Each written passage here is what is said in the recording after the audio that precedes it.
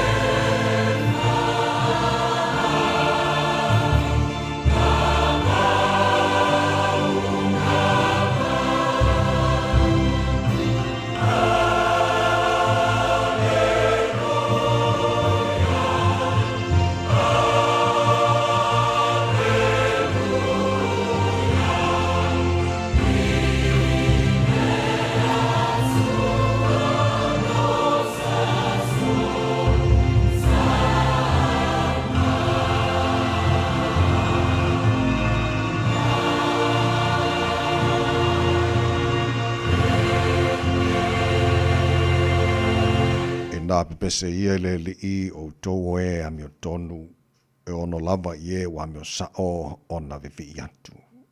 I nā vivi atu I e le li I le kitara. Ia whai pesenga I ante ia le nā peli se fulona manoa. I nā pepese atu ia I ante ia le pese fau. I o tō tā mali e. Ma le leo Fiafia. Le tamama manai. E mua me umara nei Taeao o na mātu whape atu. E le lei lava oe lo mātu atua. A watu whaatasi ai mara mātu vi inga I atu oe. A wau te tau ama o na mea. O na pese o vi inga maaranga ina lo maru malo nei Taeao sing sengi mara Taeao fau o mātu o lia.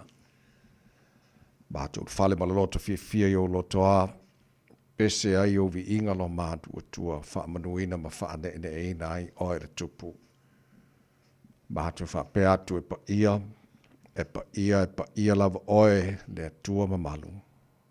O oe le atua ma mana siri ese male matautia.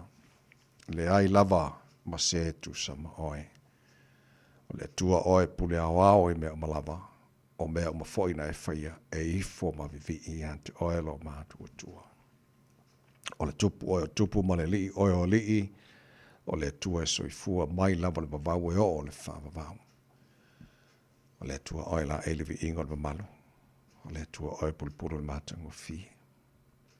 Ta maafaftaila o mea lofa o le ola fau mātu maua, le nei Taeao o mātu sapi e manu, le nei Taeao sengi. Whaaftailo o lofa ua, tuta fo I manu whai ngā marolonga sa tofa whai o te ngata o lewa e whaapopolo nea sa fau lo lato se fua mara mātu ne yola, mātu o lie fo I nei aso fau o le aso lulu nei, se fulu mare ono e aso I o lai o le whaolongo re nei tūsanga. E se mara matalasi, o lau alofa ta maia e mātou, lau pule lea. Ia, ora mātou, malanga o nei aso fau lo mātu o tua, ua mātu tu inati o ao whaamole, ta maa, tau te mai le wholaunga o whainei. Ia awali tia whaiva le a whangai ma le tunu. Le nei aso whaua e a mai, mātou mantua fo te talo le nei Taeao, te le o ainga o le tunu o ftia fo I le au pōliuli o whaanoa noanga, nei vai taimba le wholaunga o mātou iai, malanga le whaatua au ia maliu maleoti o motu si ai maftanga ma whana manai ainga wome ma sani. Lo fi le muumalo ngā wha maise ta maa, wha maa whanai nai la tau. Mana tua pea Samoa, le atinu pele le mātu te talo, anga le lein wha moria le atinu e wha vai te oe. Manuia te tai o le tino. Sa au ni fo i le tino i lana whainga panota na nama sina o le manai. Mātu talo, to fi mali e me oma. Whaia ma le ata mai fo i panota, tangata umalawa. Filifili ai te tai. Mo Samoa wa Taeao mo sona manuia. Na ia mātu ainga, ma na ia mātu tangata umai Samoa, ma le lala ma le pāpā awai so se tafora nei ke lope. Angara le mfa monia i la taulo mātu tua, rana fo te talo mo le nea tunu o New Zealand lo mātu nofo mama wai. Fa pena tunu umal nei la langi. Ala fangia na ia mātu whanau lo mātu tua, tu nātu la tau ia o onga le nefo yaso, paolo o ao, leo leo ina ma malu ti ai la tua sa ilil poto e ala ia o onga fa monia fo i whaiva. Whengai mali mtamata e whaia onga lo ngafa ma leo o ina. Na ia mātu whanau. Le mwhana ngalo le, tu malu mo panga mara tapo inga nei mātou matua tu a sensino le tino i malo mātou malaura nei yaso, te tōrua ina la tau le māwhana whana lo walofa nei vai teimbo le malulu, whafoisia pera lātou se fua laule le tino. Siri le nganga o mea umana whana mātou whaia nei yaso faulo mātou tua, mātou whaia lava ina ia fo ina vi inga ia. Oe, tamā, wha manuia mai. Le tau tua roi Samoa nei yaso a toa, mātou wole mātou walau nei mea malawa, e ala sua fa mar malo Yesu Kiriso lo mātou ari mar mātou fa aola. Amen.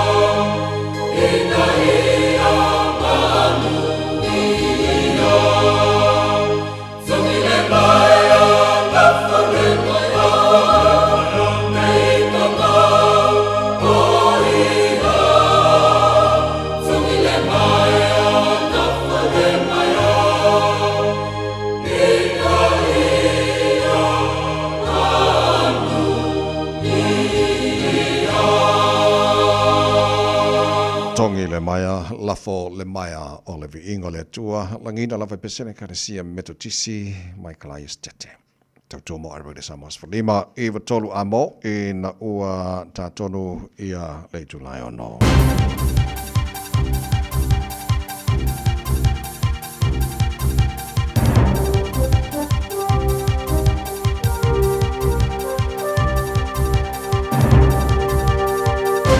In this update, the deaths of 3 people in an afternoon school rush crash have rocked the small Auckland town of Wauku. Emergency services were called to Masters Road about 3:30 yesterday, where a vehicle had gone off the road and ended up in a nearby body of water. Police say all 3 people inside died at the scene. Franklin local board member Gary Holmes says Wauku is a closely connected town which will be hit hard by this tragedy. We've got a volunteer fire brigade here in Wauku. They are a very close-knit unit made up of volunteers and locals. So responding to that type of incident definitely will have an impact on them.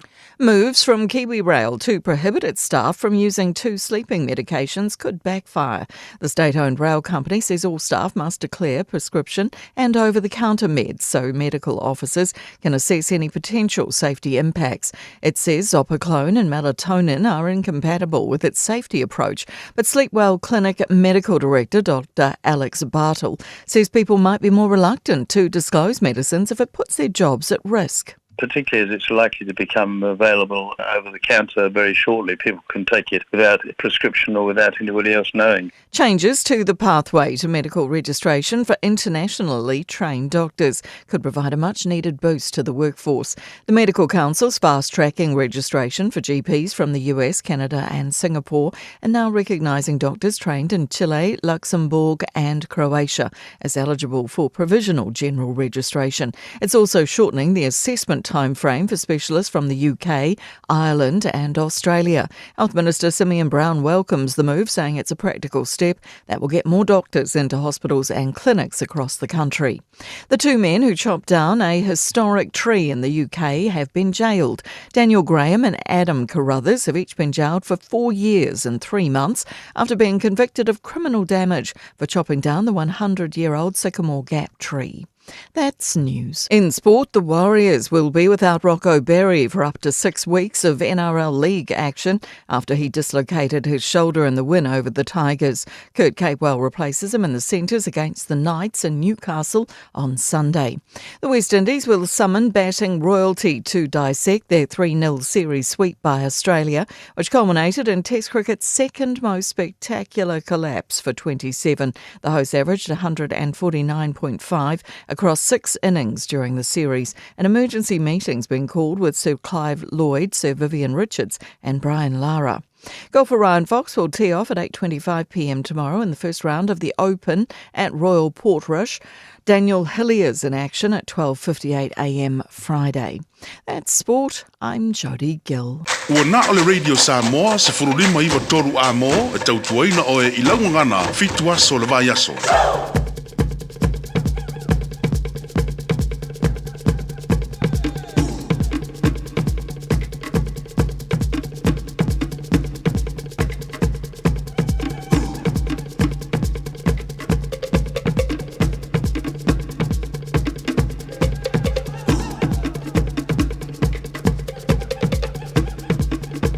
Sofa marmalolo tātua ni whaola o Yesu Kiriso e mo mora o whaatalofa mo whaawhelhai mo whaatuli mai le abate le lava ma le whaaloalo sa mora o watino pele pa ia ma le mamalo lau whaafonga anga e le nei Taeao fo. Ma lora si fo manuia, whaamalo fo le tunu folau tātou a veia le vi inga ma le whaaftailo tātua tua o le nei ua tātou sapi manu le nei Taeao e na ua whaefo mai le ngi manuia o le tātua tua o tātua o lia le nei aso. O le aso o whai le tua tātou te ori tā ma tātou Fiafia iai, but tia langa le lei o le tātou tapa o siri le langi, ia o le fo o moni malu tō si fōmara mātou malosi, le nei Taeao fōu o tātou fisi whai e manua le o mala, le nei Taeao tātou awena vi inga ia te ia, alofa mai le tua tau taili tātou wholau nei aso, ia ma tātou wholau le laulona alofa o tātou iai le nei fo i aso lulu, se fulu ma le ono iai aso i o lai o le tātou wholau ma le lua whenua se fulu ma le lima usmaila o whaafo, o le poro club e maru o le Taeao. Radio Samoa Falima Eva tolu amo. E whaka ngalwan mana Natasha va e luaf so mai insinia o tātou Facebook ma YouTube Radio Samoa. Sarah tasi patea ma whaka pesta el jelo sio. Ma tō ora nei te vai meni. Tau tuai nai se pai le tula hiva e le Taeao nei. Ma lora sui fua ma lora usu a mana. Whapena foi na whamalo le langi mamai no sunga le o ta vai. Whaftai a lava le tua le nei foi Taeao fo ua tātou whai au lia whatalo what foi. Ia Samoa le tunu pele.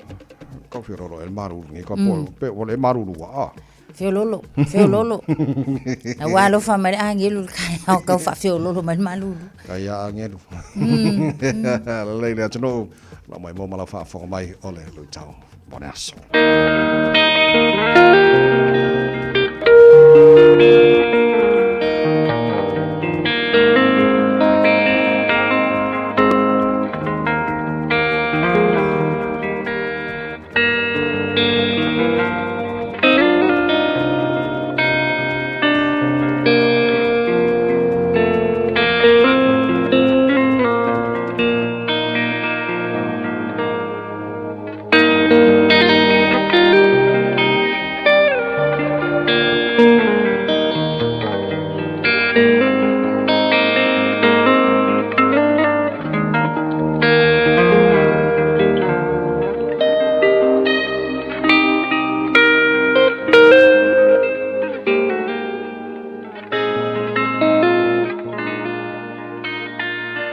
Tau mo le aso.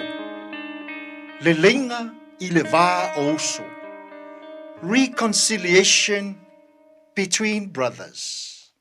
Ke nese fas ful ma le lima, o le foi upu e fa, ma le foi upu e lima.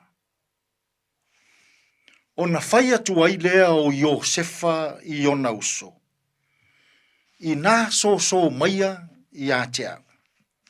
O na lātou so mai ai lea. O na fai atu ai lea o ia. O au o lo o tou uso o Iosefa. Na o tou whaatau mai I ai kōpito. Le lenga I le vā o uso. Reconciliation between brothers. Na mase sei leanga a le whanau a Iakopo. Tama e toa se fulu, ma le toa lua. Na mafua, ona o miti a le nei foi tama o Iosefa. Fai mai le miti mo mua Iosefa, na faa matala I ona uso. Ua tofu I latou uma mafusi saito. Ua faa tā lio. Aeva aia tu Iosefa. Ua ifo uma mai fusi saito e se fulu maletasi o na uso. I lana fusi saito. Toe, fai leisi miti no na lua a Iosefa. Fai mai wa susulu mai le la ma le masina. E se fulu maletasi fetu. Ua tau fai ifo uma mai le la le masina ma fetu e se fulu maletasi fa tatau yo na uso. Ua ifo uma mai I a teia. Ua tupu ai le loto ti ngā o le whanau a Iakopo. Ma ua fau loa se tonga fiti. E faa umati ai le ola o Iosefa. Peitai. Na fetoto ai tama. E le imana nao le toa tele. E fasiotia Iosefa. A ia fai se tonga fiti. E lafo I le lua. Na I uai na nofo ma faatau Iosefa. I le malanga tangata mitiana na ui ane. Ua tau no tangata mitiana I ai kūpito. O na lātou to e faatau ina lea o Iosefa. I tangata ai kūpito.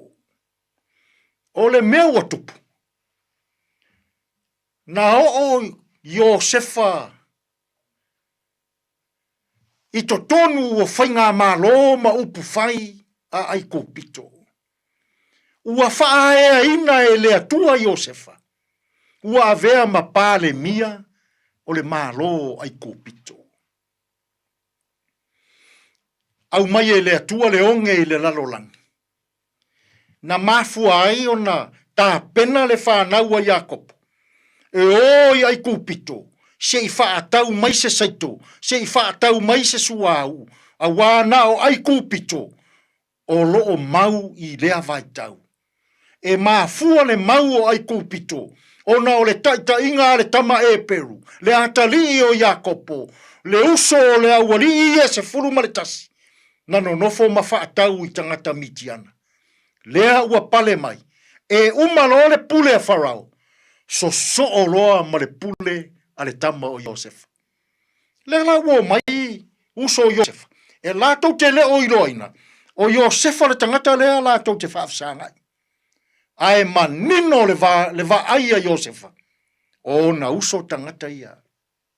Fai mai le tustala. Ua le mawhai e Iosef o na o ono lo na alofa. Ua va ai atu i o na uso. Ua va ai atu i le fiaola. Ua va ai atu i le sulu fai mai. Lea la tangi leo tele a Iosefa. Fai mai Iosefa. O usoe. O au o Iosefa lo o to uso. Le tangata no to whaataua i ai kupito. Ua fefefe mātua tu vale. Uso Iosefa. Ua fai le mele hanga. E whaatau si tango Iosefa. Lea ua whaafsanga i ma Iosefa. Matua pala aia. Matua i fefea. Ua atu vale. Ai fai mai le tala Iosefa i nauso. Aua. Aua tau te fefefe. Aua tau te atu vale. Ola utala lea la fai atu ia auto. Na mafua no tātou masasei. O le fina ngalo o le atua. Wa awina mai au e le atua. O te mua mai ia te auto. Se i ta pena ai kupito. A oina au mai e le atua le onge. E fai au ma faaola i lo utamao Jakopo. E fai au ma faaola i lo uainga. E fai au ma faaola i lo unu. Mana ia le lenga ale whanau a Jakopo. E malama lama no le tangata i le fina ngalo o le atua. Ma nino loa lana vaai i le mea e maua ai se le lenga. Na pongi sa le whanau a Jakopo. Ai na malama lama Iosefa. Na i loa le leie Iosefa. Fuafuanga ma mana le atua. Ua whaatupu le masei i le vāo ia mo nausu.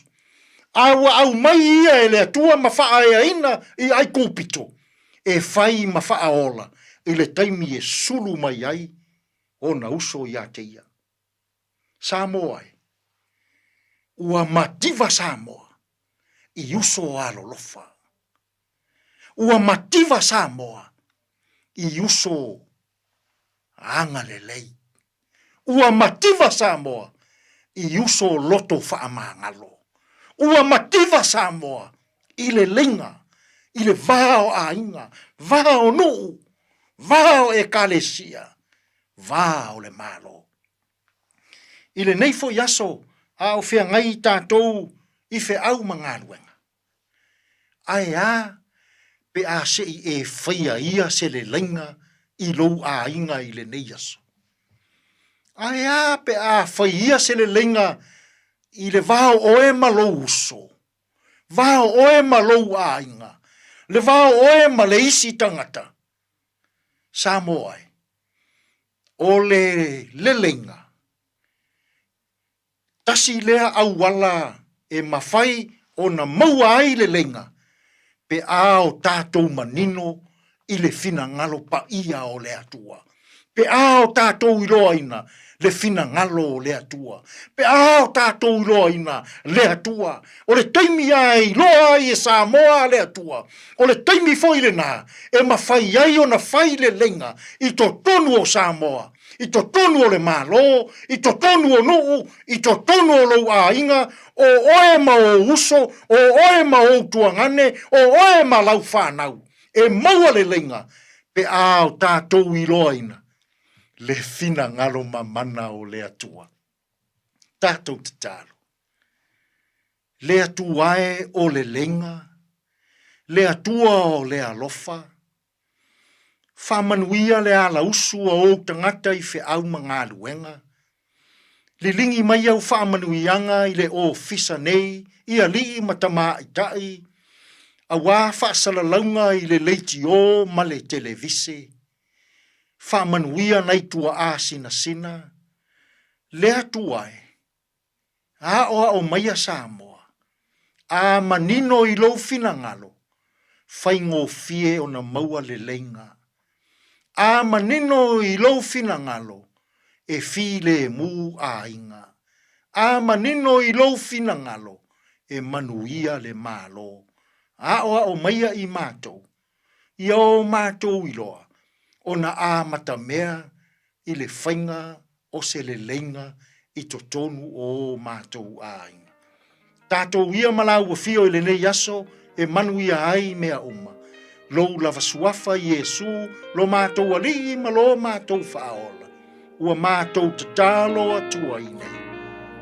Amen.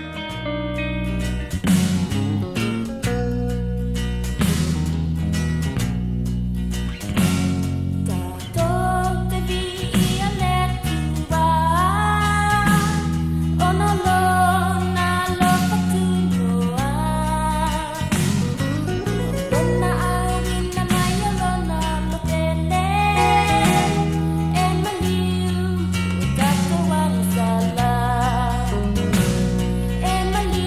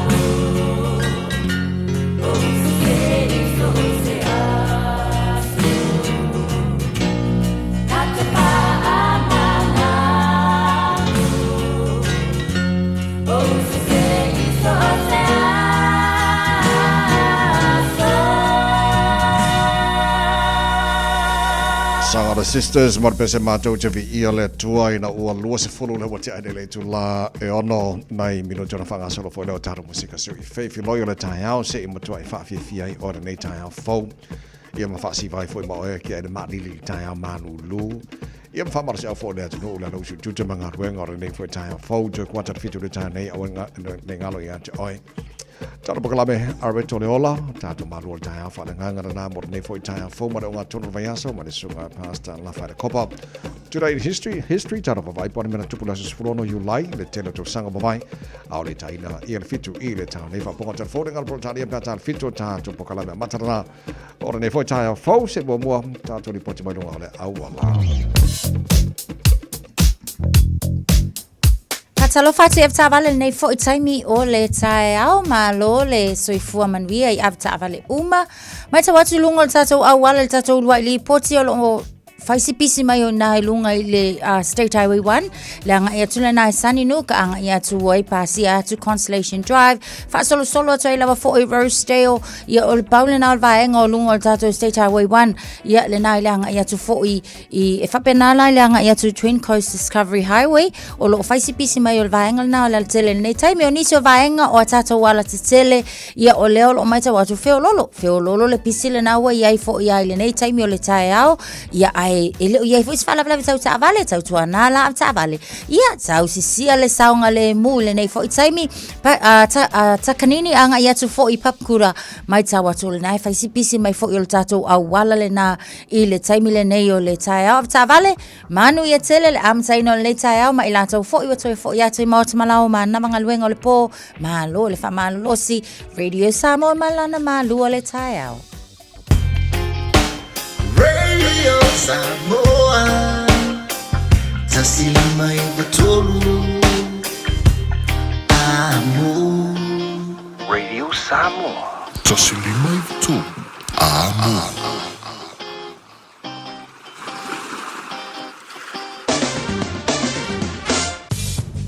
Mai ngā matal tala tawara nei fo i Taeao fau, tamaki makaurau au ki lani no whanga whaasalanga Radio Samoa sfutolo lo il Malu.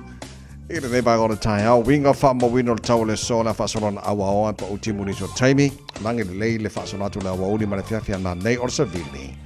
Whaasalona nangi malosi mai si sifo ni so taimi, mau watu malosi na savili. I le whaasalatu le awa uli ma le Fiafia na nei se fulu ma le ono, mau runga na mwhano i le Malu mo au kilani le nei aso.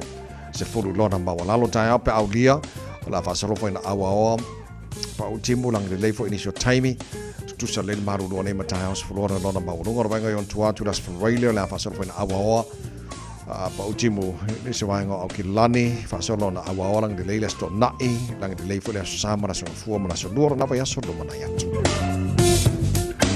wow tala ya te o fa maunga la vai tau tu na mai nei foi vanga o Taeao tu langa masani o fanga solo foi le tatu pokala me maru le Taeao ala fa taru va tu langa ile tau te vai si o isi vanga ni sila fa pena foi tau i Samoa Marisa vaenga ole kilopan. Tau topa Radio Samoa swarima i tolu a mo ina lua sifu tolu ma le afa o te ainei ia le tu la ono e whakasa loi matau apa ula.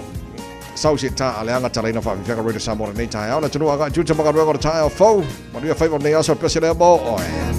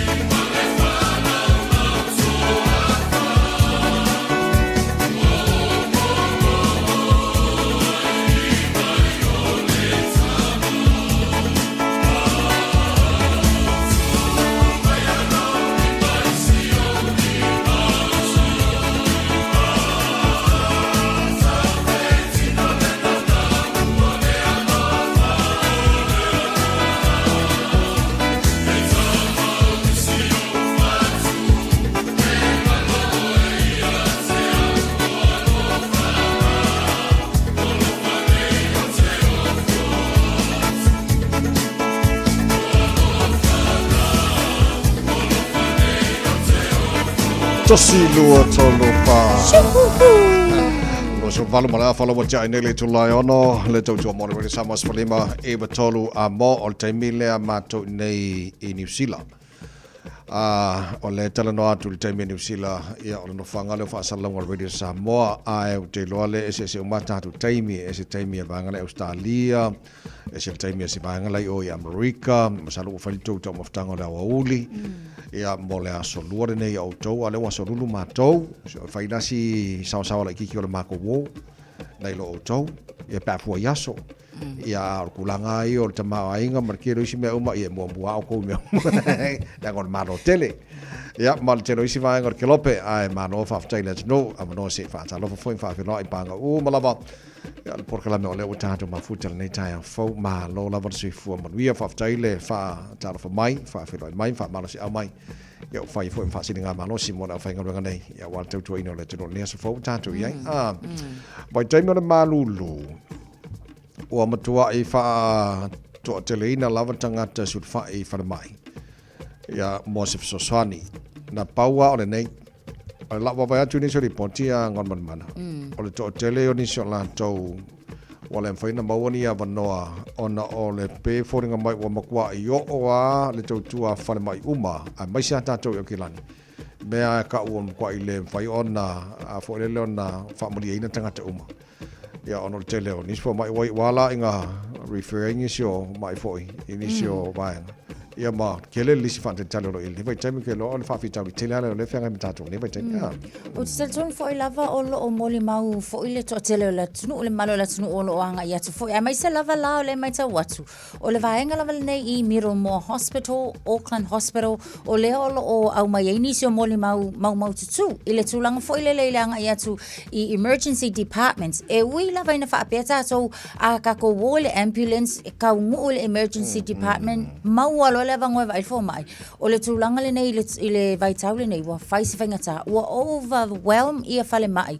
ai mai se la vai vaenga ia lo ta wa ni se tulanga o lo ia o le la wa mata ona fa sa fua o le talala le o nisi mai I fale mai pe o I stamaki I nai GPs for ia po clinic sites o le na la to moli mawina fo o lo wa kukumu fo ia la to clinics ia I la to nei o nisi sa fa I Middlemore I le emergency departments fa pena o kilani wa koe anga I mai ele I mawalava le taimi fo ile mafai ono e vai le fo mai so o le fainga tale na ole o lo ia le taimi le nei ono le to atelo ngase ia ai ona ole ile mai tau fo ia fo mai o le vai tau le nei e ko akele le au mamai o le fulu ia o le tele lava na mafo anga o lo ia a fa fita ule la ia fo yo lo ia o le kumula o potu o fale mai fo ia fa pe anga I umai Middlemore wa kumu fo Middlemore la to a to no stulanga le anga I fo ia o la o le si le fai mai nga vili le health line ia le fai mai le health line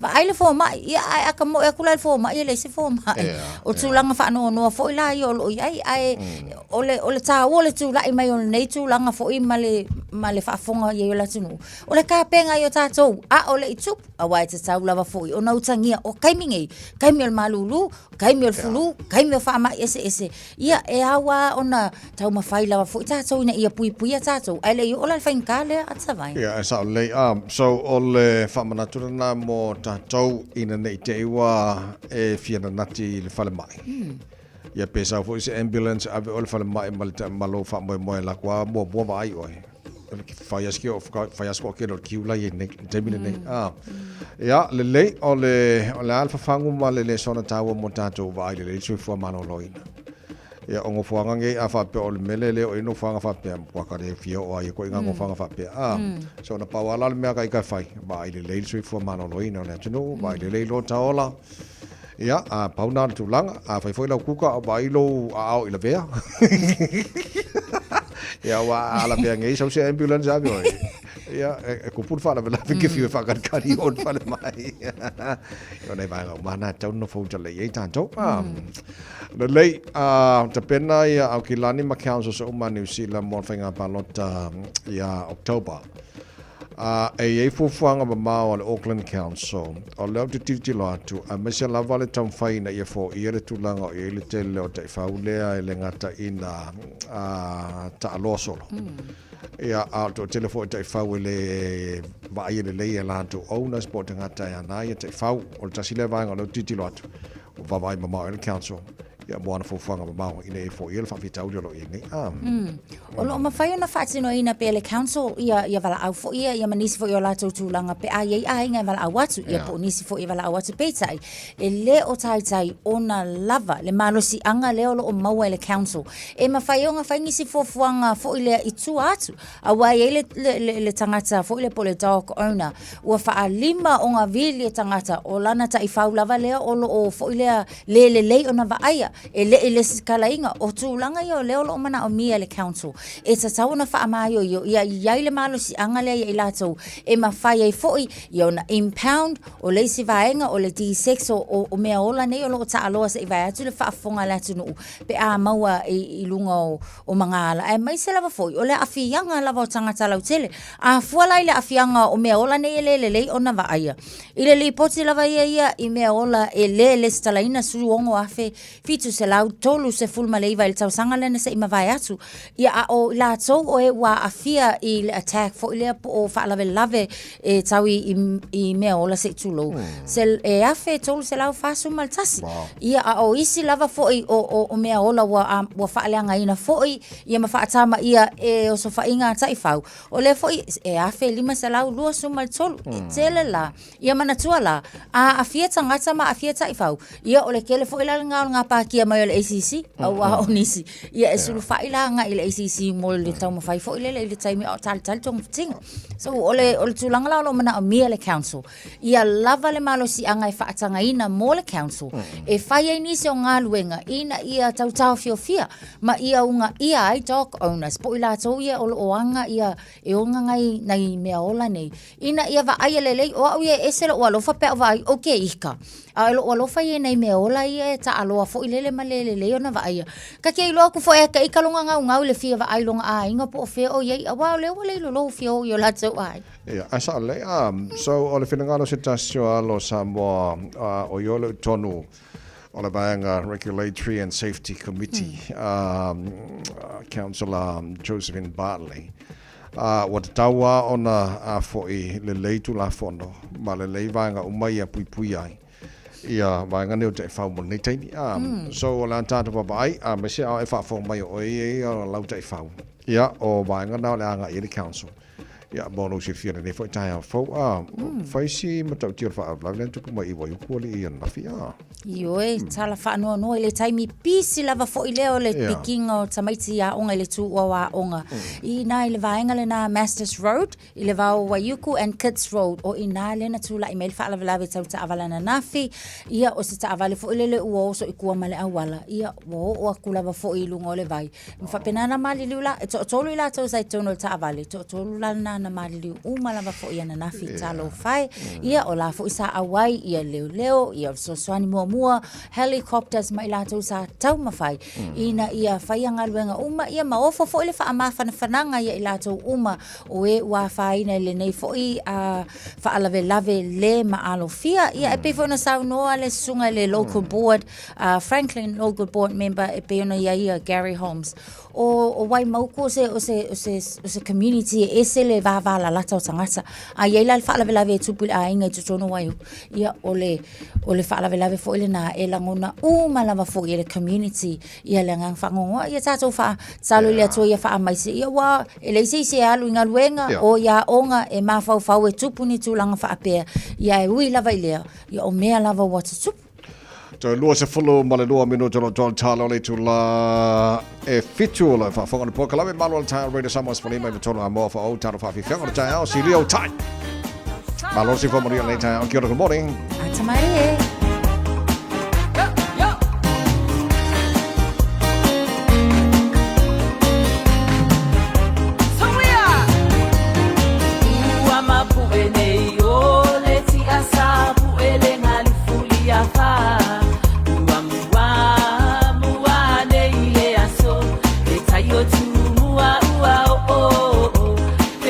Malu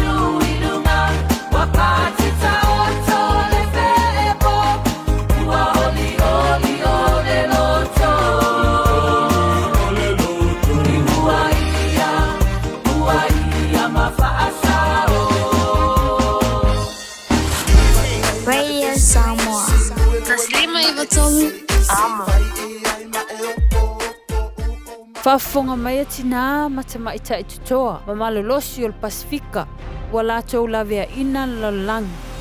Whaftai moa o tō ngaluenga lelei uma ua whaia mo ainga ma tangata lautele. Ae pe tai, tu salava pe tutoa ma malolosi tina matama ita. E lātou te moomia lava una whaia lātou siaki whafoma. A whai ua fast full 5 le onos fuluiva tausanga le matua o lo soifua. Whaatonu nei loa so wavanoa siaki fua ai o susu, mo le siaki ina, pe ua afia i le kānesa o susu. I le pressed, screen, Aotearoa. Wala awane i le numera. Oval se lau, lua fitu o, lua o. Awa, o le whaia o le siaki mawhaata o susu i le aso. E lavea ina ai o tou moa Taeao. A o tātou wholau I teimi whaingatā o le soifuanga. O le ka for you, o le awhisosoani mo oe malou ainga I se sā tau maualalo. I le temi nei o loo maua le SUV, a mata mai le valu se fulutana I le vaiaso. Piki apu a mata mai le na o le se lau 5 se fulutana I le vaiaso.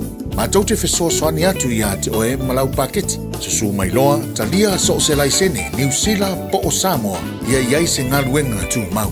Vili mai loa I le car for you, o valu se lau lua fitu, wha iwa o no malu. O valu se lau lua fitu, wha iwa o no malu. Po le mtuatusi o le tol se lau Great South Road, Manurewa.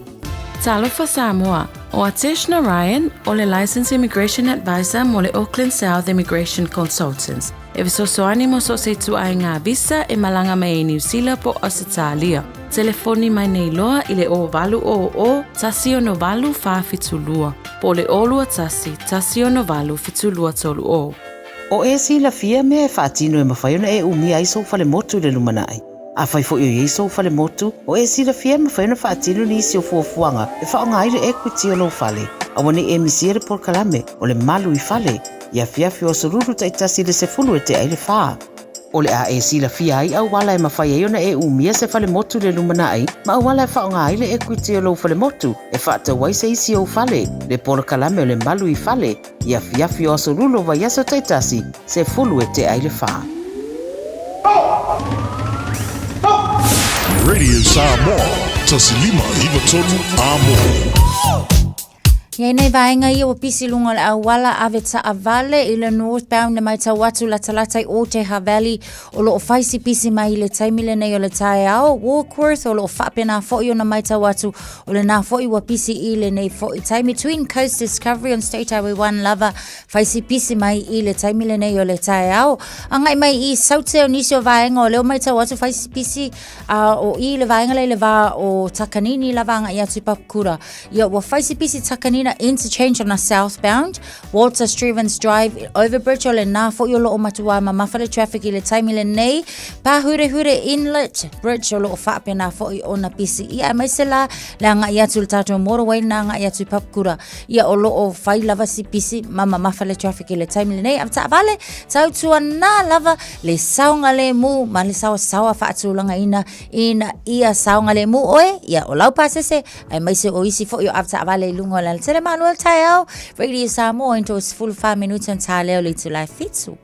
Talofa, we're the Katinas, and you're listening to Radio Samoa on 1593 AM. Bread of life, sent down from glory. Many things you were on earth, a holy king, a carpenter, but you are the living word there now. Come on.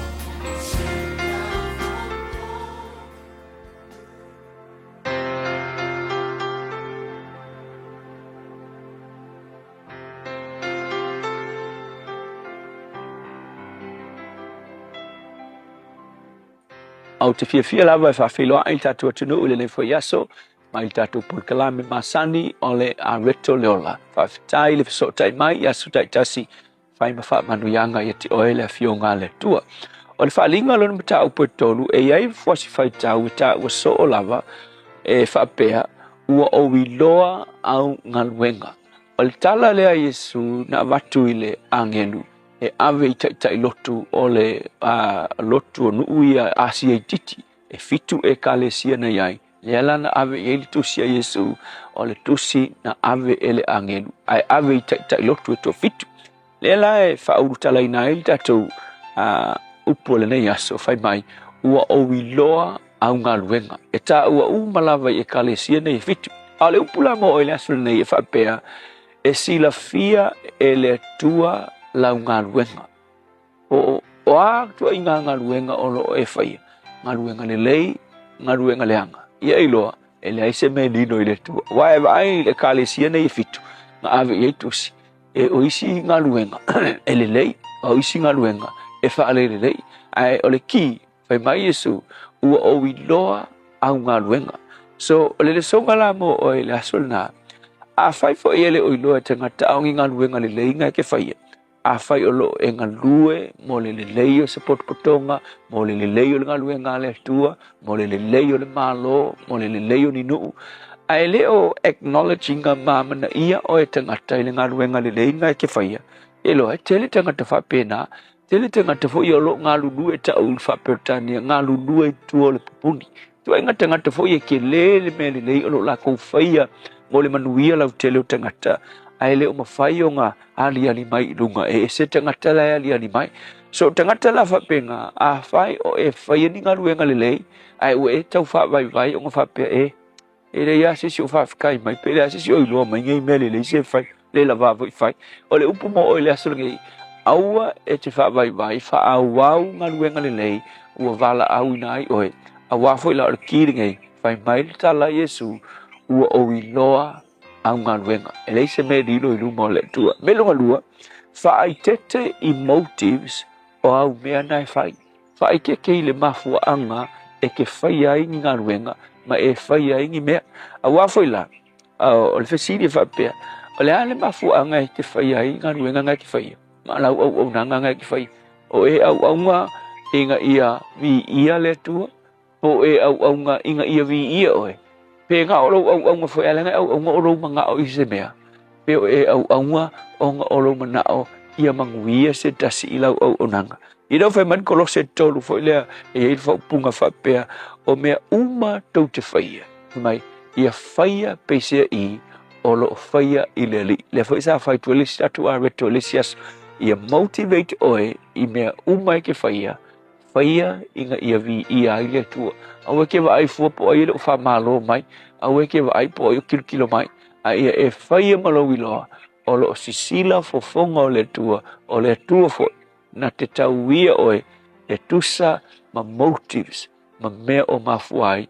Ona e whaia. Vai whaila ia Iosefa. Ele iloa e sesi le wha maongi o Iosefa. Ai te iloa. So se kai mirawa ia Iosefa ma kui ngai. O ia ngalue. Tu e Potifara le avanoe ngalue ai. Ngalue wha maongi. Ele i vai i Potifara. Ai alu Potifara. Ai sau Potifara. Oka se wha maongi Iosefa. Ia si ikia e Potifara. Awe le whal pui pui. Kua inga se sewe. Waku whal pui pui. Ngalue wha maoni foi. Ma fua anga isea. O olonga sila fia. Olo si sila fofonga o le tua. Ia te ia wafe mai le kia foi upu al tala Iosefa.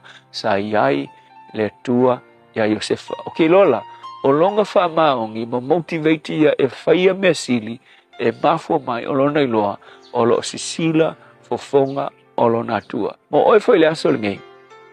e silafia e le tua haungaluenga umanga e whai o lea ia e wha maongi awa e tauia e le tua ngaluenga le lei upalava le tua whawhitai mātou i loa e le ai lava se me lilo i lau silafanga so se tasi lava o lo ngalue so se potpotonga malo e kalesia so se nuu a o lo ngalue le o iloa ngisi a o whaia molo vi inga manuia inisi se e wha manuia ia te ia ona o Yesu. Amen.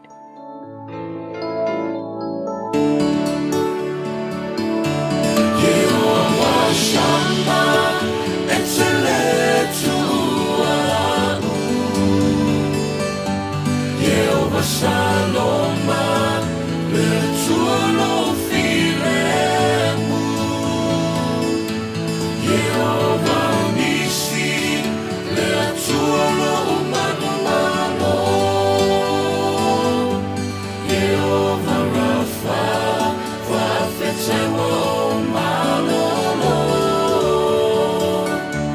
Jehovah Shammah,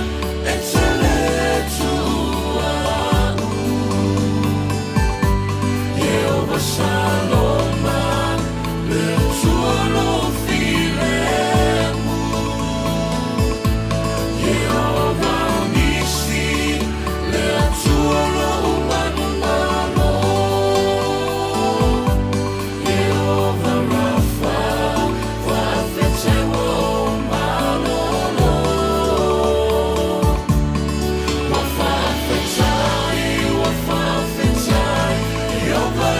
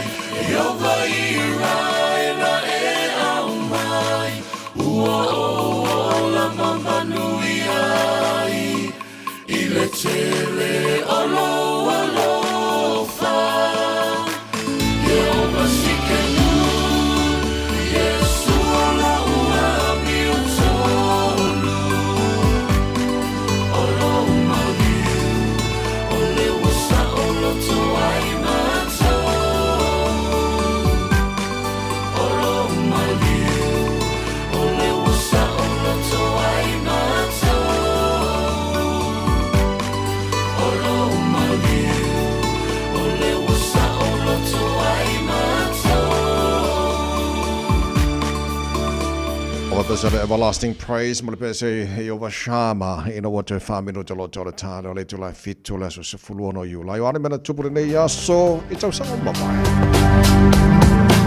Le so le tau sanga te siva o wha na tuina tuai le atu motu le nei o manua e ona matai ma i latou fo i sava aia i le pule anga ale malo tele o Amerika.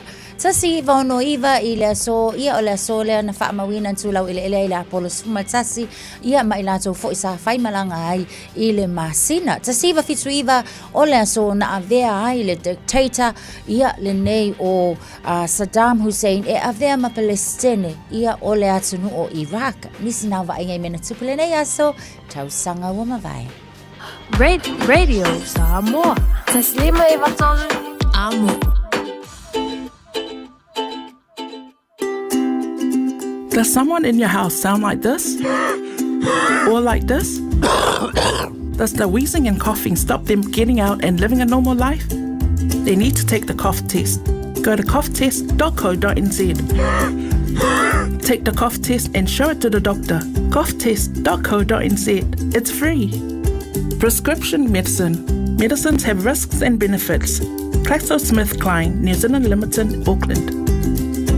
O os tangata whai businessi, po o iei sau fuafuanga e amata sau businessi. O the Pacific Business Trust, o se whaalapura tonga e langola koina mwhautuaina so se businessi tangata Pasifika te tono New Zealand. E mawhai ona tui nātu le tautua male au nanga e au no mas te tongi. Mo I lātou o lo tau whātu se businessi fau. Ato fo I mai lātou o lo fiasi tia la tina ina o le businessi. E tele ne awala e mawhai ona tui nātu aile au nanga male tautua I businessi. E peo whautuanga whapito mo ilo longa mo businessi business assessment. Whatu paina lea o se atina e mole businessi investment funding. E whaia fo ia o onga ma seminar, business workshop or networking events. A wala varsi tion to mai mauna ia pele whaale leo ati na e a tātu tangata whai businessi. A whai o lo tau sa Elisef Soswani e ori tangata whai businessi. Awa lono whai. Avala aule a whionga ia tuala Victor Auli Mosef Soswani. Ile telefoni o lua tasi fitu, whātoro lua whamalu. Pole telefoni le eise te tongi o varselau, lua waru fitu, fitu lima lua ono. Pe te hanga ilunga o lo pengata whailangi website ile www.pacificbusiness.co.nz. Maresi talai. Tātou ngāru lua whatasi e ati na e businessi mo se luma na e marui o tātou tangata.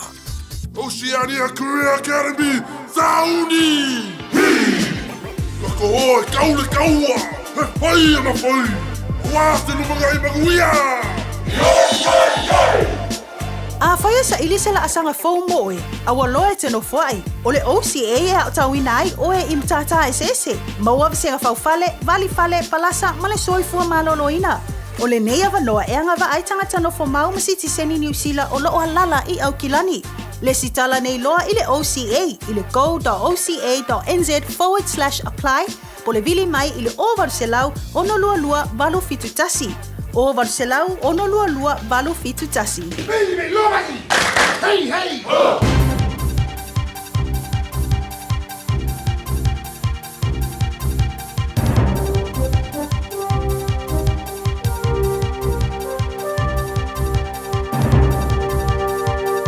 In this update, police are still investigating the circumstances of an afternoon crash in Wauku on the southern outskirts of Auckland that killed 3 people. Emergency services were called to Masters Road about 3:30 yesterday, where a vehicle had gone off the road and ended up in a nearby body of water. Franklin Ward Councillor Andy Baker says it's a well-used local road to travel between Pukekohe and Wauku. It's a rural road it's sort of long and undulating, and that sort of time of the day there was some pretty bad weather coming through. Local government New Zealand questions how much change a new law will create. An amendment bill is being moved through Parliament which would require a council to financially prioritise its core services. The government wants more transparency and value for ratepayers. But LGNZ President Sam Broughton says the majority of council capital is already spent on core services. Conversation about these nice to haves. I'm not exactly sure what they are. So for some councils, I'm sure they'll look at this and think there's some changes to be made, but for many of us, we're already in that space. The local government conference will be held today and tomorrow in Christchurch. New Zealand's favourite ads survey results are out. Humour and consistency are valued by Kiwis. The top 3 places go to Turners, ASB and ANZ, with runners-up from Tux, Lotto and KFC. Turners was crowned number 1. Hi, I'm Tina from Turners, and I love selling cars! ASB's young couple teaching the highs and lows of money management, while ANZ's Sharma family stake themselves out as reliable mentors on all things money, from mortgages to savings. Skinny Mobile snuck in 10th place with their controversial AI-generated ad. They've digitally cloned their happiest customer. More trouble for MasterChef UK. The BBC's confirmed UK judge John Turode is leaving the programme after a report upheld allegations he used an extremely offensive racist term. It comes after an independent report substantiated 45 of 83 allegations about the behaviour of former co-judge Greg Wallace. That's news. In sport, the Warriors will be without Rocco Berry for up to 6 weeks of NRL League action due to a dislocated shoulder. Kurt Capewell replaces him in the centres away against the Knights on Sunday. To preparations for the opening Lions-Wallabies rugby test of the 3-match series on Saturday in Brisbane.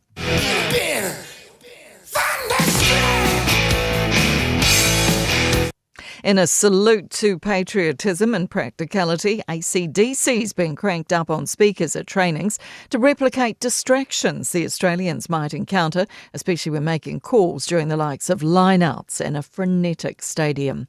The Tall Ferns have registered their first win at basketball's Asia Cup, beating Indonesia 75-45 in their second group game. That's sport. I'm Jodie Gill. Ua na ole Radio Samoa se furulima iwa toru a mo e tautuaina o e ilaungana fitua so le vai aso.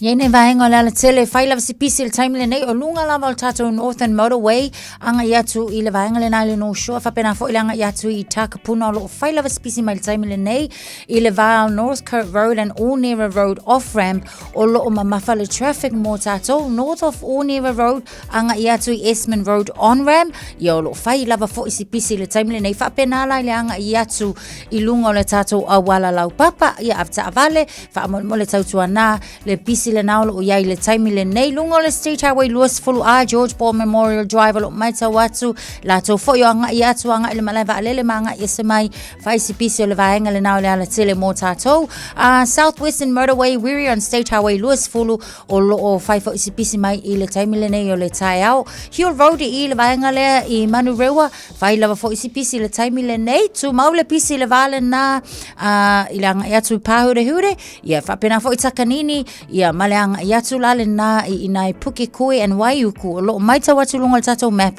o le nao lo mu mai fo ilunga a wala na o lona winga apta vale o le nao lo mamafa le traffic mo tato tatu ana le saunga le mu I whainga malanga le nei taimi o Taeao tolu minute se ele tulai fitu Malu le Taeao Radio Samoa. Yo man, you're jamming with Francis on Radio Samoa. Radio Samoa is the #1 station. Radio Samoa is the #1 station.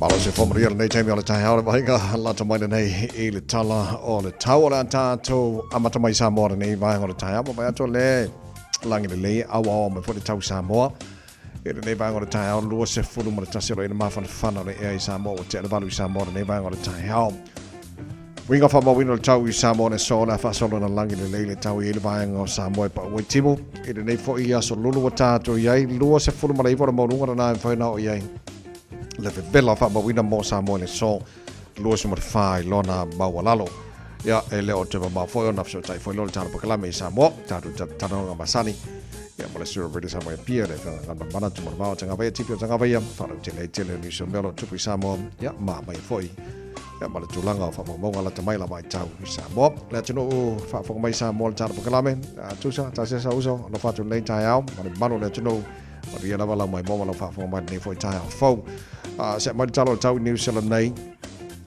te la vainga o motu matu I le vavai atu in me ka gola fa sona awa pa utimo ni so taimi iva maurunga le malu lufa mawina mora nei fo yaso fa sona langi le leili tau awa I kai kora spun tolu maurunga le malu lu langi le leili tau Nelson o marua langi le leili tau Queenstown fa sona awa pu awa ni so taimi ora nei fo yaso langi le leifo ini so taimi ora nei fo yaso lulu o tatu yei balu maurunga le malu lufa mawina ti marua la fa sona awa pu awa tau langi le leis fulu maurunga le malu lu e le vavai atu Dunedin fa solo e na pau nai timo nei le Taeao langi le lei sfulu maurunga le malu lu ma le ai fungala au kana stete ma lo se fo maria nei Taeao fo fa solo awa pu awa fo le Taeao langi le lei te leo taimo le nei yaso ange mari ma se vidi mai sauti sifos fantasi po lo kana malu lu fa mawina mo kala se te nei fo ya so ta to se mai mo tu matu pi to la mo tu matu kai taia se fulu fitu mo ro malu lu la fa so langi de leili tau pa utimo ini so timing la mo Wellington ma lo la versi fu mo ria pa ngal cara pa kalami so se bango la mo fa so na awa pa utimo ini so timing la wauli angi bali mar sabidi mai saute se fulu to mo ro malu lu fa mawina mo Wellington ele so se na ba ngai tau da kana langi de leili tau se fulu mo ro malu lu fa so langi de leili tau awa ni so timing tau po se fulu mo ro malu lu fa mawina ile so rotorua na lang le for tamo to le so for to mo runga malu lu fa so na awa pa utimu lang le tau Palmerston North fa so lo ina awa foi pa utimu chela vaenga New Plymouth ola lang le Fiafia na neis for far mo runga malu lu fa mo wina mo ne fo yaso Masterton la fa so na awa pa utimu for to mo runga malu lu le so ile va tu Hastings fa so po awa pa utimu lang le auli sfuloro mo runga malu lu le so Gisborne awa fo ilang le lace for fitu mo runga maru lo makiri do Hamilton la solo na awa pa uti mo ni so time nang le awa uli mana Fiafia na nei sfuli mo runga maru lo fa ma wina mo kiri do ine so tama ke bakau au kilani no fanga fa salonga radio Samoa sfuloro in maru lo ne ba ngor Taeao a pong sha pere no nei time mo Taeao e tu ma winga le tau de so awa pa uti mo fa solo lang le awa uli o sa vili fa soro dangi mano si mai si fo bo watu mano so na sa vili la uli mala Fiafia na nei sfrono lo mo ngana maru lu fa mawina mo au kilani ne so Taeao pe audio la fa soro fo na awa pa utimo ni so time fa pe na fo fa soro na awa pa utimo la sporele fa soro langi le la sto nai langi le fo la sa so fo mala so luo o le ya so o luma na e ya to pa mabonga na la vai tau o tu ina mai le fo i taimi o le Taeao le tau tu mo le video Samoa Sporima i wa tolu amo i na ua balu le wa te ai nei i le tu la fitu ya mana tolo mo le Taeao le lofa mare anga le o le tatu matai i le langi o baba ai anga mana pa mabonga le la tos fa ingale na lua ele ngata o lo tu la o bainga o mana le fa inga le e Fiafia fanga nui manisho bainga o kilani ia ma Palmerston North okay fa yakula la tala mol tele o tupe na maua tele fo ia bainga fala fa saina ia ma kwa I ave uma o fo I properties ke lo fa o lo nga ka mai o ka ngi o mo kwa I ke leo o aseta tangata nei ia mo mai kupe fo ie mo mai fala fa saina io e vai o le tawa fo ile na mal fa afta ia nga wenga ali o le ali malu le nei fo I vai tau ile vai nga lava le district organized crime units ona o le tama fainga le nei o lo fa nga solo pe ia na mata mai a mati le tau sanga len se me vai tu nei lua fe lo sulfa ona faia ia le swa ilinga le nei por so nga le la ma wai e pena sa no tsa vai a fuala ia ele ngata fo ena o le tupale o ali po tama po tama loa se fulu fitu ia le tupale na lokaina ai lua ia le tupa fo o tama ita ia po fa fine po oniti na fo I wa tatu te le lua o le ana na fa pena na fa pui fa tasi a to fa tasi la le fa inga awa e ia so enga na mawai ia wa alu la search warrants il vanga na fanga nui Palmerston North o Kilani ma Hastings o le la na mawai ia ele ngata ina mawa le fiku afe cash ile isi fale o le isi fo I fale na fa pena fa na mawa se lau ma le valu afe tala cash aku fa kasila ia mala au malolo se lima na mawa ai brick of cocaine se full ounce of meth ia lua ia jet skis fo ia e tolu fale fitu ia taavale 5 pasika o katavai lua te simale 5 miliona tala pe afa atupe uma vaenga ia so o le leila le na o ia le lau sa ngi uma la ko umangi e mau e foi mai ngai lungai au kilangi ia e tula ia la to fa msinonga le fa solongo nei vai aso so os fa ngai ia le o le vanta pen mo le vaenga le House Angels motorcycle club ia me sa fanga dui ia le na ve foi ma au kilangi la to ma Palmerston North so o le tilon na iai So le vaenga o le ispufitu ma le vaenga o te maitais e lua sfuluiva whakasi o mai lako. Ia, le lei. A pe on taua ngan mana o le maua leo vaenga o mai ia. Le lei more community. Yes. O le winga o le telefoi le o wharau whaasaina o le whaina tu atu tua. Ma whaatau atu tua. Ia o whaasaina i fo ili to te leo nisi o la tau walanga a ko kele loa la tu te whaangaina vaenga o wharau whaasaina. Ia wale saunga le mo foi tātou. Ia wa te lea whaatwalawe tupu mai o na o whaangaina o wharau whaasaina. Ia o te loa tōl pūlau.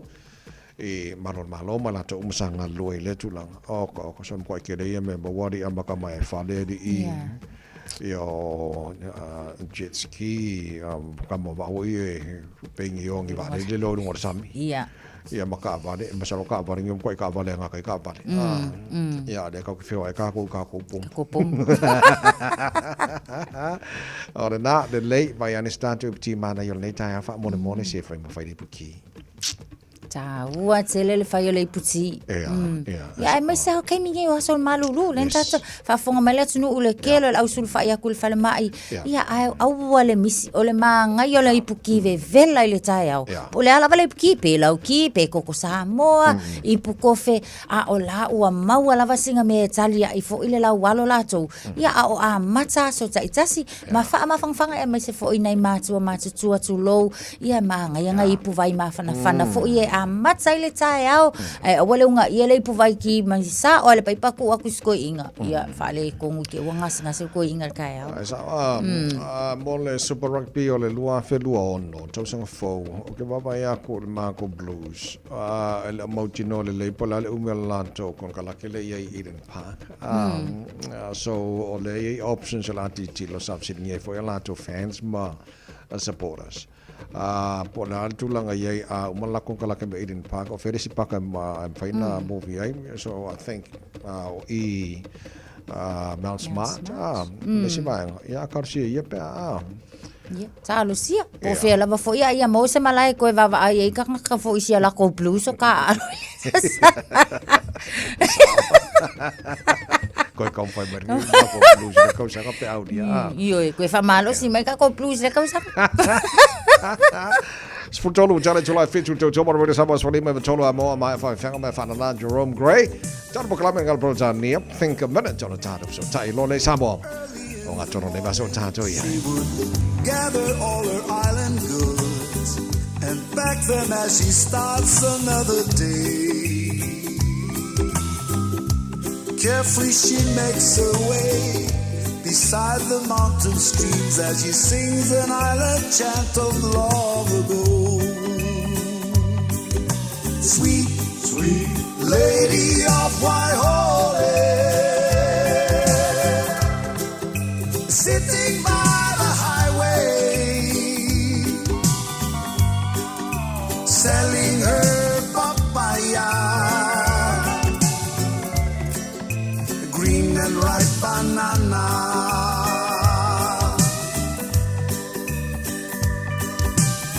Walking down the damp and rock and roll, her humble wagon stops. She watched the sun peeks through the valley skies, smiles and wipes the sweat up from her brow, continue moves on and starts her journey through the highway rising sun. And she would sing, sweet, sweet lady of Waihoe,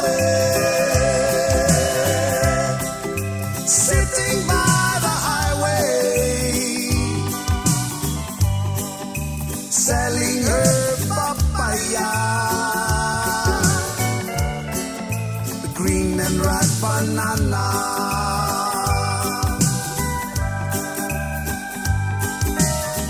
Later in the evening she would gather all her island goods, pack them as she ends another day.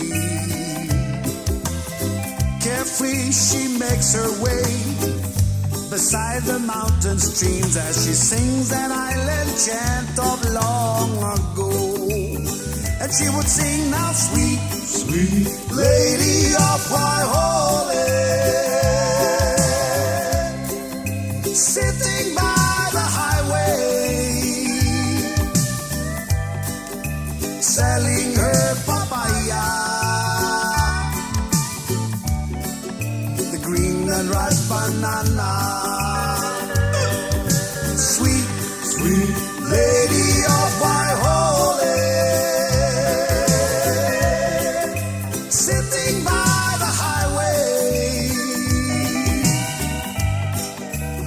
selling her papaya. The green and ripe banana. Everybody sing sweet, sweet lady of Waihole. Talofalava, I'm Annie Politiwatua, and you're with Radio Samoa 1593 AM. Just think a minute. It could change everything.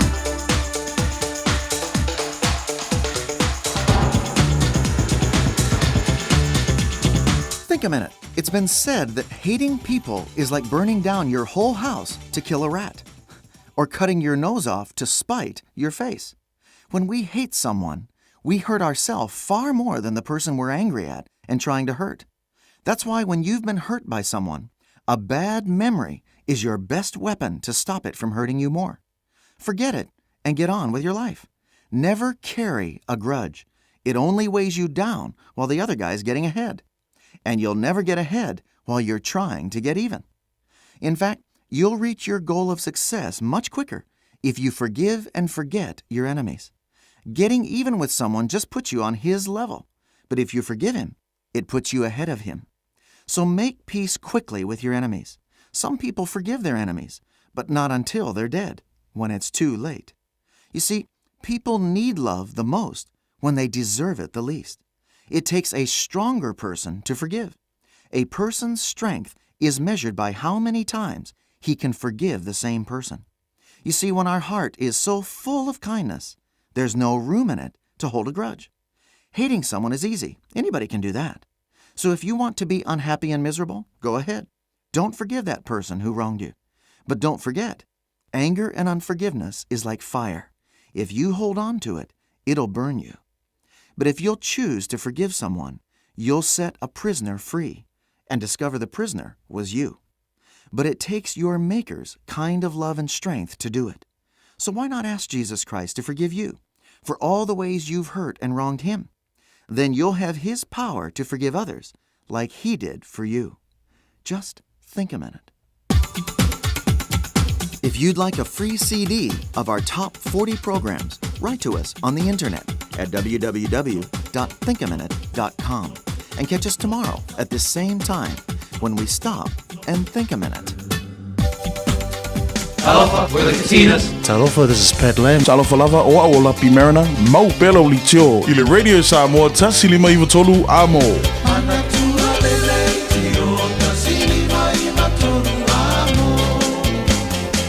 Sa formula ibola wa chale to live fit to ngal manala for fantas mai le ngale alo ile serial ta Radio Samoa pia ya o ta tu taran ranga o ngato no neva so ta tu ye. So I form manuia lava fionga lalo ali nei Taeao, Malu lava fo ile tautua o tato ilonga tono neva yaso. So I form manuia te o tausala vane swafa, ni fa pepo ile sunga ya tawai Malu le usu Malu le fonga nei Taeao. Malu le si form manuia fa te fo ile tauto mai ya wal fa fonga na tino ta to ngalwenga. E na Samoa a manuia mana tino nei Taeao tu lango ile tau ma fa pena. Ia, o leo FC di mai le tau. Ia, o whaalea o ngā whautuanga voi o ngā sami mortati o tuno o atoa. O talana o le tau o le neia so lulu i Samoa. Ia ma o au foi o savidi e whiodoro le malo si le mta poru o lo whapenao na upitia i pia le tuno. O lo au mai au mana i timu fo ia fia i Samoa ni si o teimi. O le wainga le tau mo poru, ia ma le motu fo i Sawai. Lo upitia se vaenga o le langi au mana i timu e tauru vava saroi ni si o vaenga te vai.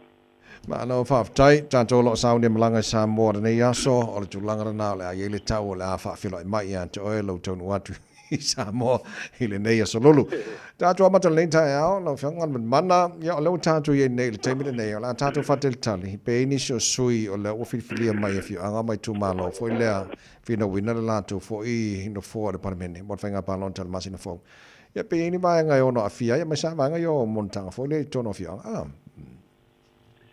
o le tūlanga na, ai au fwoi nei ngalo. O le fwoi rea i rea wano e whesiringi a i rea anga wa o tangata pālota. Siri fia fwoi e whesiringi a tangata pālota o nisi o tū malo o le stalai.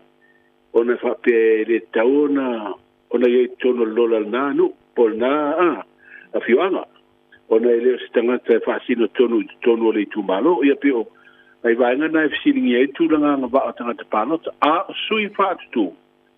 Ia o lo tele a ia inga i le tūla whono whainga pānota e tau o na whamari eina. Pe ila o aso po inei e no fo i Samoa e tau na whamari eina. Ia whapena fo i le tūlanga i lau mono tanga i le nuu. Ia o le lau to e tala le mono tanga i le lotu. Ia whaila o le matai e tele o whai mono tanga le nuu. Ala e whaila o mata whale i se nuu o le tūmalo. Ia o le u to e le whaonga lau mono tanga na. Ia ma le tele a whapena fo i mataulia fo i tawai o le mono tanga le lotu na ave ese le whaonga ina le palo to le luono tafi. Ai sa na o le mono tanga e whaile nuu. Lono winga, a whai e te matai e le isau mono tanga le nuu. Yo ina fua ye lo wanga ba. Ai a fai o le lau to e o mai nei tu la fono le montanga le lotu. Ia a fai ai tele o fai no ma fai lo montanga no. Ai lai fai lo mata fale le sia ka le sia ma le sia o lotu. E fai tau la lo montanga na i lo wanga ba ai te tau ba ai le nai tu malo. Ai tele fo isi ma nga te wana family ai nei tolu e pe o tu langa vo nei so ringa tu la fono. Ia wa ina fuero ia to inga so tu la fono fa maunia e le te wai ona e te vai le no fo le tu malo so vai no mala ia le tari al temin nei wa la foi te wa tu ia sui te wa se la wiva sutas se la wiva sutasi le foi na to sui te wa o le la e mata wa tu o le foi le nei e te tauna fa u mai tonu ia ni fa la vela foi po ni talo sanga fo i siringi ai tūlanga ngā wā o tangata pālota ma sui tau wā. Ia le tātou i loa le tāpu ni o nāwa noa. Ia peto fia ni sui o lo o siringi ai e nisi fo i lātou tūlanga ngā wā. Ia ma tātou tāri ai le po le ase whai unga au mea whamsinonga. O i nāla a umalo ma tā upuna. O na pato ata oto le lei mai loa leo le numela tono o sui. Whātutu o le awhia i elfit whiringa. O la le umia tu temina i la tale la no le o te loa le aso swale na o mai le asel nei le kalena fo i le whamsinonga e ala i atu le tārsanga le komisino whai ngā pālota sa avatua le loia sin. E la ua ia mai le aso sfuru walu la le masina nei tauna wha o mātua ini tūlanga i tārsanga fo i o tūlanga visiri i aile anga wā. Ia o na tāria hoi le ua i aile si vai aso e tu watu i ho tangata le whasanga i aile le tārsanga. E tali mai ai. A umalana tali mai ai. Ai le whamaria ina i tali na, ia, ona averolo ni tau pu whamsinonga, ia, le si poi la teimin na tatou te o ai whamsinonga. E ilo ai whina unga po o ai e sawa o ai e le sawa. Oh, sorry. Malo. O le ase li potilata mai ia tatou i tū malo pālota fo ia wae pea ma lima sumalta si whaamata wa mai. Ona whaaulu umasui pālota mai tū na whaamalu tū malo. O le si tū mata ina na o fisiri mai le tausala. O leo i loa nei le tūlanga leo whauru mai sui tau wau i tū malo e lima sutasi. E lea ia ma se i tū malo e leo pālota ina lo na tofi. O lea ia i uma ia sui tau wau i tū malo uma. O le fui la mata watu. O iei tū malo e tonu sui. Tau wā, e ei le lua sui, ia whaasole fulu o le whaa, e o ai le ono, wā le ono anu mela maua lunga le eo sui tau wā i tū malo. A mataura iei a mai a le tūlanga le i whaamasinonga i o anga waa. Mataura sanga fo i le la tue fisiringi e tūlanga anga waa o sui whaatu. Ai pa umba iei nani si sui, ua mai ona le stala. Ia ona tātou ilo le i tū malo ia pe le i tū malo le o le pā, wai tō tasi sui tau wā lai, tau wā mai ai ma le te tai o le vanga whau whai puipuia i atau tangata. Whapena fhoi ia le sui le tau wā mai ma le te tai o le whātua tuai le tua sa mo. Tasi a whaila e pisiringi e ianga wā o sui nai e tau wā matamali ia. Ai whape ave se whina unga le whamsinonga e mai wa le talia le tūlanga tau wā o le siano o tūlanga e le o whamili e ina anga wā. Ion tātou le wa ere tū malo le ale pālutaina lo na sui. Ai a whai ai le whesiringia tūranga ngā wā o suia pēo se talapata i tai. E ono winga tātou umata te o umai toe sa ili mai sui hoi pule e lima sutasi o i tū malo e ala i tātou pāluta tele. Ngalo mana tala noa ngā ele vai ngā leo ua manino ma Fiafia le tino u ia navatau party for ne o le ua whaai loa. I le baba i atu, e whoringa mai, a mesia party e tolu o le fast, HRBP, ma le Samoa o putupoto. E whoringa mai o te le o le lātu si sile mamao. I le tūlanga o iei le sosoani mō a inga, a mesia lama tūlanga o iei le tauru sui whangalo i nei. O i foi la afuanga, i le pāno te la tunu, foi le wana, kiki la kui wholwholanga, ai, makua maa, ngai a le molu mana i o ai, ngāri o Samoa. Ia, saore le ia, tawai. Tailo iei po le ala ufua iai, ao la uwawa ai iai le palota le lo mane le tunu. Ma tāpenanga leo lo whātimu. E matua winga se a tāpenanga wainga whaupai, ai mai se la. O tele whaupai, a mai se tōrua, ia wainga whaupai le mata watu pe o key players ia ile tāpenanga o le palota. Pio pāti le na tā ua maur Samoa o poto, wainga kuikuia ia te o tangata, ma le whātutu ile tua Samoa o tasi. Le la sa whaalau ilo ana nafi ia le ana watau po ia le Samoa poto. Ai no fo nei la ma fola umba ana watau nei e tonu. I la uwawa ai peo na bisiri mai. E le ai ma se a tāpenanga o wanga whau whai nei o whātamala. I whamanianga le ofo i nātu mō tangata. E pe a hoi le lau mai le tau mawhtanga i lunga lau. Wa e sisila atu o le pisupo mai New Zealand lea, o le pisupo mai Australia le, o le supokeli mai Amerika, ia o le whamoa mai United States, ma le whamoa mai New Zealand, wa e le ilo ngai po wheo whamoa ngai ma mea nei e te fia tau sami ai. Awa hoi le umal tau sami. Paula le me i ata tau pēr whapeta tala noe mene o tau ma, o lo wai po whea tonu me ai te ngase ngasi ai. A me ai mai o lau mai. Oi mo kwa kamoi ba. Saole. Wa e sa no i ta mo tanga filauna no i lungo lau lau e fili le tanga ta po fere ta ma fa ka ko sape ma il ka ma fa nga pawa le me tasi ngal tasi ale me no ti le ngal mana ale mana nei o folfolanga nei au le fanga palota o le fisiri kelea o ai le party e mafai o le whatau no na to folfolanga pe a malo mo tu le mai fanga palota pe a mai na so suru iwa ia o le tūlanga na fuala i le ana watau le na mua mai ale vanga wha uwhai e pui ai a tau tangata a mai whamanianga o pepe whamanianga hoi nei o le pensione tangata mātua o isi whamanianga uma e tele leo o tātou baba iai au mai le whātutu i le tua Samoa o tasi o le pensione ma mea uma whapena e tasi ale tala le au mai le tamau aingo le tunu le iei nei e ilo ai e matua malosi e mwhain whaatino. O le saunonga hoi nā minsta o tupe le malo tausi. I le lātou hui ana watau le son nafi. O le fisiri, e mwhai o na whaatino me i o folatu. O le tali ioe, o le leili tala o le tupe o te mau aingo Samoa le iei le temi le nei. Pau al tūlanga le na whamanino hoi minsta o tupe. O le malo tausi. O no le talia le tala o le tupe le na te ena me le palemene. E iei le tūlanga e toe tifai fola i titi lalo le malosi o le te mau ainga. Ai a mai al palota po ai fainga malo tula mai fa so solo tulole to ya mate holen to tu puta ma ai ngama o tulanga le a o talia ia o le siri de uta tu telefone ia o sanonga na mai minsta o tu per malo tusi ile la to ana bataule o te pena o le talia en fai fa to no ma for nga na ai si party fa foi le le te ma ai nga em fai ona whaatino vai ngā umanei. Ai sa ofisini ngia le tai o le sa mō poto te mai tai pāne mia o le malo tausi. E sona whina ngalo wana ofisini ei, la sa usira sila. E le ai ma se pāti o pāti nei e o ia auto.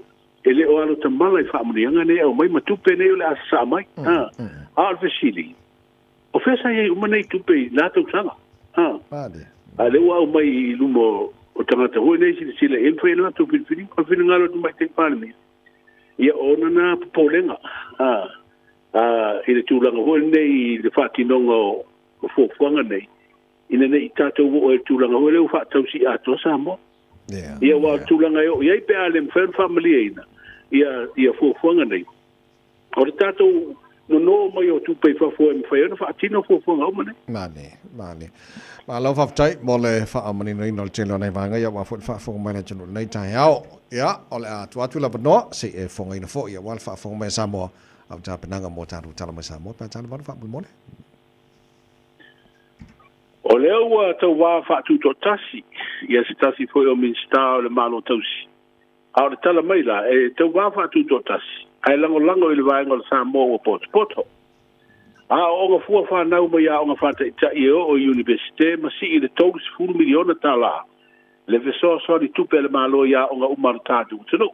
Tasi leo vaenga le anawa tau o le Samoa o poto sa wha alawi loi la sona nafi. O le o lafu o le whaaloalo le fionga i a vui se inga folava sione ma sinamua i se tasi foi o tamali i sa whapela te tau vai na nufua o whaasana le anga numele 5 le fionga i a vui i inga sione. O le ua whaamanino mai i mtanga luenga o tupe le tātu malo le whaonga ina o taavale maisi a se tataua. Le whawhonga le tino o le whalau terena o tātu tala mana pe ona whaoina le whionga ngan mana o le tala walu e le Taeao nei. Ia, whamano, whaafte tele mo le tautu mali tātu ngaruenga o ngā tona nei vai aso. Ia, tātu toi whila i fwoi las whareile pe a maura sui fo manu ia manu sui fo la leo le tino masi o mahatu wala le maruru ngi vai kai me mako usoni. Ia malolo sa il malulu ai whaia lo finangalo tātu whiloa i le whai unga le vai aso. Ia, lei sui fo ia. O le sui rwede Samoa i pia le whionga ngal mana tumara wao tanga vai tipi o tanga vaia whalau terena nei vahenga na walau whawhongmari nei Taeao na po batua tātu tala whalau tele i lana tautua ia tātu tala mai Samoa pia tala walu le Taeao nei le tautua mo rwede Samoa swarima Eva Tonu Amo wa mo teimi o tātu whamnianga oswhanau.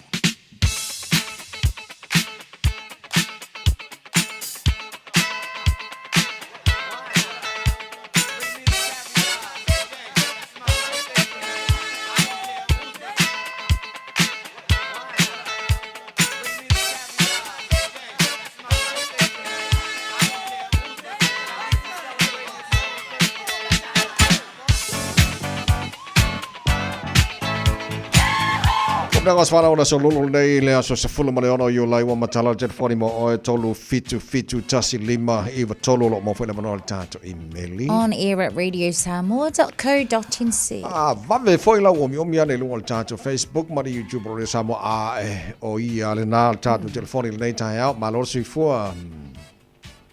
Talofa langa lau. Talofa malor sui fua. Ia, sui fua manguia le anga whainka o koe ukai o le ponga Samoa ia se vange le sunga le wao.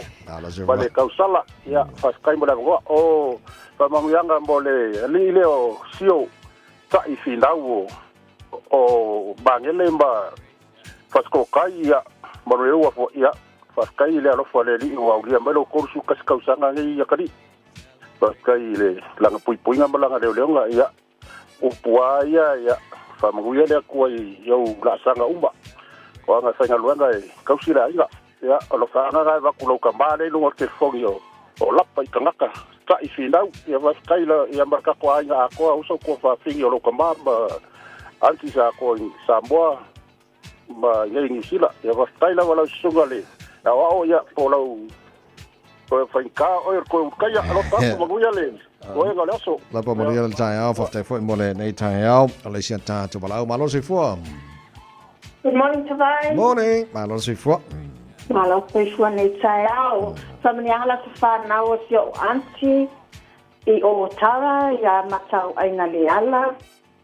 E di ale li ono fa na ato ma le ya solo lo fitu suma li matau sanga anti. Pasta te lava mo me le umalo e fa ya mo lo ainga ai mai solo tato ai o te poto ya mai se so se tanga lava ma na o me le soani. Talo pe le ali ya fuga ini sanga te le so i fua. Tato te mafuta i te me o langa le te mau.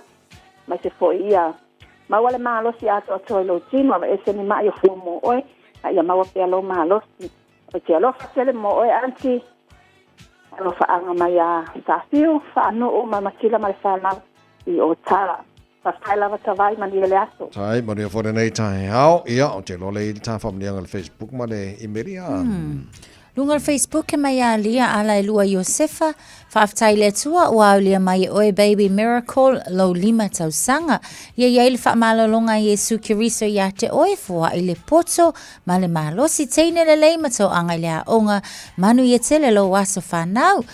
O lo vave mai ni sila ia papa ia o alo whaanga na my cousin Nathan, Vincent o aunties and uncles ai mai se si o nana ma lo papa alofa tele atu. O lunga lao tātou emaili o lo o iaia tātou whaamanuanga le nei mai a whaamanuanga mua lava mai a Olivia Tifanga. Happy birthday. O e whaamanuanga mo Olivia Tifanga. Happy birthday Olivia Tifanga. Whaamanuia le tua e lo o langa. Teine le lei mau si tai e manuia ai lo o langa. Alofangia le tua ma tu e wha au popo ni si asu si tele tātou te mafutai. Whaamanuia le tua e le whenga iai ma wa onga. Alo whaanga mai lo a inga atoa. Ma lo nana ai whaasili alo whaanga mai i o matua au matangi. Whale tolu ma tamali i Tifanga. God bless you girl. Ia o whaamanianga lana nai mai a tamali. Leisi o tātou whaamanianga i lunga o tātou i meli. O le whaamanianga mō mātou aina le ala. Whaamani atu la so whanau o seo anti a matau aina le ala o nei afu, vai vasetai a ele ma o tara. Vi ia le atua ona o e au lia mai le fitu se fululima o tau sanga i le so. Whaaftai tele anti lo alofa mo ma ua ma le whanau. Whaaftai au fautuanga a walo ma a inga i le lumanai. Whaaftai lo whai whanau le lei ma lo nau ia manuia a matau whanau. Alofangia le atua ia mawapea nisi tau sanga si tele. Wha au popo i lo soifu e tātou te mafutai pea i le nei o langa. Mātou te alo lofa tele mo oe anti alofa anga ma ia whaola tane matila tāvita ia masafiu whaanu ua lii ma le whanau. Malo pea o tātou na. Ia, o tātou whapnianga nao nei Taeao. Se i koi se kasiaku elea. O ia langa. O ia lana. Lalai, al pese mai le tia maa wha manu e tuele pūlenga mana whainga rodi Samoa mo le tāna pukalame malo le Taeao. Mo le malo le tino whamla to wasa whanau le so. Ia, ia le tua whapupo nei tau sangaro tu se fua. Nene, whaaftai le tua. La. Ia, sanga yangere e whaise pāki. Nā po. Paske o kusi le leia. Ar whailo. Lelei, toi noa se fulu ma le loa mino tolo tolo tāne o le tūla e malu.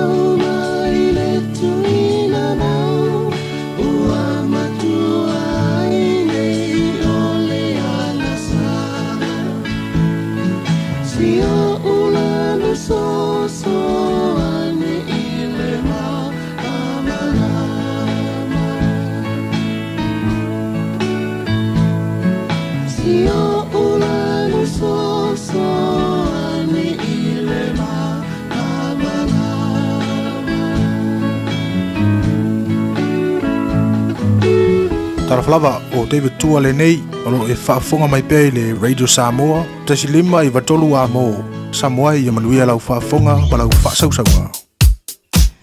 Mafama Feololo le traffic I lungo la wala le taimi le nei av Taavale Lincoln Road off-ram na westbound State Highway Sumaleono o lo o pisi le taimi le nei whapena fo'ila I le maita watu Eastman Road interchange on the northbound and southbound o lo o whaisima mawhalava o traffic I le taimi le nei maita watu fo'i southbound between Highbrook Drive and East Tamaki Road o lo o makua pisi lava fo'i I le taimi le nei o lo maita watu lungo tato State Highway 1 Southern Motorway Faisi pisi le vaengala nai o Tahuhu.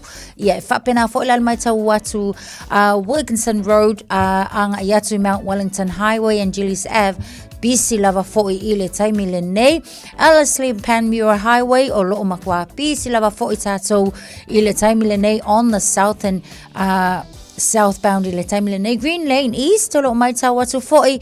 Whai lava si pisi I le taimi le nei mo tātou. Nisio vaenga Kaipapas Road anga I atu fo'i I nai Gillies Ave malanga I atu Penrose.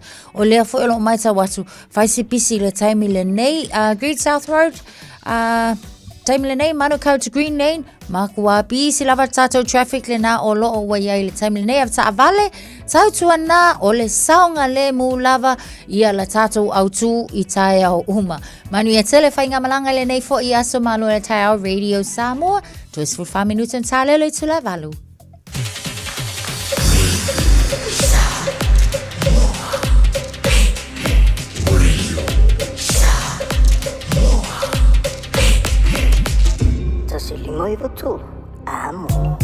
Talofa Samoa o eni ma le whare Taavale la wiloa le Oracle Autos Limited.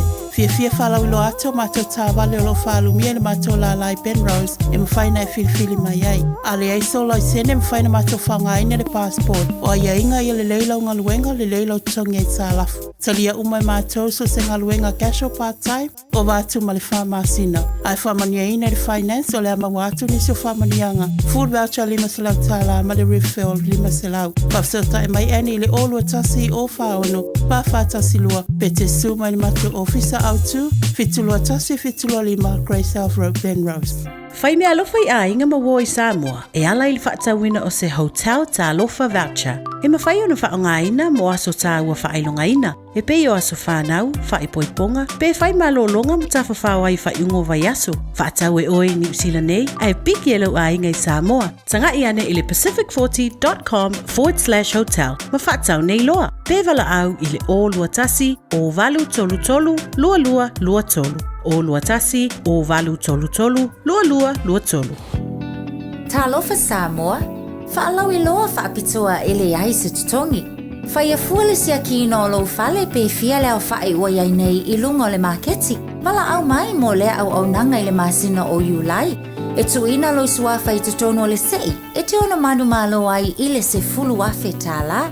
Le lei lava le malamalama le tūlanga o lo o yailo maota. Vala au nei Taralina Samau Johansson, Professionals Real Estate I Papatuitui, telefoni o luatasi o fitu toluiva fitu tolu. O luatasi o fitu toluiva fitu tolu. Awane e misiele tui Samoa Manhattan Mid-Year Dance e whaiele stona I aso se fulumaliva Julai. Am talia le tulai fitu le fiafi. Na le fastful 5 tala I le tangata e te fiwa tau mawhama e tau sami le po atoa. O la Fiafia I le tui Samoa Band. Awane ngalo le tuan tusio le iwa fantasi a Dominion Road I Mount Roscoe. Fauso ta I lola fale tui a Liz e le olua tasi o iwa tasi o fitu o valuvalu. Mo se laulau mo oe maupa anga po si o ainga le tui Samoa Manhattan Mid-Year Dance le astonai aso se fulu iwo Julai lua felua 5.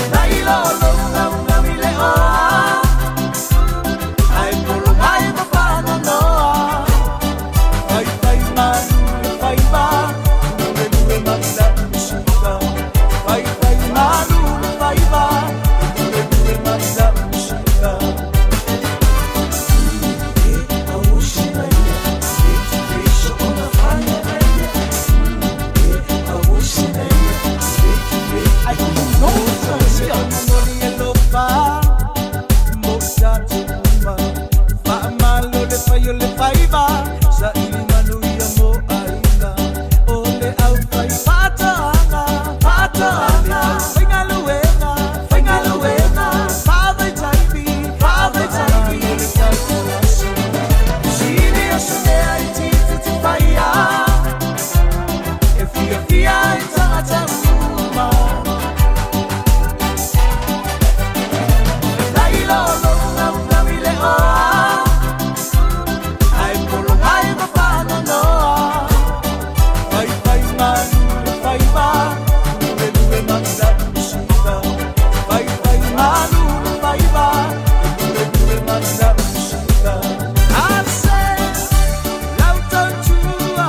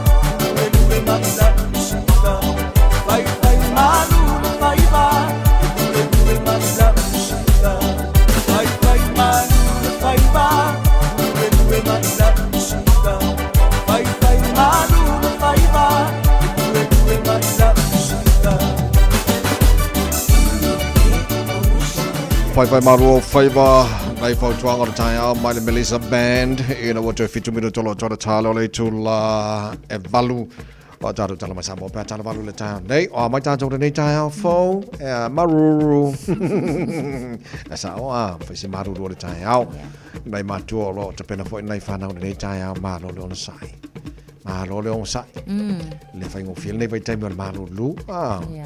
Ya te lo lava la volunga me umo lo to titi fitama te pena nei fa nau le a fai nele maru lu mo fia mo el Taeao te pena le nei fa nau le Taeao a uma vunga penga ka beki mambori la on ai e wo mai fu nga ro le fai o vai ngi yaso wa fai o fika fai nga ka ai ungi ngaro piki nga ya esa o ya te lo le vai te fai ta ne vai te le maru lu foi mo nei matu ai pena fa nau ya le Besi lava foi le fulu taimi le nei tamaitia o mole ma tu se tau tuana lava foi ia tau tuana fa ai ngola ko fala au le po ia ai afa pe foi lava patanga ia tu ua o le tulanga foi lele o tau ta o filo walo le fale ia lofa fa mole ta o fi ai va ai le fo mai wai le ai fo sa ngale mai mawole ha onga ia ele o aviasi tamaititi le fale mai ia mawole so swani foi mo ia o le o le nofo ina ia ta o fi ai foi le pesi atu foi ia ma fai nei sa mai ti manai fa ya onga fo te le pauna le mafu anga fa ona tu le tama mal chain le fale le ana onga na ua le ato tole malosi ia wa ele ngata ina ia se malosi le ia la fo fa na pui mai ia nai tamai ti fo lai tono potua le pesi ato fa mai tele no sungal fa ya onga wa no ma wa di potena nafi Fiafia tele min stawa onga Erica Stanford it results in putan mal masinom le tulanga ba mesa ba ngai o le matematika mal reading o ti tiro le alu lungol pasene fo le o maka o tamai le nsi ai o te losi matua i vaenga le telefoni lea i titi latu. Ia mo afa mo tau sanga na tu mo aonga nei whana. Iyo e ta vai. O le tulanga le leile na, mana tua fo i o lena a mata mai lama fo i na watula i maili whainga malo fo. O iei ngai funding fo i e fe so soani i whai a onga, e mai se lava la whai a onga i le tau ma whai o tutorials fo i la ia mō ta mai te lava, e mai se lava ia i la tau ia mai a onga tulanga lua, e mai se ia onga mawalulunga fo i. Ina ia boost pe tau ma whai ia wha amalo sia lava, ma ia maua ka mai ki uma ia mana onga fo ima fesoasoani e talia ia latou mana onga fo ilale ima ta upula ia o le taua fo ilale na o le fa mafa lava fo ia le malo le na au mai fani e fesoasoani ai ima ta upu ia so o le tu le leila le na i le talia to fa ia onga e mai se fo ia pule anga a onga ia ma onga ta itasi le tau ma fai ai onga ia savai awa ke fa ia ku po ai po o fia lava le ngaluenga ka ko ke ai ele misi ale kamale literacy numeracy literacy ole walele ona ole mana ia fo ile le fa mo ole lo po fia tonua o ia fa mo tonua onga le taimi mana ia tel ele e o mai se fa senga ina fo le po na paseno ta mai ti palangi inki sainga ole a fia tono le ole fa mo ina le a mala lu ngol pasene a fa mo lo ia mana ia tatu walo pasifika fo ile tulanga le because of matematika mai se fo matematika va pena fo literacy mal reading ya le si ti le ngol pasene o ta mai ti tarsia o lo a fia mana ia tatu alo sa mo fo mal pasifika tono a o te sia ia ai a ku fo le fa tau tu sita vai ole mana ia yo nga me wa le kof ke le foni ia ku es el Facebook ai fai kaula ia au ia fo la singa wa tele tu si fai tau tu si a onga e ma fai a onga download ta mai ti time nei pe afa pe le fia kangole hard copy ai mo ka ko ya on tulanga lua le vangoa e fulipu fo ia tu si mai le library ia ma fai fo yo na nga ia matsinam tama au mai ku ia ni resources po langa o fa pele fale e nga wai le ona ta mai ti fo ia e o ala ina matutua le se fa lave mol fai kau mala le o tele fo le sauna yo tanto matu langa le mai sa la to o le e se le fa ta we la to so swani nei fa na le fale fo le po il fai ta wino tu si ta mai ti ia ma to fo wala tu langa masani al tama maltene la onga ia on nga le mar fai a onga la so atu ola onga ia sa le so so nei tanto ma tu fo le il fai ta wino tu si nei fa na ia Wauku la le tama maltene ola onga ai ma fai onga fai ka lo kusi fai ka Wauku ole ala po ale ale bele nga sa war ka magi kongi la pi vole le fai ka kusi moe mar ka mar ki nga le so songi wo ko ma fai onga fai ka lo kusi ia ole ti la ole di mai da sele ya ma se to anga ka ke fa marstino io fa marstino ka magi fa marstino ko ma fa mon more allo o maro fa marstino so matano tala mai Samoa nei fo Taeao fo to do minuto no Malu Lucy mai ia Taeao lunga ia Vili tua Taeao ia koe Vili luma aia ia tala tama ilima aia lunga iyo ya wawai ia tafa oya tafa aia oka aia iyo luma ua solu aia savali sauni tatou lunga aia iyo lunga luma aia aia au tafa yo lazy pizzo yo lunga luma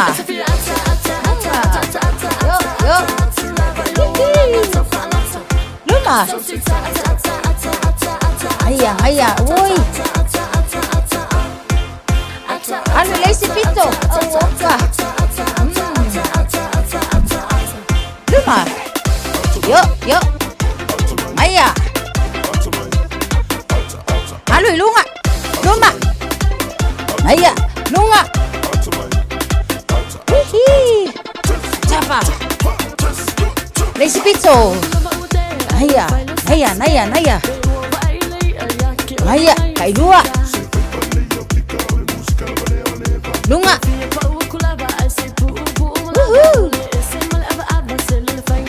se fulu secoli aia kan dia geloa mana vai tsono fafu ta ua tele le mana vai tonu ile isu fa foi le fofonga malo mani tele le aso soifua Eva mali pese malo le fafonga Samoa malo foi le vai le musika Radio Samoa #1 New Zealand akoa Simpson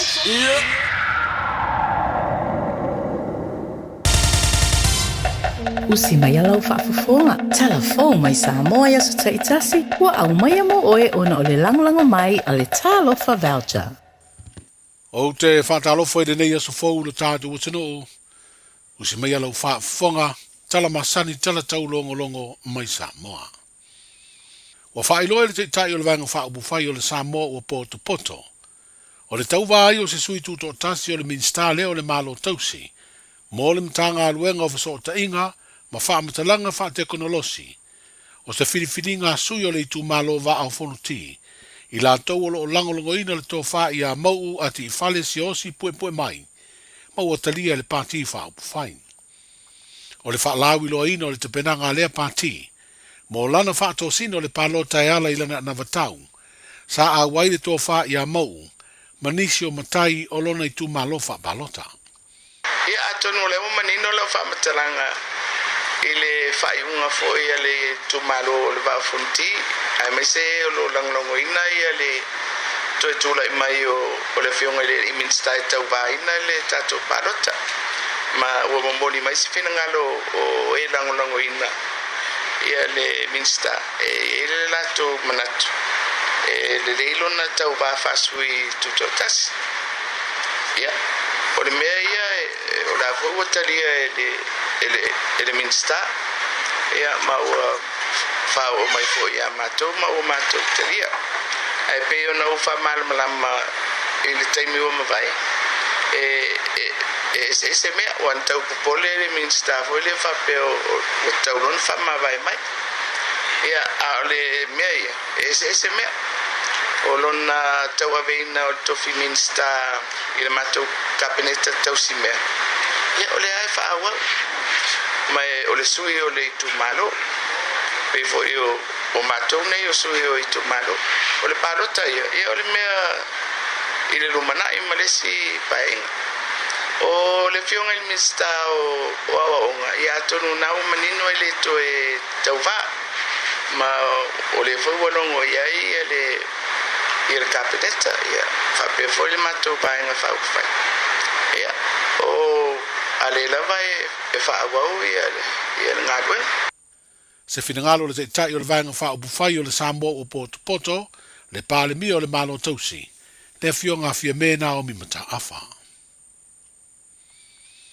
o whanau mai a onga wha teitai o a onga tūlanga lua kolisi mari universite o loo wha ngai o ia lo tātu malo o le a o onga fua ele to e tutongina ni pili o se tasi o fuafuanga le vanga wha ubufai o le Samoa o poto. O le alatu whaatino pe atu lai mai e vea mo whainga malo. I le mai ai o le palo te tele. O wha popo i lea fuafuanga ma le si itia. Ma le sifuru valu miliona i le tolu sifuru miliona i le tausanga. Le fesoa soania le malo moa o nga uma le atunu. Leo le a fesoa soania i foi.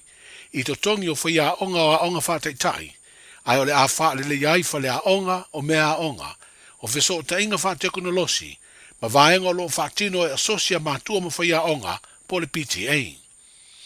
O le asolua le nei vai aso sa fatu muri ai, le fale taalo le multi-purpose chimi tuna mato, i le faalawi loa le te penanga le Samoa o poto o lana anava tau, mo le palo te tele. E le esea ia ta penanga ma anava tau fo i po manifesto, a isi vaenga fa ubufai wa mai o na faalawi loa, le ua fuafua ai fo i lea vaenga wha upufai a whiriwhiria na te tau ave, le pūlenga o le tātu malo, o le alatou whaia ma whaatino ngā ruenga te tele a tina e aile te mau ainga, ina ia sanga mausali ma le lei, ma ofo ina fo i wasoa swani le si tia leo le te mau ainga o nuu mawhio anga, whapea le lau tele o tangata. O le pensione ua fola le Samoa o poto, e ono se furu loa tau sanga o le tangata whai ngā ruenga malo lo li taia loa, ma maua lana whaamurianga o le pensione, o le asi tia mai le lua se lauta la o iei nei, i le 5 se lauta la i le masina. O le ono se furu fo i leo tau sanga o le matua o le soifua, o le atala ai lea whaamurianga mō tangata umai au lia ia tau sanga, Nei lo le ono sfulu lima tausanga o lo ia nei ona fatoa pensione lea. Wa fola fo i lea tāpenanga le toi maua le lua sa fulu pasene o la fonga totongi le tausanga mo tangata whainga ruenga. Ma o le a ave sea le la fonga le VHST mai tau o tau mawhatu aisa ma wha i titi le sfulu lua pasene le la fonga totongi le VHST i so se o loa. O le a wha pa uina fo i totongi o loa e tau nu i lunga wafu. Peitai, i le o wha i roi na maire na vatau pe 4% o le a pa uai. O le ale e toi totongia ni la fonga pi sinisi e lalo, o le tolu se la wafe ta la le tupe maua le tausanga. E 5 miliona ta la le tausanga, o le a wha le iai pi sinisi, ma si itia mai le 3 miliona le 5 miliona ta la le tausanga. Fesoaswani mai le malo e tu inatu, i le ati nae o ta longa. E 5 fe eka o whanua le malo le a wha matu inu mafio anga mo le ngalue ina, Malaysia tu fo ia e le ele mo ati nae a inga. O whanau e uma le leitu i pui tu tonu le lua tausanga, o le a maua le whaamanianga e lua se lau ta la. O le awa i fua e au noa ma se tutongi au nanga tauso i fua malolo ina le malo. Tina ma itanga o le au pensione, ma whanau e lalo le lua tausanga le mātutua. Na whaaria le minister tupe le malo tausi le whaalawi loa, o le ama whai o na whaatino uma ia fuanga, ono o loo tūlanga le lei le tamau a ingo Samoa. Watu nuu nei ati ai, e taua o developing countries le la vea i Samoa. Asi itia le tamau a inga i le vao le tolu, i le 5, i le 1%, o si tūlanga le lea tau te silsilatu, o lea e fua ie, pe a wha wau ati nae, mangalu wenga le tatu malolo whaatino nei, o le tūlanga le lea, o le ai no tatu tamau a inga. O lona winga, o le tali o le fisi, ma whai on tatu whaatinoa mea peon folfoloina. I oe, e ma whai on tatu whaatinoa, i le whaatukula ia o le tatu tamau a inga. Next slide. Le minister o tupe o le malo tausi, ai o se sui tau wao le vaenga wha upu whai o le Samoa o poto, le a fionga lauti mu ia wele sewa ai. Ua lafo le wha alo ma tāpua i le sui tau wā wha oriori, mo le no fua wha asale le anga 5, le a fionga ia vui se inga folava sione masina mua, le ana le sitala e tau wā i le fu ala vaenga wha upu whai o le wha tuatua i le atua Samoa o tasi. Ai avele na lango i le isi o sui whaatu wa le si telefoi, i lea vaenga wha upu whai e tau wā ai mo le no fua lava o lea i tu malo, le fionga lea ia vui i inga sione. O le wha lau i roa le vaenga wha upu whai, i to tonu o le tu malo o wha asare le anga 5 i le salua, na wha i loa i e vui se inga fo lava masina mua lana wha i unga. Ka koe ku malo, au ange i koe wha lua inga le mega kupu mua, i le kamalea kulau wa ange swafa. Au ange i koe wha lua inga, a wae masaya i le kako lau wha. Pe au ngau kou wha fonga, au sau le kako ngau, e olo alfua. Aur kangaka ngei e les kangaka whaingofie. Bui, ka penga lo sa. Ka penga lo sa. E uia inga wale Fiafia wa inga. Uso mkua whafinga ukua ika ngu ile kungu. Ia ai ar kai me fa mangi ngoi ele kua o la ko langonga. Au la kala le ala fa yaku yake oe. Sa kuala. Malai ulu. Sale murianga, lo kako iku malo, o ke savali ka favoi, kai mi lang campaign. Langa ya ka mai o la porkiki. O leva ngo ka alo ai ka longa. Bui. O mamanga. O mamanga. Ye file mu. Pe o le lupe. Ai ya ka mai pe o ngaka. O ke wha mangui aku, i lau ka penganga, mai o ke kūpe i o kafkafa. Le fionga ia vui se inga folava sione masina mua. O le wau mai se tūlanga whala wa i tele se fina ngalo o tanga luenga o tupe le malo. E wha amala malama ma wha manino ai nisi o wha asa launga. Wa lato wha iloa e le sao ma ua tai se aile, tunu. E wha te tau lea i le wha o ngā ino mea to tino e pei o ta vale. Ma isi a seta tāua le malo, ia mai whaita wina whape nei. Wa tui nātula nei pepo whaam talanga, Ina ia whaasao ma whaamanino a tili ai ma tāwhai oi whaale tū la fono, ale ma tāngā luenga o tupe i ona tiu te whaavae, i le pule aina ma le mate i tuina le leo tupe le malo, whaapea le whaasoa soa ina te tau o puna oa, e au fia i le whaatawina, whaangāio ia, tausinga ma le tuu esea, o mea tō tino ma aseta le malo, e ala atu lea i le talo le tupe, e pe ona iai lalo le tū la fono mo le pulenga o tupe le malo, o le tausanga lua afe ma le tasi. Ina ua mautino le manino ma le mawhai o na tali atu i tiu te tau ave, mo le pulea ina le leo a seta ma mea tō tino le malo. Ai mai se le vau ia o le whao ngā le te tau, e mata ngā luenga ma whalap tonga tū maotia le malo, ma so se ofisa o le pāne mene. O le ana whata o toa ia le malo tū la fono ma whainga whaavai, e te tau o na muri muri ta ia.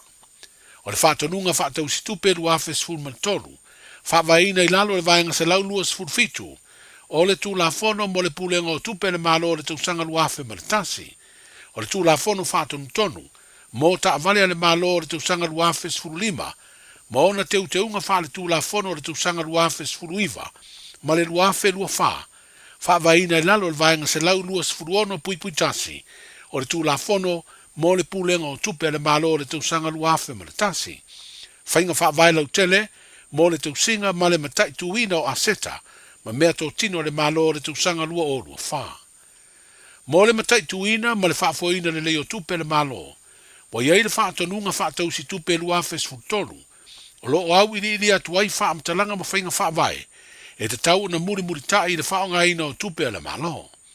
O le whainga whaavai lau tele, mo le tausinga ma le matai tuina o aseta ma mea tō tino le malo lua o lua wha, o le whainga whaavai mo le malo atoa, e lima teita ina ai le whaafoina o aseta, e whaatu beina le malo, ma tu ina atu mo le whaonga ina e mtanga aluenga, ma wha alapu te putonga uma le malo.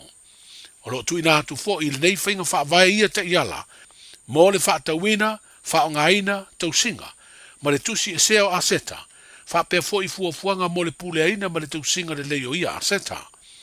E iei le tūte tangata whainga aluenga uma le malo, ina ia mauti no le whaonga ina te tau ma le malu pui pui o aseta uma le malo.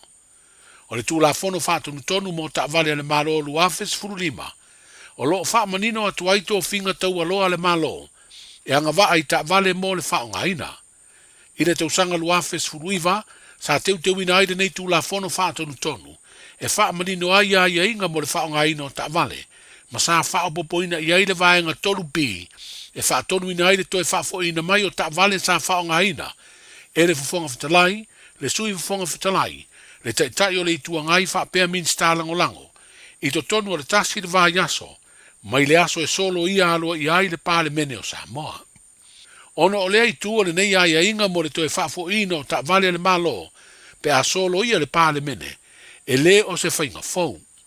O lo atangia mai fo i lea tu la fono wha tonu tonu, tiu te wha le tu la fono le mtanga aloenga o tupe, e tuli loa ina ai le muri muri ta ia i la tau e anga vaa i ta vale le malo, le toe wha fo ina atu o ta vale i lalo ai a inga, ma le teimi wa wha tūlanga ina atu i lalo le tu la fono. O lo iai fo i le komiti ngalue mo ta vale le malo, e te fono ai le mtanga aloenga o tupe, mai au fi ai sui mai le mtanga aloenga le pale mia ma le kāpeneta, mtanga aloenga leo leo ma fale pui pui, mtanga aloenga o wha la tonga tu maoti le malo, le komisio tangata whainga aloenga le malo, wha pea le pūlenga o whela ua inga i le lau ele, e ngafa ma le wha malo si o lea tu la fono wha tonu tonu, ina ia usita ia ofisa uma le malo a wā lava le pule eina, ma le wa ia le leo a seta tau ta vale le malo. O le aunga le nei pepa o wha amtalanga, e wha pea o matanga luenga uma le malo lo wha tupe ina mai, i tala o le tupe le malo e te tau na usita ia uma ia inga o le tu la fono, o le pulenga o tupe le malo luafe ma le tasi, wha pea tu la fono wha tonu tonu ma whainga wha vae, lea e ai ai le whaonga ina o tupe, mea tō tino ma a seta le malo, e au fi ai ma ta vale le malo.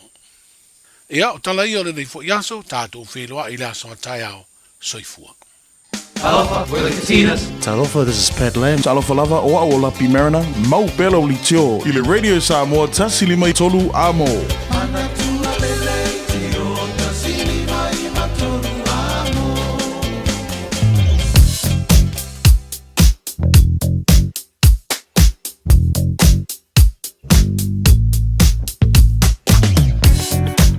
poti la tamailunga la wala faisi tele vaenga a wala lo poloka le nei vaenga le Taeao ese mailunga tato highways Great North Road mai mawaiatu mai Glen Eden Kelston anga I New Lynn Fasolo on the race course Avondale Fasolo 3.7 wa poloka le nei vaenga le Taeao mo tātou lo malanga mai sifo I awala ia peona iai le ngā Great North Road, Rata Street, whaasola tuai o le ngā I tai Point Chevalier, Great North Road. Ia, whais poloka le nevanga le Taeao le i o I lunga le Motorway. Lunga tāro highways le nevanga le Taeao poloka I malanga mai North Shore, mai lava Rosedale, pasi mai Albany le flow le lei. Rosedale la ngā I Wairau Valley, whaasola mai ai North Coast, Esmond Road.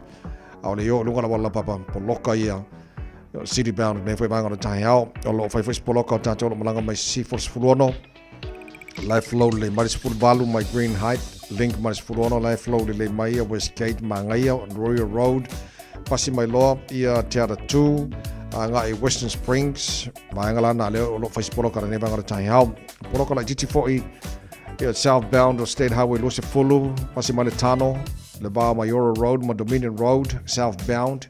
Poloka le nevanga le Taeao, here's Barra. Ia, pasimalo, here's Barra Road on-ramp. Wala la papa I on hanga ma mangele flow de lei, ia, la flow de lei. Ia, malanga malava. Lele los fulu am, tajo Poloka, southbound o los fulu.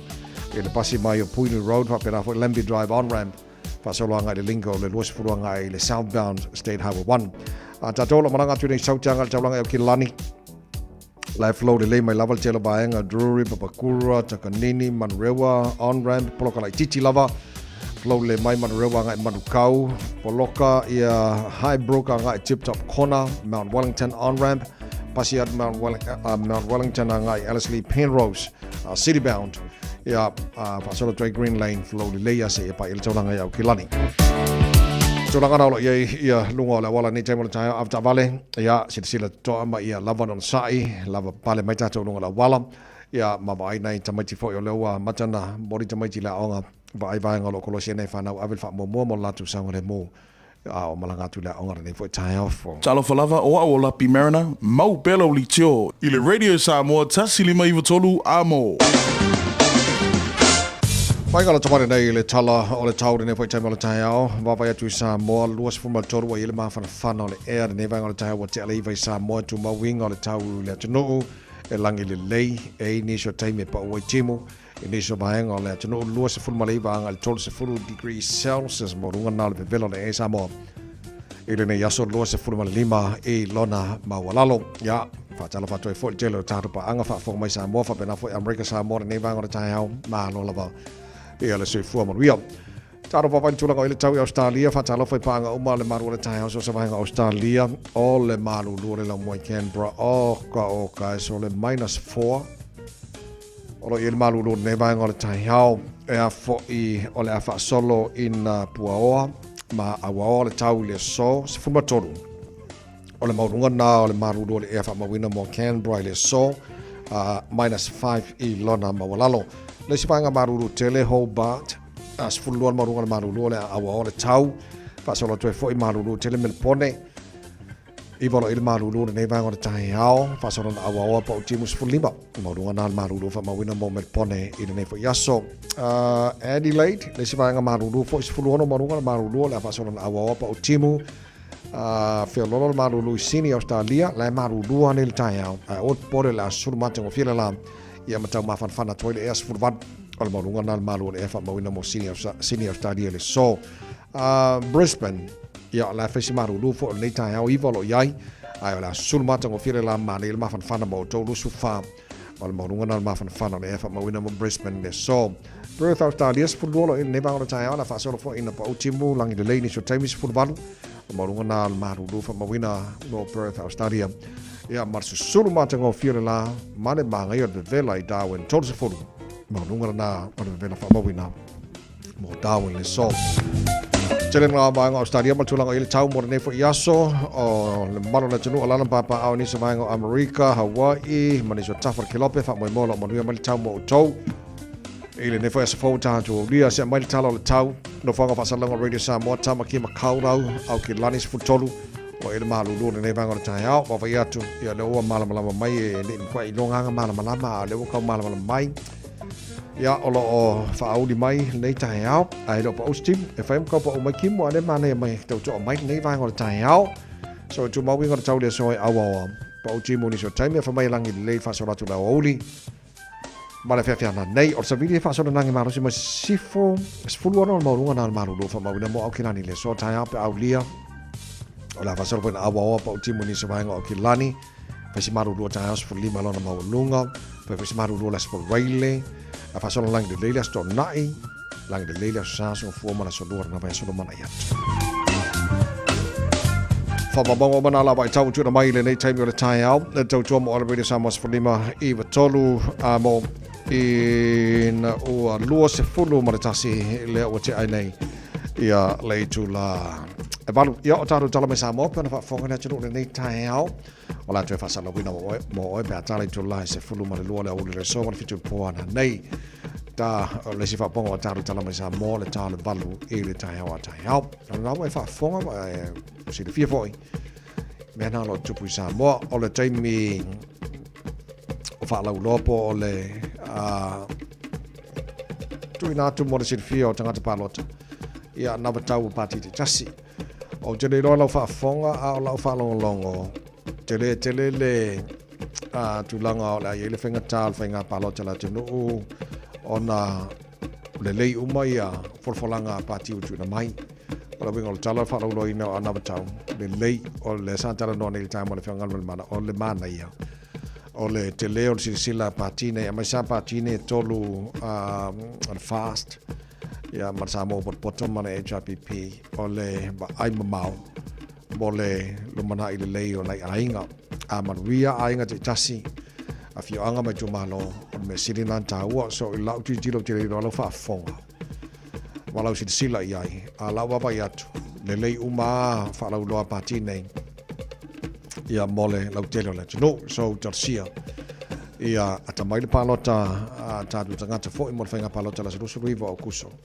ia mo sila le lei pati mala tu ana batau tu na mai ia fu ele fenga lana palota mole masina fo al tu langa nalo e Samoa ia mole fa tai tol pulo i te tai pati te tasi mata mo fia for langa mal tu langa e fa la loino ana batau nei papa ya tu le lei tele ia mole lau tele o ainga lau tele o le tono o se mele mana mia tanto Samoa mole mana ia o tu langa na ia matu fo ie ta o tele mo tanto le ale fa ona o atu i Samoa fa pa nota ma tapo ia tu ia tau si le no fo le tua ia o le masao ma ia so longa le lei ia le alo atu le tono mo na fa nga pa nota la suru riva masina fo kuso to tomo ro de Samoa sprima e wa tolu a mo ina wa luas fo tolu le wa tani tu la valu yo se mai la fa fonga tatu mau fa Samoa o atu le mai aso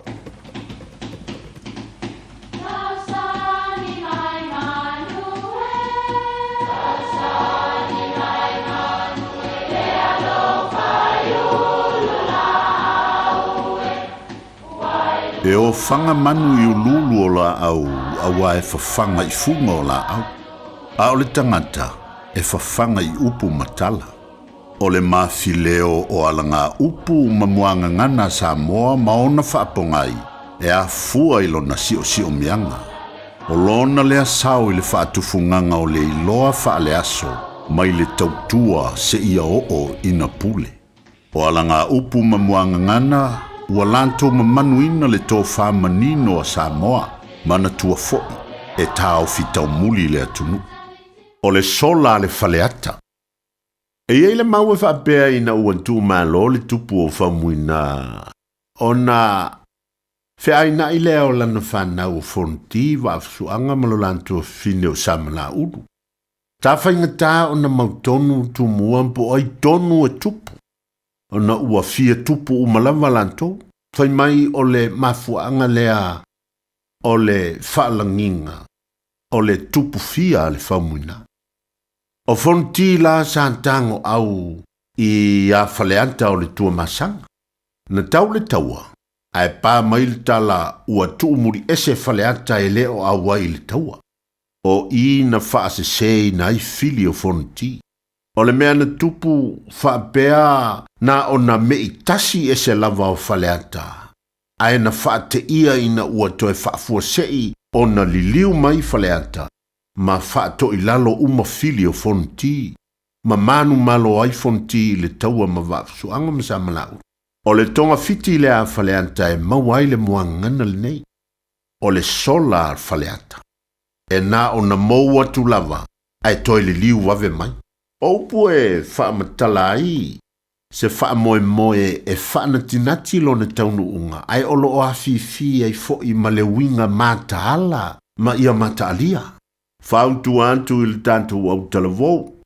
Lea ua tātou malo il tālonga mua. Ai awane i ngalo e iai le mea e tā ua o le sola al faleata. Tātou i whawalunga ai tei ua toe li liu mai le au talavou le la whaato i lalo tātou i le sue ngā siampini. Pe whaapea foi. Pe a whai o fuafua se malanga. Mai tawantu ua utou mawhatia o no lea o le a malanga le tamā o le a inga i fafo. Ai ia loto telefo i o le tina e le umi fo. Se o le sola lava le faleata na una mo watu lava to e taliu wave mai. O le sola faleata. Manuia lau fasonga Samoa.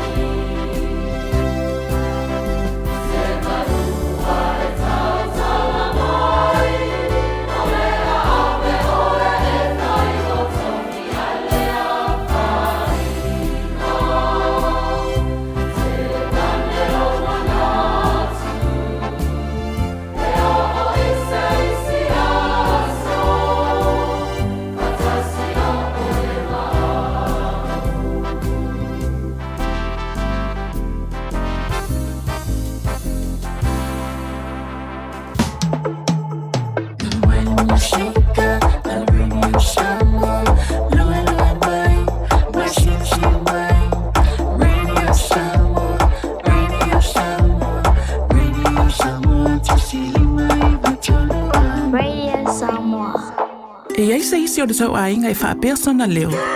Pe whaapea foi.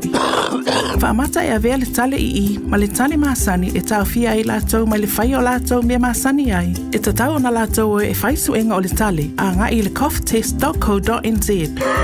Pai le suenga o le tale, ma whai loa le fō mai, coughtest.co.nz, e le ai se tatongi. Whala au talavai, e iai tūlanga la matia ma tūlanga le lei o whala au. GlaxoSmithKline, New Zealand Limited, Auckland. Were you born between 1969 and 2004? If so, you may not have had the 2 vaccine doses needed for full protection against measles. It's a serious and highly contagious disease. So, now's the time to check how many vaccinations you have had. If you've only had one, or are unsure, play it safe and book a vaccination now. It's safe to get another dose and is free for most people. Visit info.health.nz/measles. Le Decor Cakes. Ua ono sfulu tausanga talu o na tatala whaitutoa. Ma tautua I whaipoiponga, aso soifua, whauunga, ma so o se whaamoemoe. O keke uma, e tuu whaitasia ma le whaamahoni. Ma tau te au na atu I au mana o ngā whaapitoa. A wale tu ai ngā keke molo whaamoemoe. Vili mai e tala noa ma le au whaingaluenga lau fofonga Fiafia. E le ai se mea mātou te le mawhaia. Susu mai I le Decor Cakes, se fulu wha Queen Street, o Tahu. Pe vili mai I le lua fituono, ono fituono, lua fituono, ono fituono. Whaasilsilanga I lupe whaalele ma tama whanau a whasta uta. E whaatulo atu I pa ia ma mamanu o le ainga sātuala, o le ainga whaalangilangi. Ai ua mātou valulusia ia o le la au. O na o le ngā luenga o le manualu tāpua ia le whakasā, o loo fausia I te tonu siu tātou nu. E tālo sanga tuai ma le nganga o le whaaloalo, ina ia tātou awai uma I le tātou tausala, a wāsef sosoani mo le ngā luenga. O le rifa moe o le awhaia I le asto na ia so lus fuluono iulai, I le mauto Samoa I mangele. O le a manta I le sefulu le Taeao mai mawhai o le whaapso tai le komiti mo le whaamawina o la au tautau sala. Whaaptai o lo sainia ai ono pulu whaaea whale upolu I le olu a tasi whalua fitu valu tolu o. Le au pepetele tala I lene I le olu a tasi 5 whawha ma ape po moe mausu so whara I le o iwa lua tolu 5 tasi. O le Casa Beds and Appliances, o le tali o manaonga, I o loe whaatotonga ilo mauta, ini tau le lei, toi anangata, e mawai moenga ngā o si tutono New Zealand, whaapea se tino fōa le potumalo lo, laulau ai manafoa, TV, la au pese, usa aisa, masini tā lava, telefoni Fiafiai, maisi. A whiu ane loa I le whawhituwha Great North Road o tau, po le tolo fituiva Great North Road I Henderson, le Casa Beds and Appliances, telefoni o valu se lau, lua 5 o valu se lau, lua 5 Tau topo roi Samoa Sfalima Eva tolu a moto lua se fulu malefitu minuto lo toa tale o le tula Eva te pafu na minuto lo toa o le tātu po kalame maru le Taeao o ngā tono neva yasa ua tātu. Iai manato solonga le Taeao le lofa maleanga le leil tātu matai le langi o sa lulu va yasa te tasi. Mo ne mano le tātu po kalame tala noa toa I le whionga le konsulo le mano Samoa I New Zealand nei. Wharau te lo vaenga au nanga. Ia, ma whamanino fo iniso vaenga e le o I le malamalama o le tātu no au nanga le tātu konsula malona ofisa I au kila nei. Le whianga a whamanta le malu to whilau whapo leo whatisimane fo I taia fo. Ia, whio mai po klame nei tāna whianga whamata malole se fo manui. Ia, taia manui o to vai. Ia, me sui whafongfong ta poai. Siu tātu tulu, ia mai lawa I tamba mtira mātua, ia se ipa ia lawa se au ki tui titi, ia me so I le whaanono ngā manu o le ope ngā runga tofi le tua, ia mā roso I fua le nei Taeao, pa tā rofa tui le nganga whaaloaro. Mā no whaftai, ia pere lofo le tua o le ai, tātu iei newe tema le māru lu, ia la mofo nusu I fua manuia. Ia malewa no tātu mōra nei fwoi Taeao fōa whafonga Samoa. Se tātu pa I tasi a le vaenga mana I lena e sau no e nei vai aso mabai fwoi lea. Le mano le tunu e le o lala I au kilani nei. Pitonu mamau fwoi ia Waikato, ia masi wora South Island. O lai Fiafia latu tusi fo lau. O lea te loa vaenga leo te mantu atu, o lai mawhaina mai a toki mansalamana a mia, o la fumai le imeli.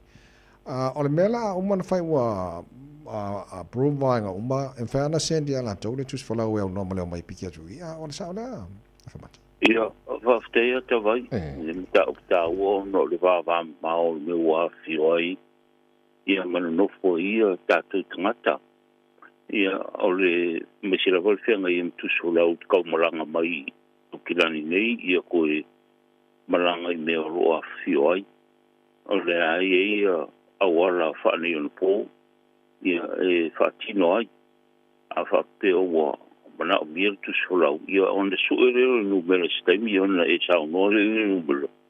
I am whainga senda ku le application form. Le pe portal sanga i lungol email. Se email e wakoi le application form.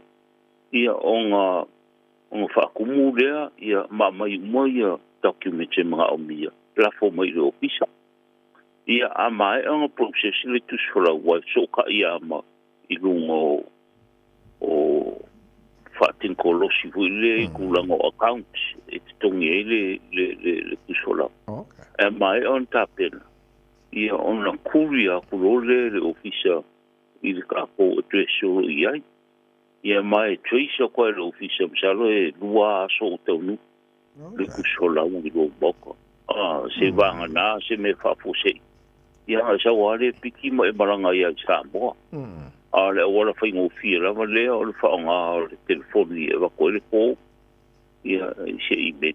Ia o soka ia lea la ko mai documents.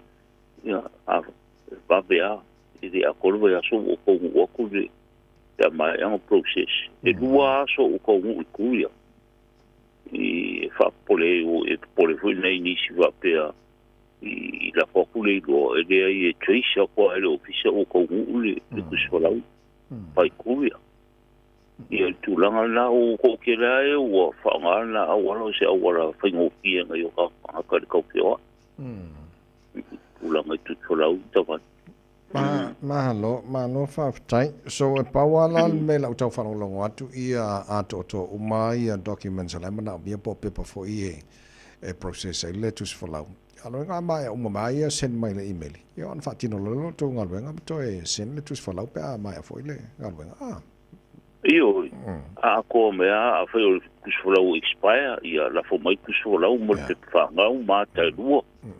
Ia, ma vai le form le ora foku i le email ia sei nge se fai au ia po skanga ka fa maungi le oi se form ma i se fai a onga ka aro ia fu ile ni sile ia se fai au sa mo ai o se vanga o e roku se fai au parangi ia o se ni me ia a ko ma ia form nga ia e ka maranga mai e mala foku le i ka kuria. Ma no whaftai, ta lesi maenga o telo fo ina whea lau sa nanga nei por kalame o mai atu fo nele o tu langa lele ta wala whai o le travel insurance. Ia a taru te tiloanga i maenga nei o le travel insurance. Ia wa amalanga mai le tunu mai sa mo i toro New Zealand nei. E le mai lo tātou paral me tupu i New Zealand nei. Ia me sa lawana i o tātou matua whapena fo i tātou pe amalanga i sa mo. Telo ta sile maenga tau fo lili no fauta le i o le tunu ua. Ia e ka ua te lea ua e kasi are lu ka ua whea ngai mari tātou ofisa. O le suru mai o nā hi o tātou tangata pe a mga o miere whare mai. O isi ai mga o miere le tau tongu. Pe a tu ngā te rere ngā singa seo ro maua. Ia ai re ai se pso so an tau tupe maua kod ka ko ofisa. O le mena le o le i leo e ka ua le travel insurance. E se ka ua. Ina ia sile e mo e faisi fa popo i ngora o le tau o le pasese a le me ka o le pui ai o i fa la ve kupu ia o lo kom fai de ka ko malo ina i fa tu mo le health care insurance scheme ia o lo ka o ko ngai i ta ia rama anga ba ka u si o vai nga pa fai a pula i mai ia ua pa kuinga le kulanga o ngol ka ua kele ta ua ere nga kai i tato tunu e maranga mai New Zealand a oe fu i maranga kui mai New Zealand o Samoa i le insurance la le ia inga ia pui ai soifua le ngaka New Zealand ia o Samoa ia e ka ua kere la le o mai ia alo pui le travel insurance ia poli insurance o le pe au lia le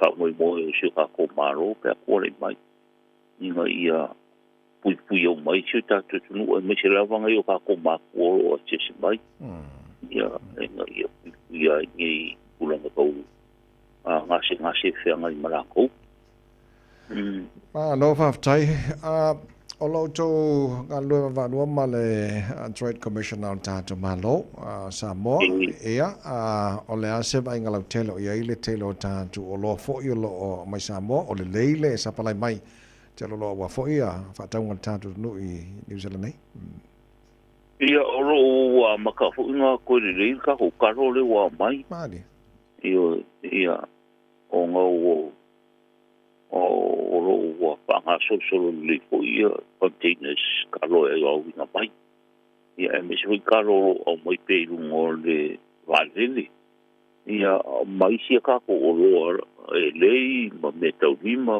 tulanga pa pena ia o le wo ia ka ko fale lo i pe e veni ni sila ia o disi fu o pale o lo ia o whakawaia ia metaurima se kakohu ia le nganga Fiafia tawai ia o lo maitaurina lava le kere o se ringi ro o Wauku whafongi ia o ngā o tātou le aro lofa ma le ngalwe o kakokonga kaingi le whataurina o roa mai Samoa ia alkulanga fu o e fisili le trade commissioner ia ro ia whawhika o le tawai ia ka ko ora soi karuai ia ngari pokia mai e ko ini i veve singa kupu mai ia o ua kere fo ile ka mo le ava ia makula ma fa pena le ka ke la pata ia tua au fa fong mai ia e o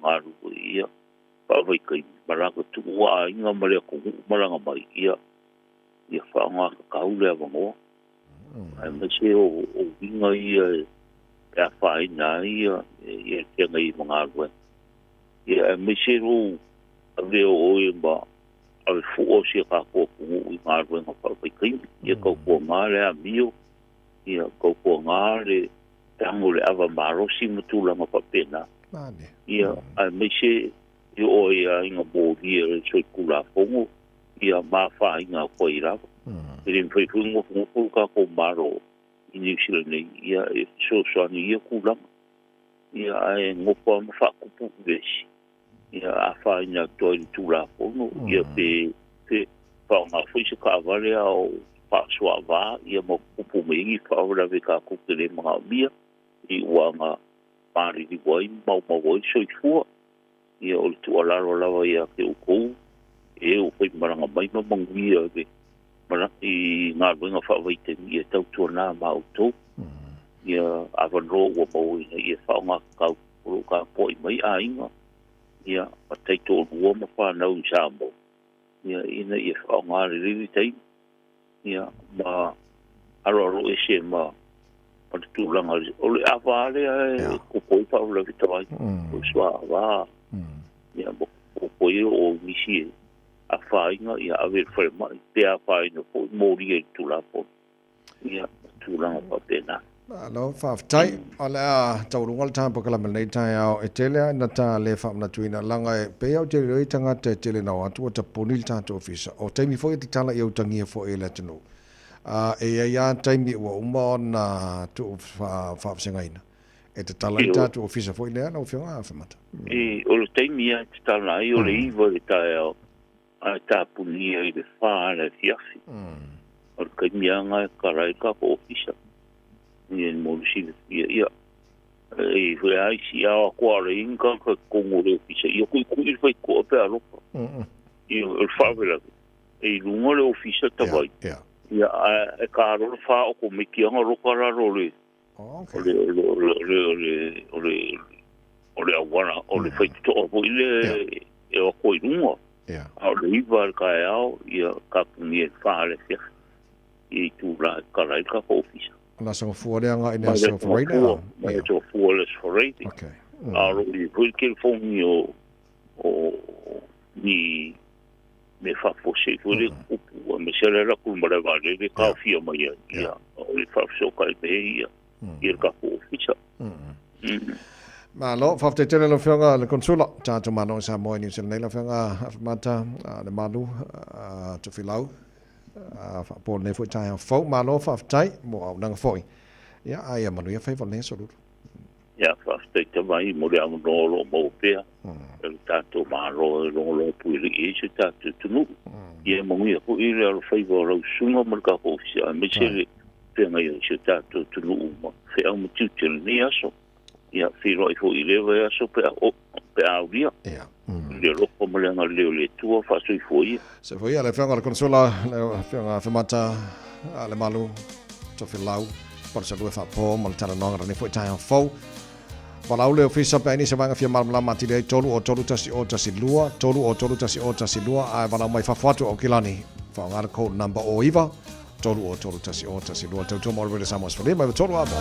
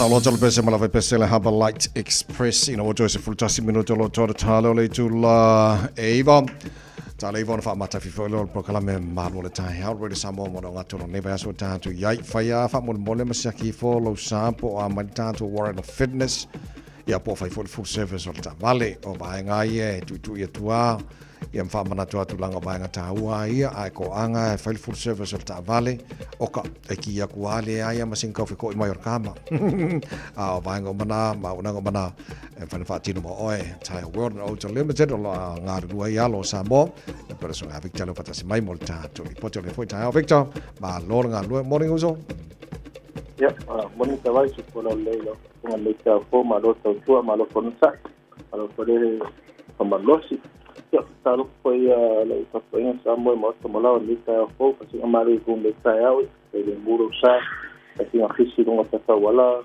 ta vai asa Ya, le vai kai mi kimu ya maru lu ka kawanga ba ai de le full service ma ai de le pa ka vale po okay mai Ya, aku ngai ko ti ti doi nga la sa mai mu ta to ngo ta wala teli ya vai po le lo ta vale po si suau po si vai ya vai po le o modi isi vai nga le o ka ko modi ta si modi ai ola isi nga mo kwa dia se le ola dai ke me ke usu markaya singa pu o Taeao ya ya ko lo modi o lo sum le ya ko su yo modi yang ada folio dan mata balik itu koma mesti ada apa yang boleh pada ya tak balik kau mata balik nak boleh pada itu kau sangat ayo ini tu nak suyi kalau saya tahu madu kamalan bagi yang itu koma misalnya tak balik nak boleh pada tak balik boleh pada ada Ya, lelei mai manisi mai ngai au nang foi fa malta po kalame fa mon mole uso. Ya, vai vai o tua conclusão, mantou a tua kasi dewa go sala to tolu.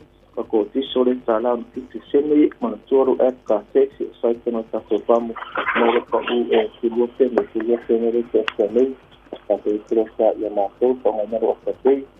Kita tak balik kongsi tinggi, kongsi itu bersu balik salah ini yang ya lalu Pak Malu doktor kena sebutkan nomor semua ada kongsi itu yang seperti apa boleh selala kita masuk ke masuk Malaysia kalau kita yang kita masuk tak balik lama di sini masuk boleh kita boleh modong tapi loko pufa kita pufa atau player saya boleh kasih letak balik dari sini pasal yang asal boleh balik ke masuk ke masa usaha ini nak tolu ini boleh balik apa tengok letak balik yang tahu kalau work itu salah itu malu benar ia tersolah ia kalau work nak dua salah di Korea di level satu company maupun tak ada pasal tak ada phone tak ada wifi apa yang kau susah tak ada dengan ya saya kita kawal pun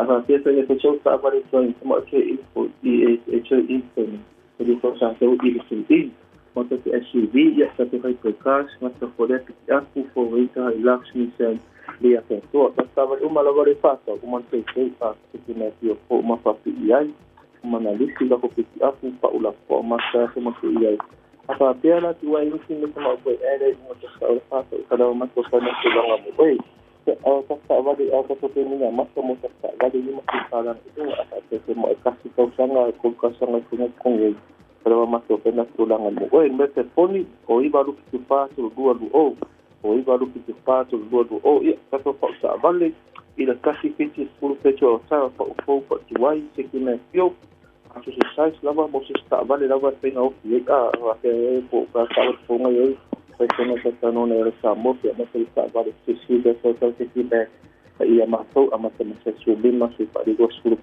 dia dua bawa ikut sekian mereka mau kasih po Willy apa yang esok po Willy naik kopi ada yang pak Samoa waktu itu ketua tak maksa kosak tidak subin mak saya nak ikut tahun yang sama saya dah dapat apa sistem oi tak ada dia dengan sen dia sangat tadi masalah ini dia malam ini dia sudah terus saudari ya apa pun boleh kanal ini orang ya lihat tu tak balik dari pasal sisi atau tele file malaysia sebelum masih itu semua satu nasi tu mereka telefonik baru kita si baru kita si beramai musuh yang saya dapat sampai menang Victor faftai mole le poti nei Taeao monu fo I faiva ole nei fo yaso o le I fa matafi fo ile por kana nei Taeao na ndo fa manatu e ile fa na free lunch na Sunday makane lau ka lena afar sfulua ngai afar tolu la uli is there reserve avandale ele fa pelanga o la ko o avandale la ka dia uma po fia ki ala lai pa wan me ya e mawodo wa no ya mo tanto fa na free lunch nai la so sa so nei Ia la fo tele ana isi fo I mo lava second hand ia mo tele isi vai ngaf so ani neva te ma no do male ta wata so fanga wata tu yai ai o de ta por kala mena o nei Taeao fafta tele lava lo talo mo lo ta po inga Samoa nei Taeao fo ia mana tu e bel ma fa fana o le lofo le tua te to ina le mano le tunu ma sena ta tu matua Malu do neva taimi mo ma fa fana le lofo le tua te to ina lo so fo ma to wala fa all time for longa tamu tal fo pe tala I vola ta nei ia na tua fo lo ta fa salonga so ate tia fa la tusti tia man proclame Fiafia mai fa all to re sama mo mo ne so lulu mo le taimi to ona nei te mai meni fa to pesina mai le vai ba fa se fo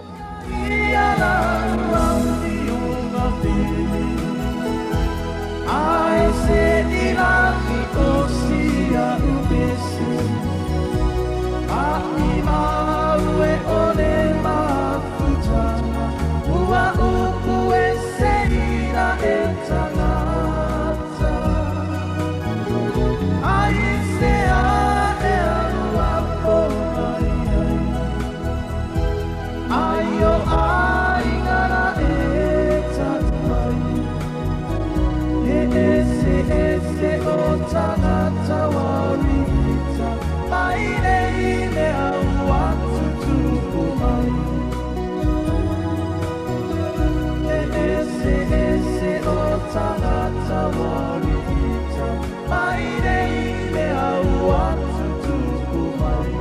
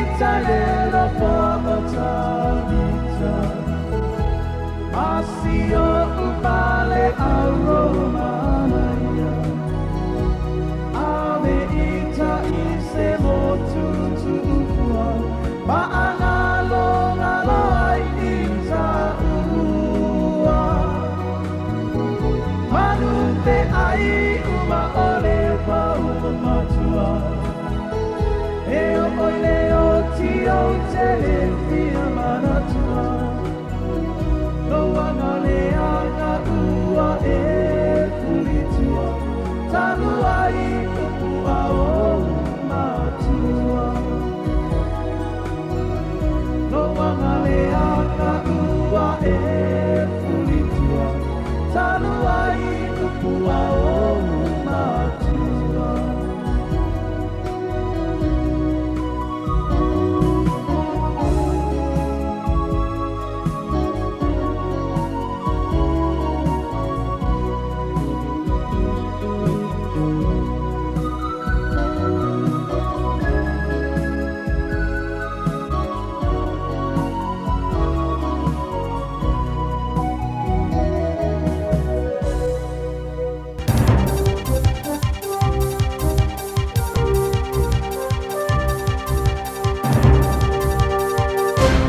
Talo fat mai a te roa mo lau whafonga mai tsui fumanuia.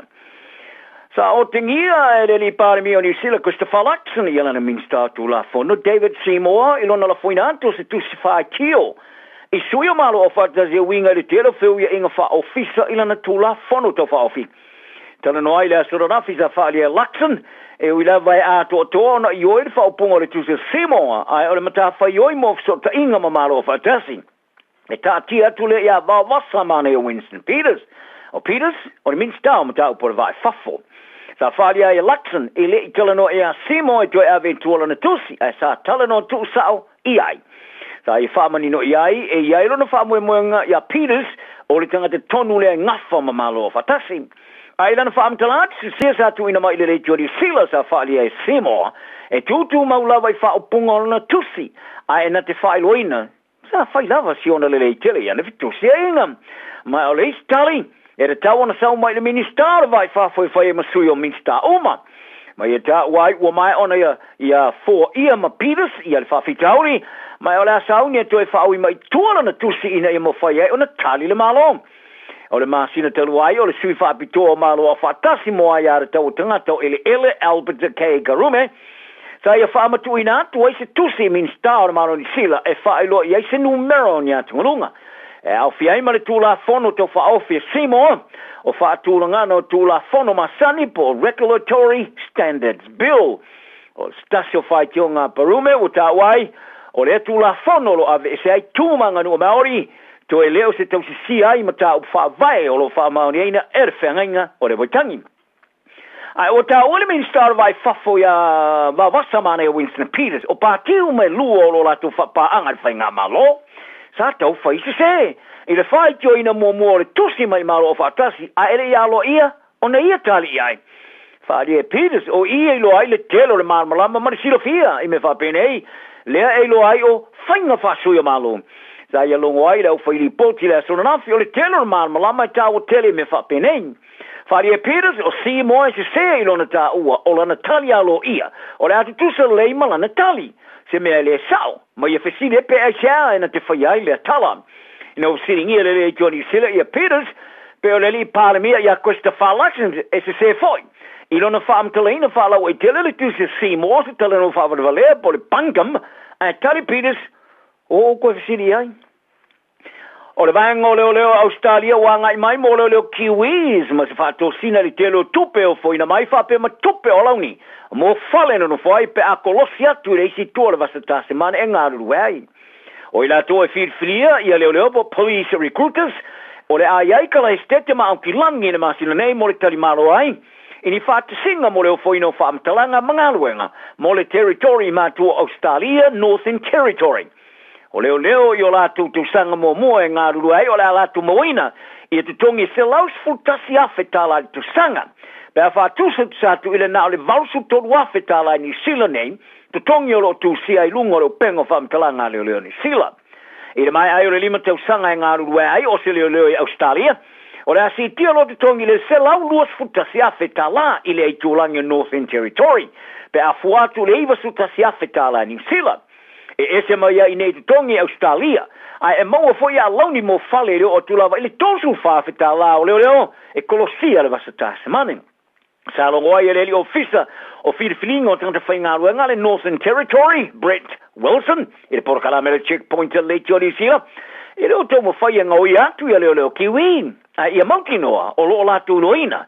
Ia isi la sanga e whai ai a latu o whiriwhilinga. Wharia Wilson, o le whatinonga e se furu tau sanga o whai mai, o le tau sanga nei lawa ia. Sa lato whatinoa ai se porokalame mo se vaenga o leo o whiriwhilia. O le tasi o le porokalame sa whai ia mati le luas futasi leo sa iai. Ele tusa ma le 20% o le a fa inga malanga tunis a mai New Zealand. Faria Wilson o le isi por kala me mo fil flinga o le fai le masina fo o kuso. Le e yelo lato fa moe moe. E tali tusa sinu mero le a yai leo e anga ia tua i Australia. Ua tūle ia e tamatai minstau tūtia New Zealand Casey Costello. Ia le whaale le antino ngā lulu e whātasi le Pasifika mo le pue vaina o le whātupula ia. O whāmatau sori ngā tūla whono e whāmao papoina i le itulangi. E au fiai ma le taula i le whela ua ia whasul tūla whono tangatoa. Mo le whaafsuia i o tupe le e pona ia whaari ai le vaengo tala le PMN. I lana ura ia se singa lo i e tonga sa fola i Costello. Ia maraonga mo tomo whainga tu whātasia le Pasifika New Zealand Australia. E vau iai sori ngā tūla whono e whaamau poina mai le sao fiat i le Pasifika. Tala noi le porkalama le Pacific Morning sa whaali e Costello. A tala noi sori ngā tūla whono e whaamau poina o le nao whaala o whasaina.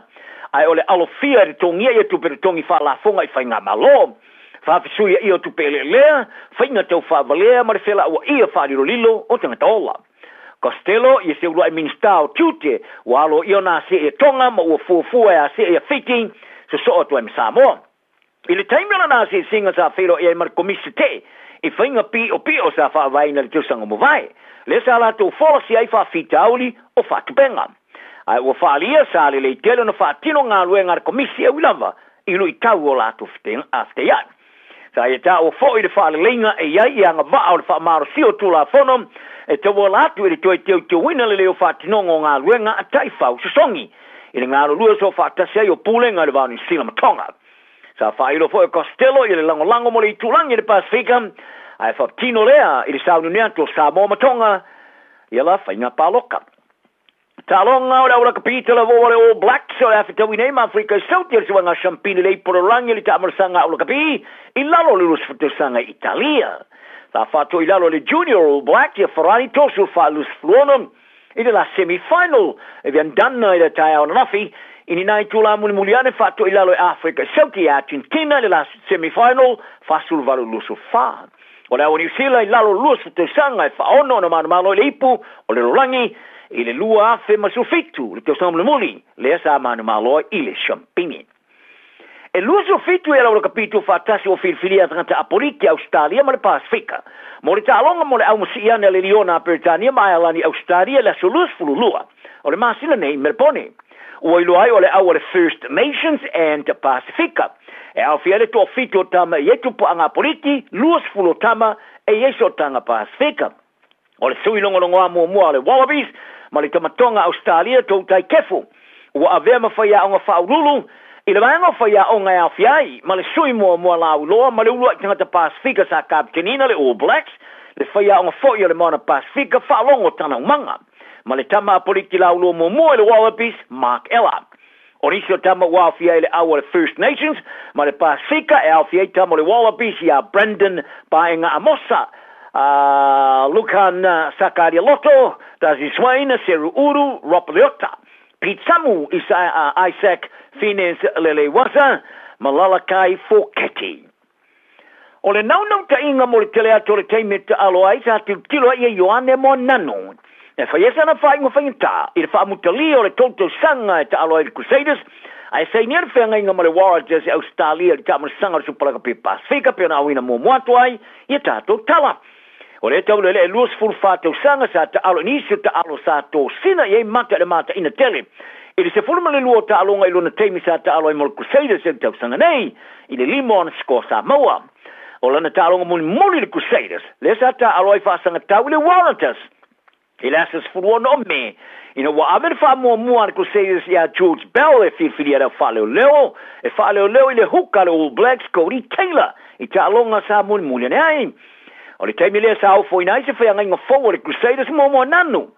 Ai sa whaalia mo nanu i le leitua le News Talk said B. Wa leo se whea ngai ngā ato o toa e mawhai ona to wiwe mo i ta alo. Ai o se kono kalaki e whakarikari mo se mangoa. Whaalia mo nanu sa malingi ni nai lo mata ai sa talano pēni nai tangata sa ave e alo na whātua toa ngā ato o toa. A wawa tio tilo o whaale le a tirilan ta alo. Ai a whai no whai pele Crusaders mo ristu sanga o le a tau fia i leo lola o lan ta alo. Sa amata mai e inauna tiu tilo ia mua nanu isi au inu sia pitai. Safte ia e mele vai tasi. E tali tu sa makala sete. E yele o fatu le tulanga huka lona fa. O se mata fo yoile na se huka. E kava moni manua. Ba ye ta wai o le mafu anga tonu na sa le to e mana o lo no foi pe New Zealand. Pe a fa yele se ava no e to vai talo.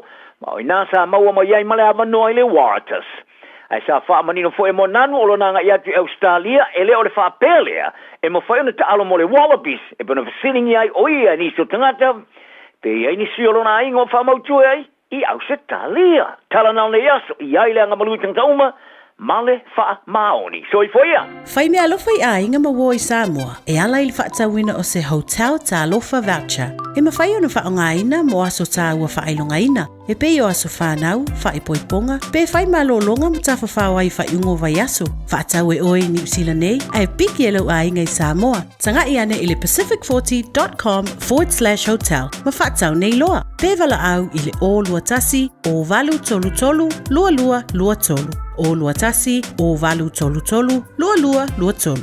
O mana umie o e po se isi lo a inga se fisoso ani tau fe malanga inga mo New Zealand. I mata au po e peo le vaita mai no whanau po nga luenga. A whai o lau tali o le ioe, wala au loa Ken Ferniho o le Fern Immigration Services. E iaila na laisene, ma ua silia ma le se fulu lima tau sanga o lana tau tua.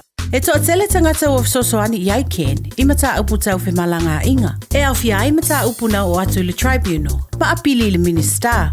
Tanga iane le mata o Facebook, ma le upenga te whailangi I moli mau. Mo nisi whamtalanga, wala au mai le Fern Immigration Services, ma tala noa yalu isa, I le oiva, lua ono lua, tolu lua lima tolu. Lua ono lua, tolu lua lima tolu. Po le o lua tasi, tasi lima tasi, o lima.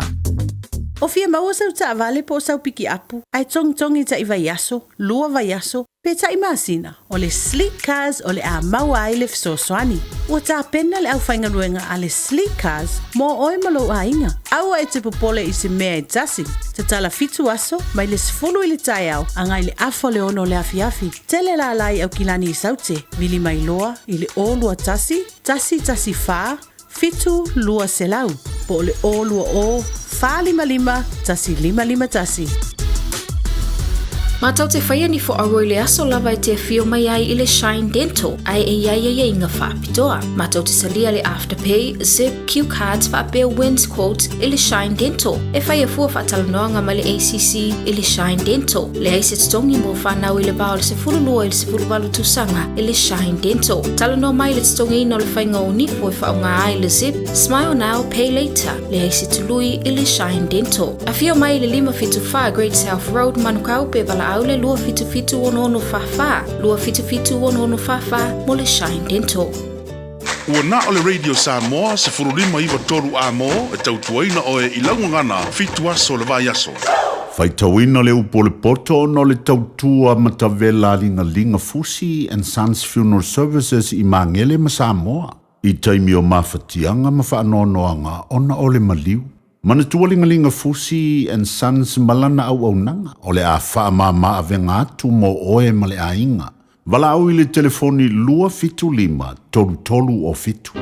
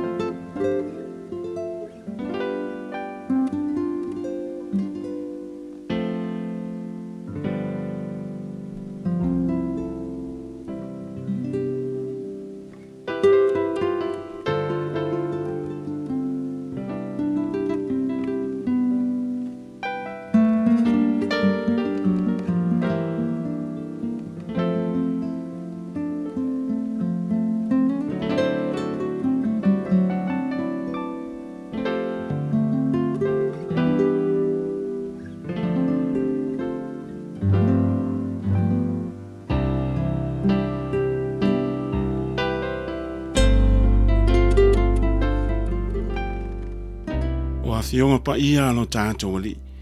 Whaita wino le upo le poto, le le Taeao ma le tusi al whata oto, sfuru ma le ono.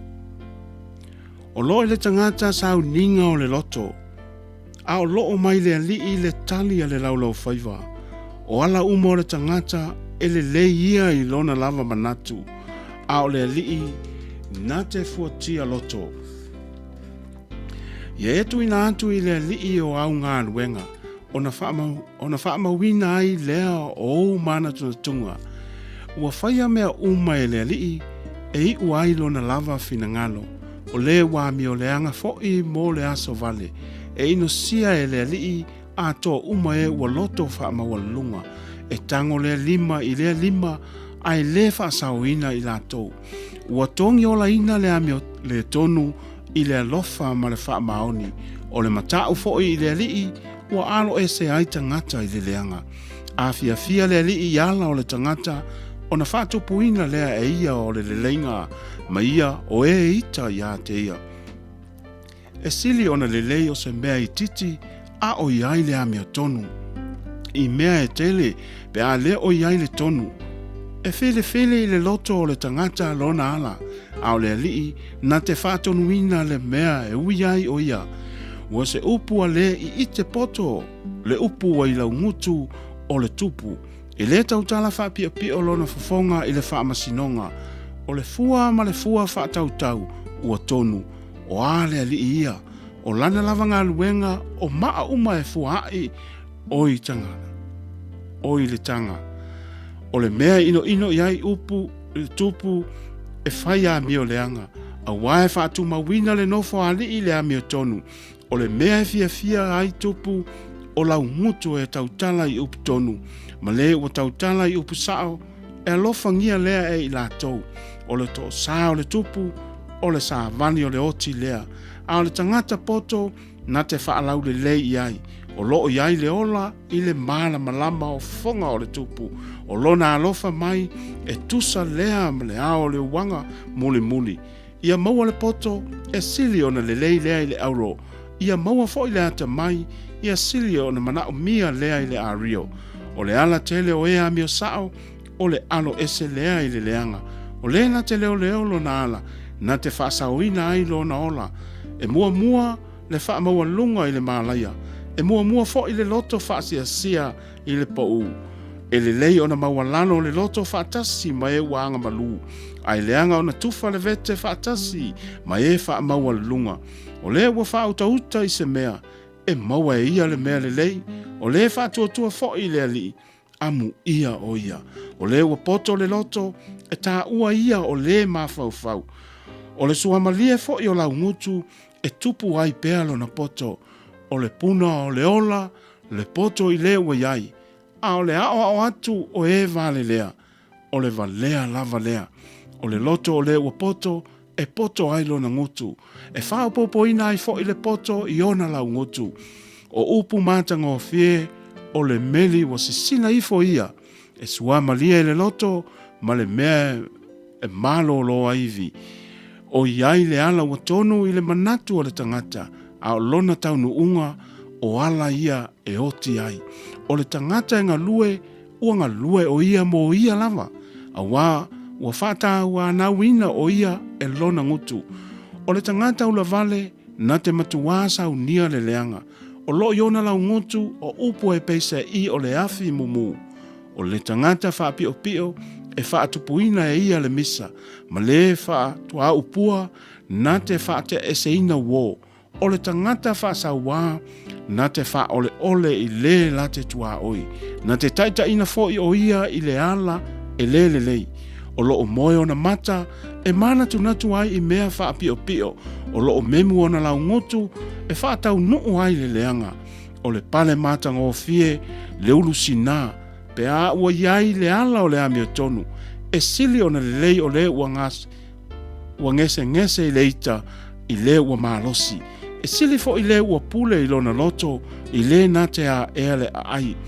E whaia le vili I le fata o le ofu. Ai mai le lii lona whaato nunga umalava. Upule nao le poto mo tātou le nei Taeao.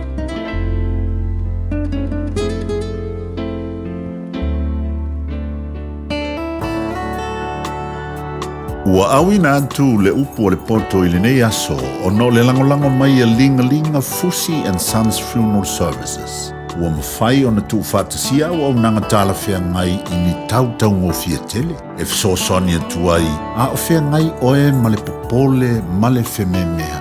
E mori whātasi atu ai ma wha mai senga, ma wha mawhana whananga mai a lingalinga Fusi and Sons mo a inga uma o Samoa ua whea le maliu male oti. Malau mai loa ia lingalinga Philip Fusi lingalinga, to ia whaapō lingalinga, to ngia si ulavea, pesusu mai I le luas fulvalu Canning Crescent I Mangele. Give me oil in my lamp, give me burning. Give me oil in my lamp, I pray. Give me oil in my lamp, give me burning. Give me burning to the break of the day. Give me oil in my lamp, give me burning. Give me oil in my lamp, I pray. Give me oil in my lamp, give me burning. Give me burning to the break of the day. Singing Hosanna, singing Hosanna, singing Hosanna to the break of the day. Singing Hosanna, singing Hosanna, singing Hosanna to the King of Kings. Au mai le suau lau la mepa. Au mai le suau ia mupea. Au mai le suau lau la mepa. Ia mumu se ia fio mai Yesu.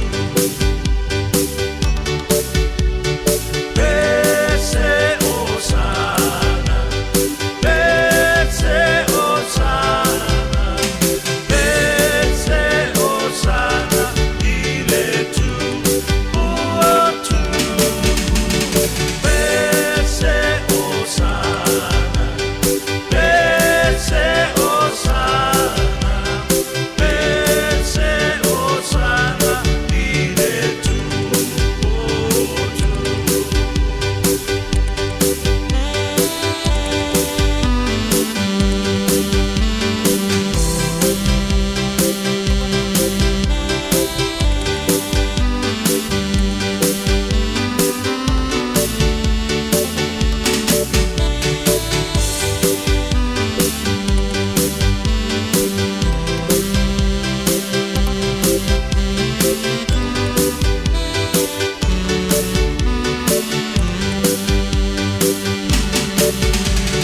Pese Hosanna, pese Hosanna, pese Hosanna, ile tu ua tu.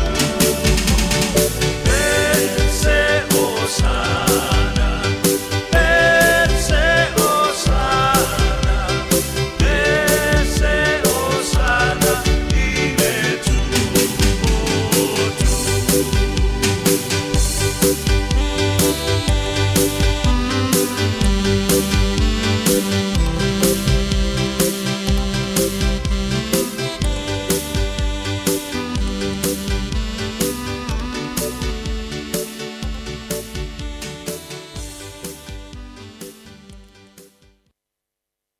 Whaafonga mai atina matama ita i tutoa, ma malolosi o le Pasifika, ua lātou lavea ina lalangi.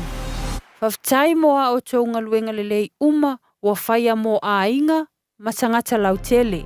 Ae peitai, tu salava pe tutoa ma malolosi tina matama ita. E lātou te mo mia lava, na whai ala tau siaki whafoma. A whai ua whasfulu lima i le ono sfulu iwa tausanga le matua o lo soifua. Whaatonu nei loa so wavanoa siaki fua ai o susu, mo le siaki ina, pe ua afia i le kānesa o susu. I le pressed, screen, Aotearoa. Wala awane i le numera. Oval se lau, lua fitu o, lua o. Awa, o le whaia o le siaki mawha ata o susu i le aso. E lawe ina ai o tou moa Taeao. Mo tupe wha mo moli Samoa mana tua lo le Pacific Easy. O lo wha a wau pea le tātou wha matoa e nao le lima tala te tongi pea e wha o ngā ina le Pacific Easy app. E wha tino ai au tupe wha mo moli mai lau telefoni whea ai. O lo awanoa fo le tātou direct transfer. Ti posi mai ai au tupe le tātou account. Ma wha moli eina fasili lunga o telefoni. Ma wha tino la foino lau tupe ai ka wha matoa. Mo le tongi no pili o le vai. Mo li te o ngā tupe so se whare tupe Samoa. Pe le tongi nino no ngā tupe le nupi wha. Samoa House Corporation po le Samoa Land. Ma so se au nanga Samoa. O lo ma whai na wha tino uma e le tātou au nanga le Easy Pay. Maratua e late le fitu se fulua tātou la wa wha sopoli ai New Zealand. Wha peo tātou ofise tolu i o Tara o Tāhuhu mamangele. Pe wha ngā le Pacific Easy app po le direct transfer. E wha sawa ilo teimi. Ai sili atu na wha sawa inau tupe wa taunga tāle penisini. Mo nise whamtalanga pala au le oval se lau o tasi odo. Po numera masani au kilani. O le lua fitu ono fitu iwa fitu wha. Ma le lua fitu ono fitu iwa varu wha. Pacific Easy. O lau pa anga mo tupe wha mo moli Samoa. A o tātou wholau I teimi whaingatā o le soifuanga. O le kā for you, o le awhiso soani mo oe malou ainga I se sā tau maualalo. I le teimi nei, o loo maua le SUV, a mata mai le valu se fulu tala I le vaiaso. Piki apu a mata mai le na o le se lau lima se fulu tala I le vaiaso. Ma tau te wheso soani atu I a te oe malau paketi. Susu mai loa, talia so se laisene, New Zealand po o Samoa, ia iai se ngaluenga tu mau.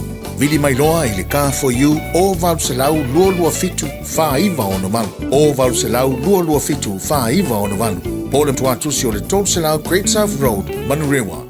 Talofa Samoa, o Ateshna Ryan, o le Licensed Immigration Advisor mo le Auckland South Immigration Consultants. E visosoani mo so se tu ai ngā visa e malanga mai New Zealand po Australia. Telefoni mai nei loa I le o valu o tasi o no valu wha fitulua. Po le olua tasi o no valu fitulua tolu o. La lai te wale wati le walua sifun marfitu minuto tia nei le tu la iwa. Ya, le tau tua fwoi mala unanga si ufonga le Samoa tasinima vitolo ambo to e wha o wina le fwoi teimo le Taeao. Po kalame le Fiafia mai pe ona ila ona tau tua mala unanga mo tātou le ngā tono le iwa yaso. La tātou tariuma mo atu I le unanga ma le tau tua le Enterprise mo tātou le whata simai le sunga ia au Sofia le lei. I le tautua foi al tātou whatabale pe ona e la unanga mo le malo tātou atunu ia I le o ngā tonu le vaiaso ma le nei fo iaso lulu. Whatalo whatu o kuso malo le soifo manuia, malo fo lang matafi le Taeao folo tātou unia lo fo le li. Ia, malo le, tawatai fo I la utalainga, ia, ma hoi tātou ino se tātou atunu, ia malo soifo ne Taeao fo. Malo le soifo manuia kuso o mo le Taeao. Ia, mana ia Taeao mo ia pe suisi ai mai tala le tau ia ua timu le silua minute ia tam fai mai fo ile sulo le la ia pat ole vi inga ile li ole fu ta to mo le Taeao fo ile ala fai fo I fanunga le lei ia fa po ia solo so ua ma se ona ia e fu ta to se lo ia ile li Io o le besini mataua au kusu fa fonfon tatu watulu o tatu fela ma Taeao. O pele malo si maleola ia ai mai se o le mau fa malo longa le li o tatu tino fa o ina io tatu tiute matatu ngaluenga pe ona to fi tatu le tua. Le la si mesi lon taua tatu fela ma Taeao le mo le mana va mai le ia kusu. Sa le lava le saunanga titia. Le la fatua ama farfala le Taeao o nga tono le vaiaso le asuludu nei Enterprise malana tautua. La tulanga lo iele tatu fatavale, pisi tatu fatavale. Ia, o e fa taima mata wava noa, ia. E mo lava ile tau o longa lava na tulanga le tau. Ia, e lo va ia lava le tulanga foi le su mai foi ma. Tala mai au le malo se tatu atunu. Ia, o le sui maenga o lo fai e fa pisi mato ia pe o le online, ia pe o telo nai tangata foi ia pe o nei vai tau ia ile tele o le technology ia mtulanga o nei vai tau I whaongaina online. Ia o tele whaanga I tangata ia lo wha ai mai ala tau application online. Ia whato asu mai tai me piki e ta vale ia ma wha masai nei ia pe kom tulang papena ia pe o tulanga na o lo ma wai wha pisi nei ia tai mi fo ia mai se tulanga o lo ia tātou tau.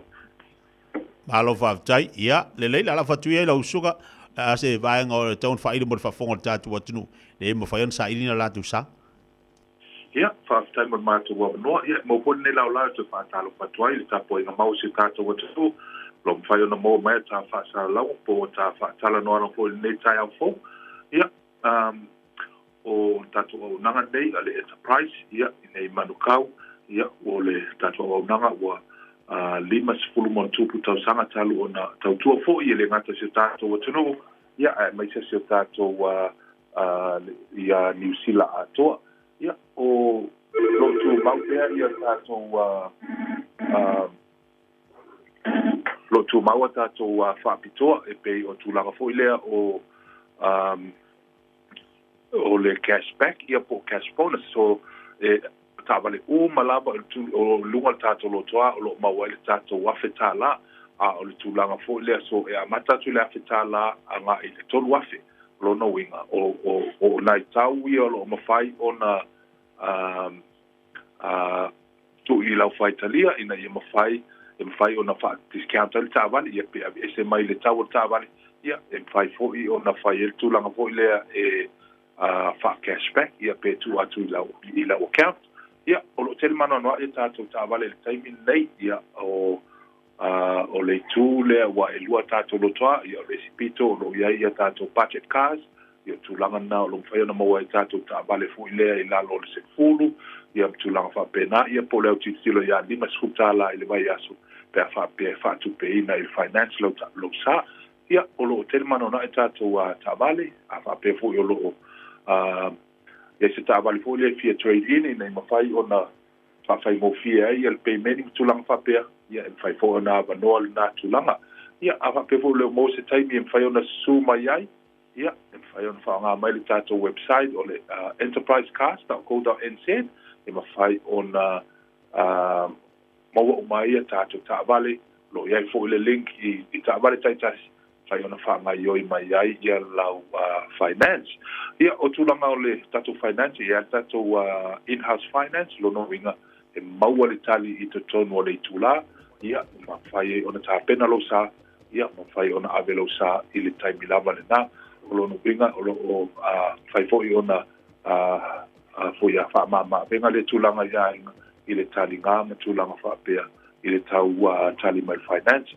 Ia o mo nisi wha amatalanga o na tātou taimi e mwhai ona mo mai mātou le over se lau o no tasiono wha tasi valu po o le tātou address o le 5 I le 5 tolu I nei Grey South Road I Manukau vai ona village so tai mai le sunga le nipule I a Terry Coon ia tama fo I a tau o papo ia po tau au auna nei mo nisi wha amatalanga e le whai ona so tai mai ia tala noa lava I lau ngana wha malama fo inisio vaenga o lo mana mia I le soaswani ia wha tele lava tia mo le mātou avanoa manu tele ina fo ia o whai valo filima wale tautua ino se tātou atunu ia lo famia fo le atua le tapo inga mau se tātou atunu ai manu ia tua inga nei asu Malo whafte tele lava le sunga kuso mo le tātou ripoti le nei fo I Taeao ia whafonga le tātou tunu manu ia tele tiu te mga ruenga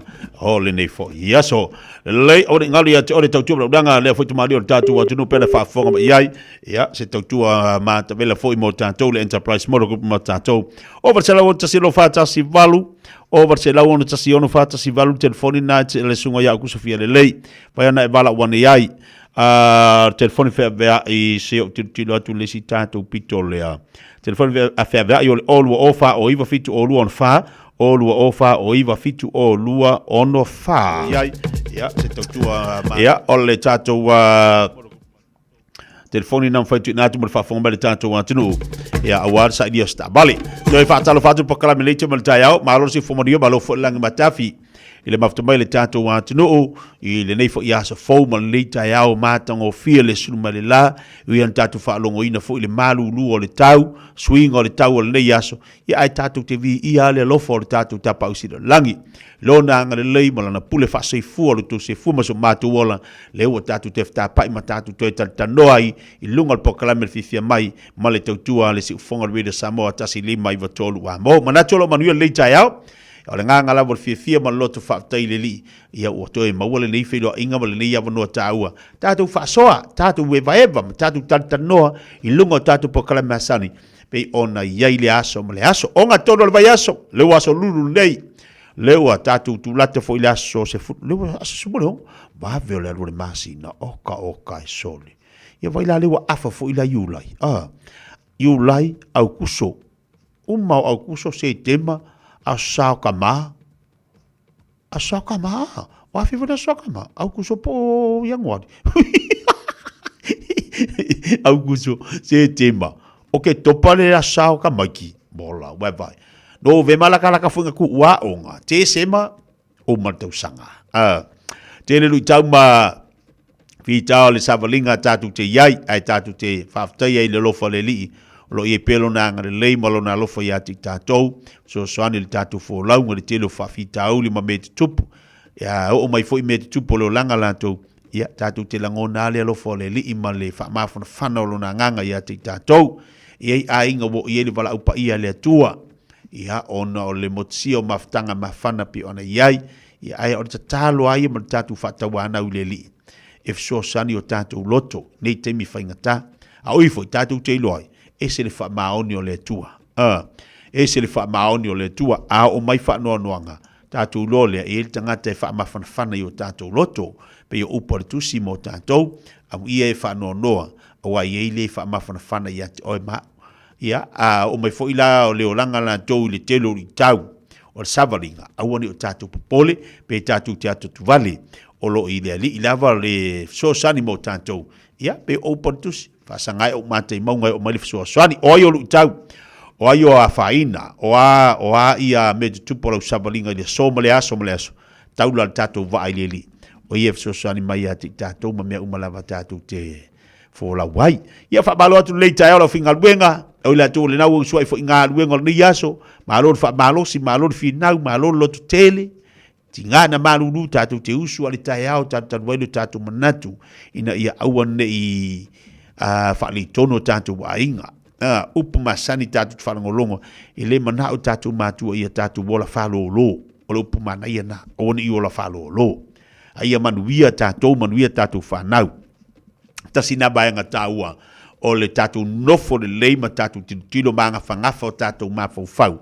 tatu te pataula i le li i lana fisosani mo tatu le aia se mea e whaingata e le mwhaingtatu whaia lo inga tala fo i le po wa me whaingata e ma whaingtatu whaia pe a tatu wharangolango ma taula le tatu wa i le li ma tatu whamwala au le atu fisosani mea tik tatu ia whabarol folau wa le fai fata no inal tatu kala me mal le talanga pe ona yele tau tubla danga de sunga le foma o le wato to awe ya tul le sunga foma idisi ana fontanga pa ule baenga o le ai e tu ono le se tatu taimi ia mantuala le wote le sfuri o le la tar sfuri tasi o le la tar le sfuri atato o le baenga na pe ona yai ia ai le se me o yai atone mo mesi taimi tatu te bole so ta inga mal le sunga tatu foma fa wa tatu po kala me ngana Samoa fa wa diso tatu musika le Taeao e pese o lo fatuai mo o to malava le malulu le nei aso a fa pe ona te puru i lunga lo moenga le mana ia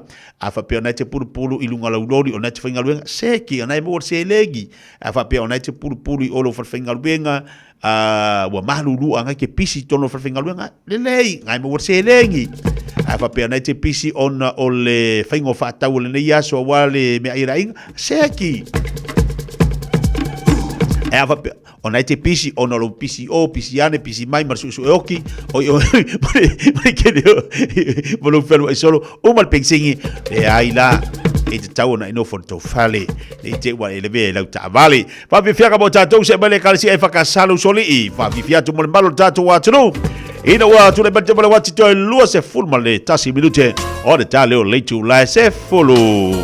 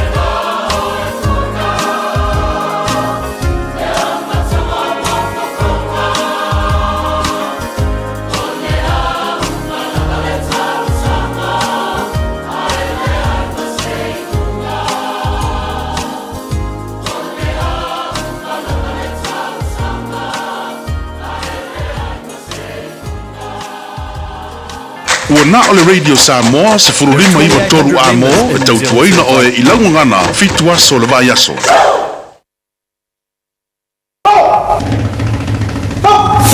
Radio Samoa tasilima iwa toru amo.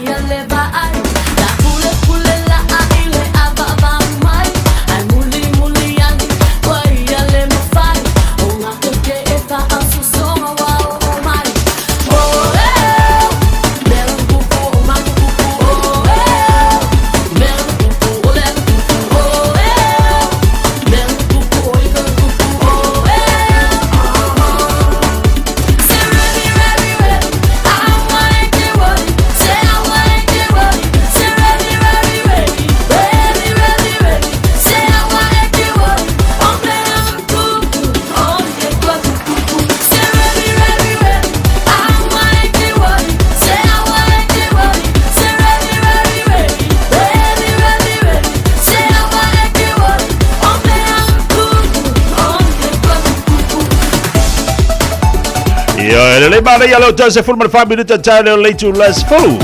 Tale tu las fulu ona toi tali wat foi le tu vatu tantu tale vai padua e le tau tu pada le fionga se uli Malu sona fa poponga po to fa salawina e le nei fo I Taeao. To tele ni se la tu le mafuta mai le nei fo yaso lungo penga tfailangi.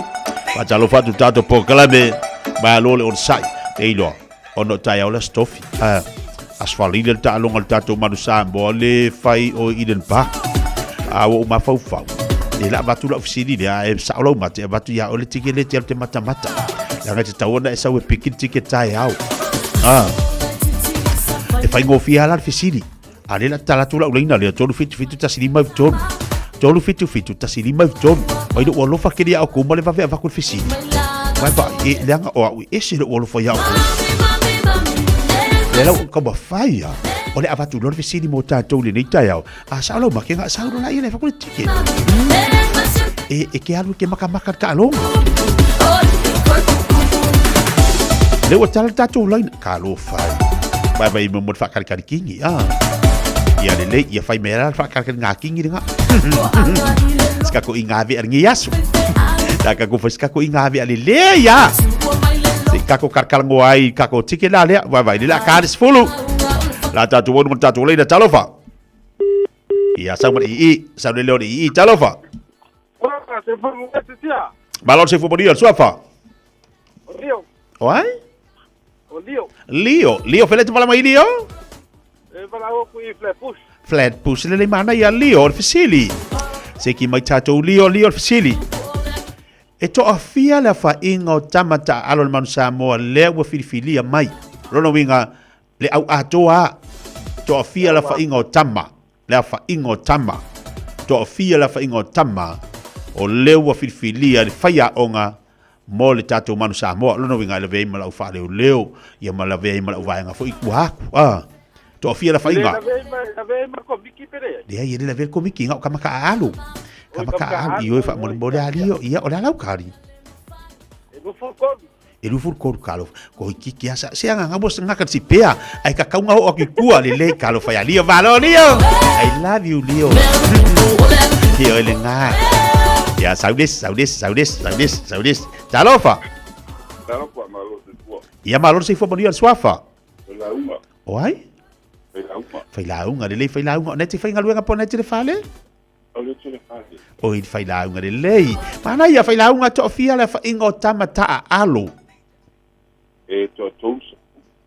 Todos se folu. E fia fai lau?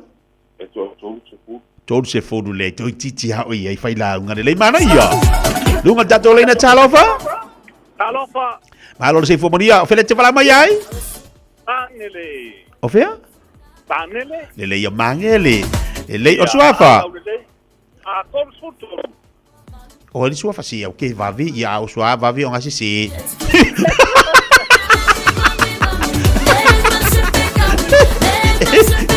E vai go pode sua faria. Te vai que ele vai vir que ele foi on assistir.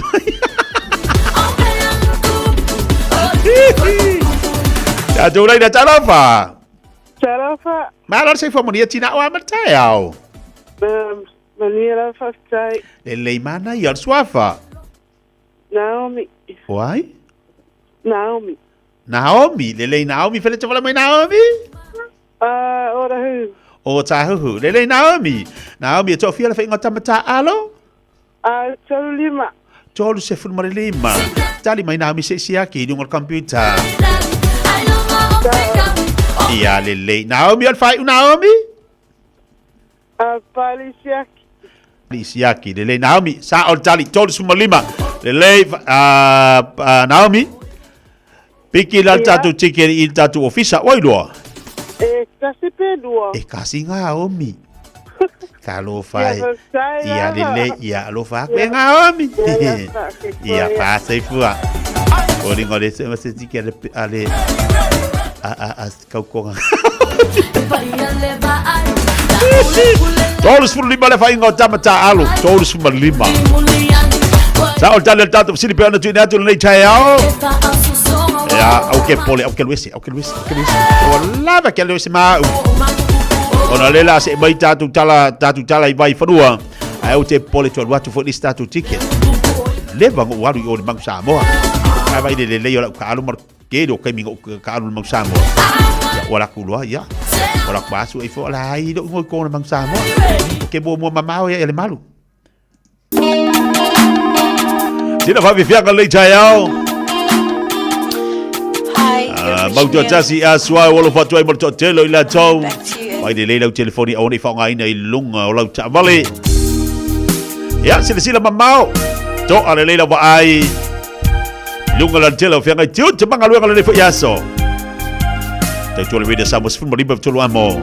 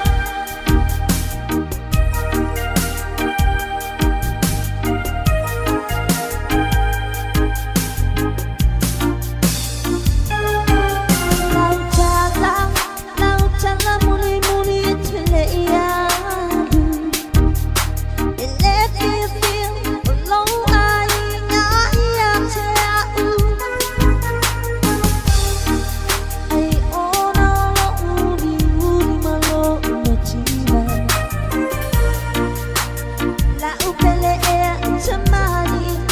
tamali ingaba oinga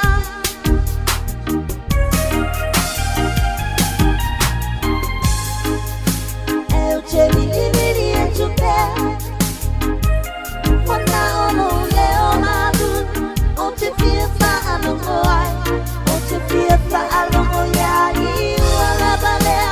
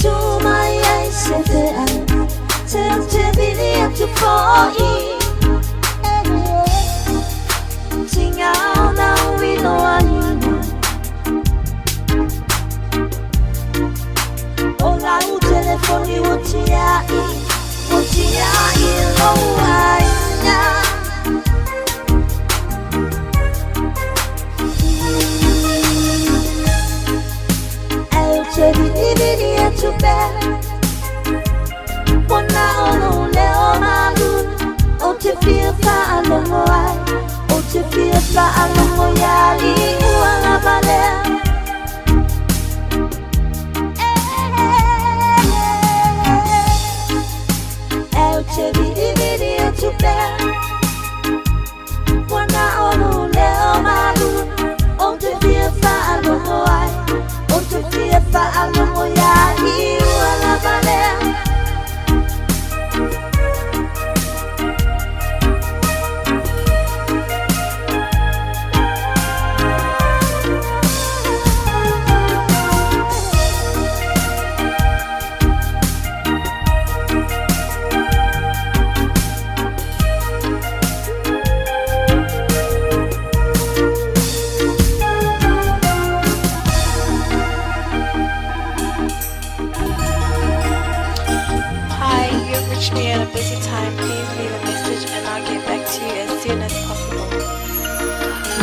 Radio Samoa. Taslima Ivaton Amo.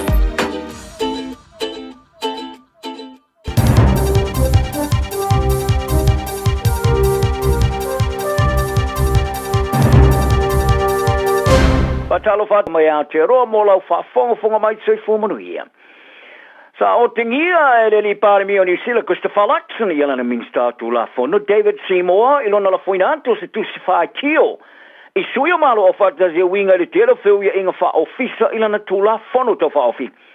Tana no ai le asura rafi za fa li laxen e wila vai a to na ioi fa opunga le tu se Samoa ai o le mata fa ioi mo so ta inga mamalo o fata si. E tā tia tule ia wa wasa mana o Winston Peters. O Peters, o le minstau mata upor vai fafo. Sa whalia e Luxon, e le i talano e a Simo e toi ave tuola na tusi, e sa talano tu sao i ai. Sa i whamani no i ai, e i ai rona whamue moenga i a Peters, o le tanga te tonu le ngafa mamalo o fatasi.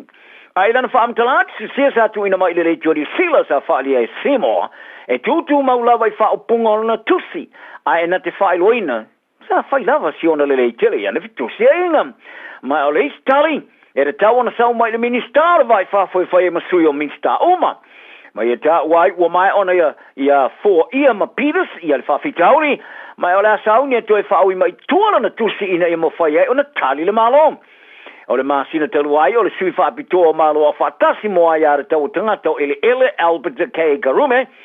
Sa ia whaama tu ina, tu eise tusi min star maro ni sila, e wha ilo i eise numero ni atungalunga. E au fiai mare tu la fono to wha au fia simo, o wha atulanga no tu la fono masani po Regulatory Standards Bill. O stasio whai tionga parume, o ta wai, o le tu la fono lo ave, e se ai tūmanga no Maori, to e leo se tau si ai mata o wha vai, o lo wha maoni eina erwhengainga o le voitangi.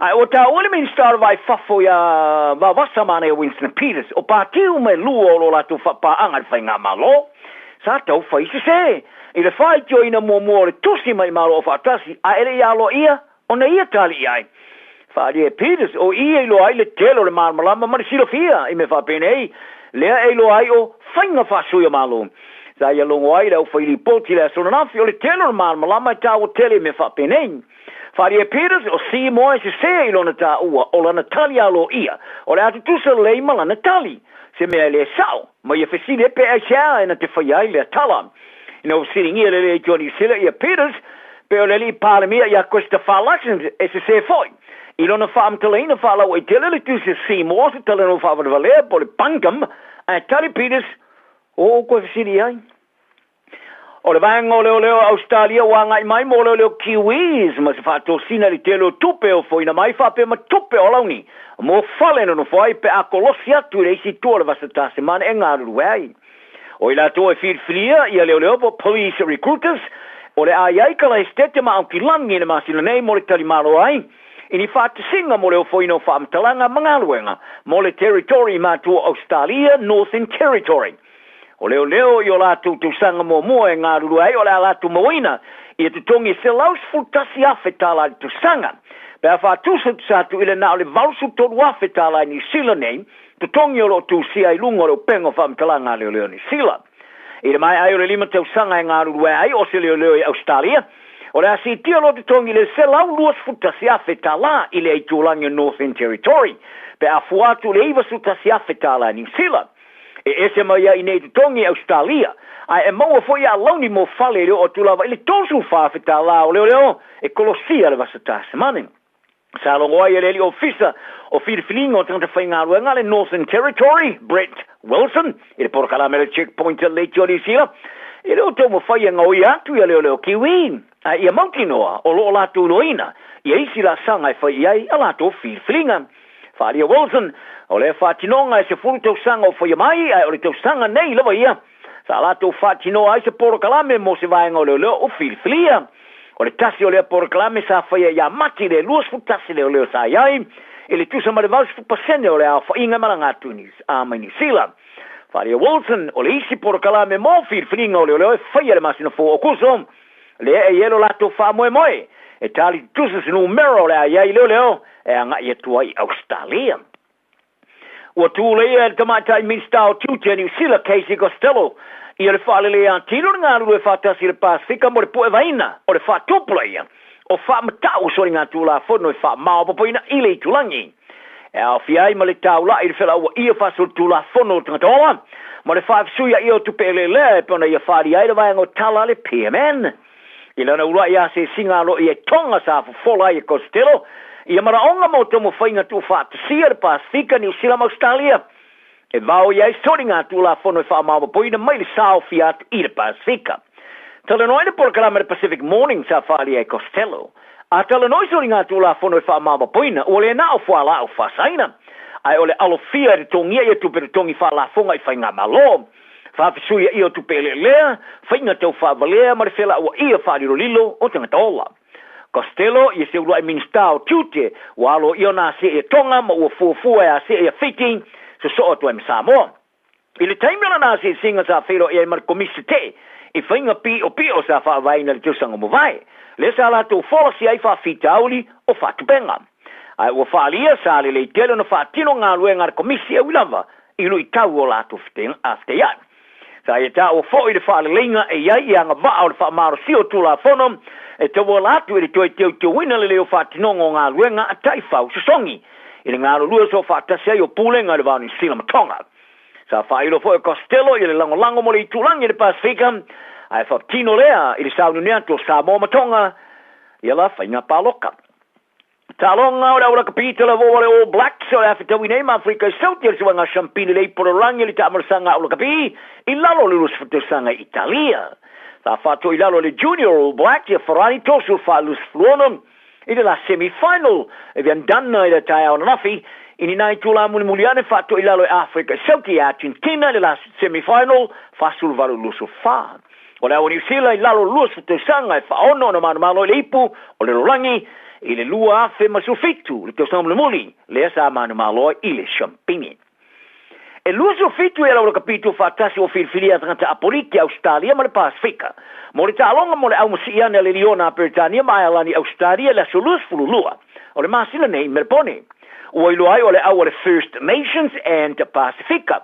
E au fia le tō fitu o tama i etu po anga apoliti, luas fulu tama e yeso tanga Pasifika. O le sui longo a mua le Wallabies, ma le tamatonga Australia tau tai kefu.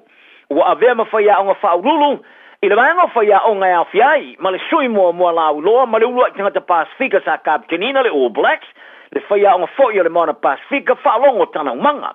Ma le tama apoliki la uloa mua le Wallabies, Mark Ella.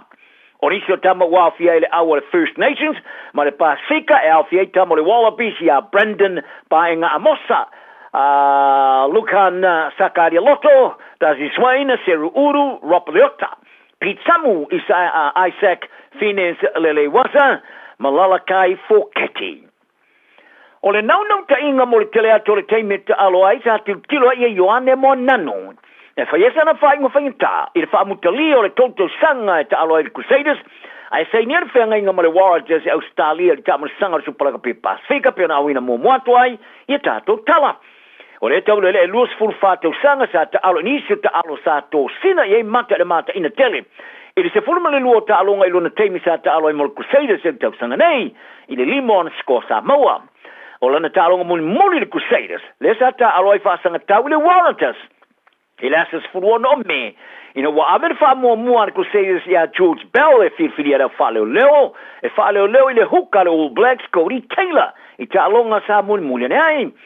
O le taimi lea sa au foi nai se whea ngai ngafou o le Crusaders mo nanu. Ai sa whaalia mo nanu i le leitua le News Talk said B. Wa leo se whea ngai ngā ato o toa e mawhai ona to wiwe mo i ta alo. Ai o se kono kalaki e whakarikari mo se mangoa. Whaalia mo nanu sa malingi ni nai lo mata ai sa talano pēni nai tangata sa ave e rona whātua toa ngā ato o toa. A wawa tio tilo o whaalele a tirilan ta alo. Ai a whai no whai pele Crusaders mo ristu sanga o le a tau fia i leo lola o lan ta alo. Sa amata mai e inauna tiu tilo ia mua nanu isi au inu sia pitai. Sa afte ia e marimela vai tasi, e tali ki tusa makala e sete, e iele o fatu li tulanga huka lona wha, o se matafa ioile na o se huka, e kava moni manua. Mai e tā uai o le mafu anga tonu na sa le ito e mana o ilo e nofo e pe New Zealand. Pe a whai e reise avano e tau vai ta alo, ma o i nasa maua mai ai male avano e le Warriors. ai sa fa manino fo e monanu o lona ia tu Australia ele o le fa pelea e mo fa ona ta alo mo le wallabies e bona feeling ai o ia ni so tangata pe ai ni si o lona ai ngo fa mau tu ai I Australia tala na le yaso ia ile nga malu tang tauma male fa maoni so I fo ia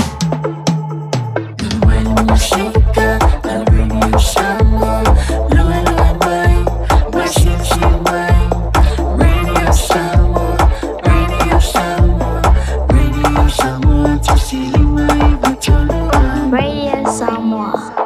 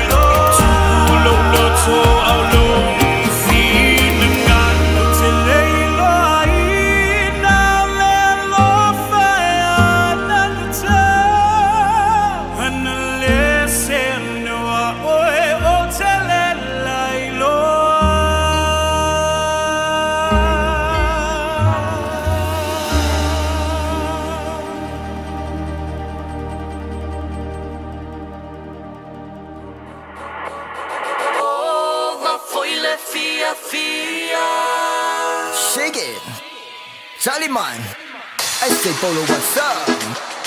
O sei que you're my brother. Kako we on Fadidella. So, fuck, nga make it. La mai lau kama manga ya. Tari ale ai masikumbe ile kama. Alufua iko kongu kalu waile alufa ile ukumpe ai ole mafukanga. Bailo iko kongu vale alole sasa aua ingo mele nguku ole tawa. Musi musi wa kuyai ai fia ula vale fai mai oyele ai o sipanga. Mira hema waseno wangalenga. Ukako na bai kwa fasiela. Ya feme police la soli ele mala. Lunga lunga lunga. Batsi mai olima. Be afai wa Fiafia.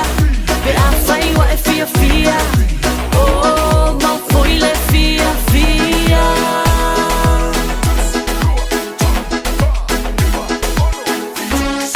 Lunga lunga lunga. Lue lue mai lo. Be afai wa Fiafia. Be afai wa Fiafia. Oh, ma foi le Fiafia.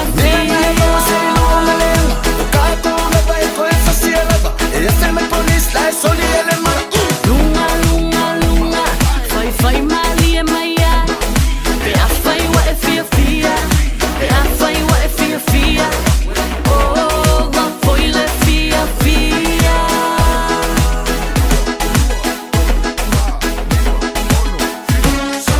Lunga lunga lunga.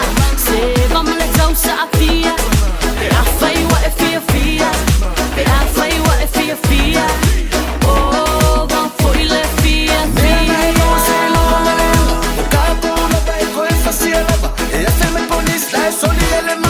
Lunga lunga lunga. Gosto lo ai fafo. Se awol so onga fasia. Awol so onga fasia. Wanga la vole Fiafia.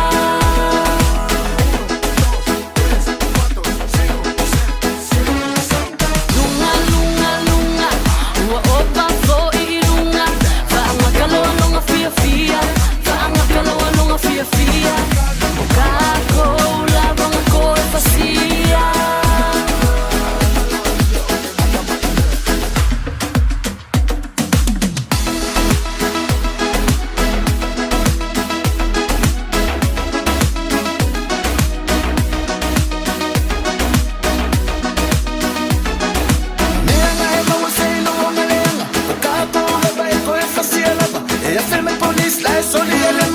Lunga lunga lunga. Batsi mai olima. Be afai wa Fiafia. Be afai wa Fiafia. Oh, ma foi le Fiafia.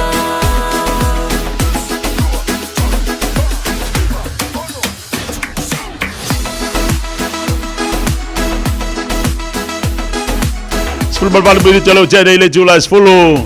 Ba Fiafia ngabon malo jajo tinu ya be se foto tele la jo le ma foto ba ilunga upenga tfai langi lunga foto jajo Facebook fa malo ati po klabi ya jo malo la fa tasi mai lunga le jajo tua ta fa fia lo langi lo ma mai pel po kalame le jo le Samoa ilona ofisa uju inei au kilani patalo fatua ya jo mala malo la ma mai patalo fatia Caroline juala malo le ma mai fa pena fo ya malu a Paglish Patalo bati ya tonga fa sau fa tele mapto ba ilunga tatu pokalame. Yo fine an solo yo lo fenga foi male upale ne yaso. Yo to fa ya titia leone tapu vai lo mapto ba male ngai male pone Australia. Pa filo atil pokalame ya solo mata mua. Aso pesio yo se fa fatalo batu. Pa balot fo ya lenes ya ale fa tsima ilunga le tatu o nanga.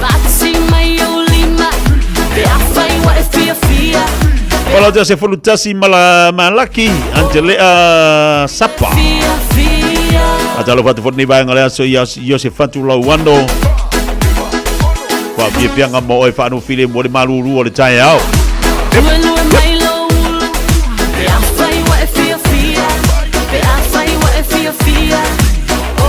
Edi soltatu atinu le mafuta mai ngalu nga fa vai taimi le so. Yo fa malo fa tadi mafuta mai. Malo tu wala ba ai nga yang ai mai sa ili manuia mai si Malu dua le tino da pa pero te bimbo mo le fa to a e tau nu mai lau fonu au te ro yo e tau ino le apo Malo le maf to mai Ia fa pe foi fa talo fa tina ta mama ni tina ma tu mo ta malawa talo fai. Sip. Lunga. Kapalot foi le au bangalo mafuta mai le ni yaso. Kalau fai ia malu sababat. Mesi de matahu le fa sabat. Ya fa pe la telo chala fe ngai le sabat bali. Ile le foi yaso le mana yo le tau ai amalulu awa. Awa te sabat e ke fu wa sabat. Ya po ye fu ngai di si owo. Ye pe ke sabat e ke ko akasi dinga. Manga ya no ai malulu no for le fale. Mai di fa marstino la tu le fale. Ya makini le TV. Awa te sabat. Ki fu wa ika ya lu ila mai la wa ke sabat. Me ale manga oyo. Mai lo de ku nu ngala ke sabat. Awa ki fai me ika. Ika mai mingo de mkuka. Ai lo wika ya ke sabat. Ya papalot le ba ngaleso. Ya maftu boy fole singol fa ngaya pasta sa vai se mole. Vai se mole tu po mane mole tatu vale hepo life in Ottawa.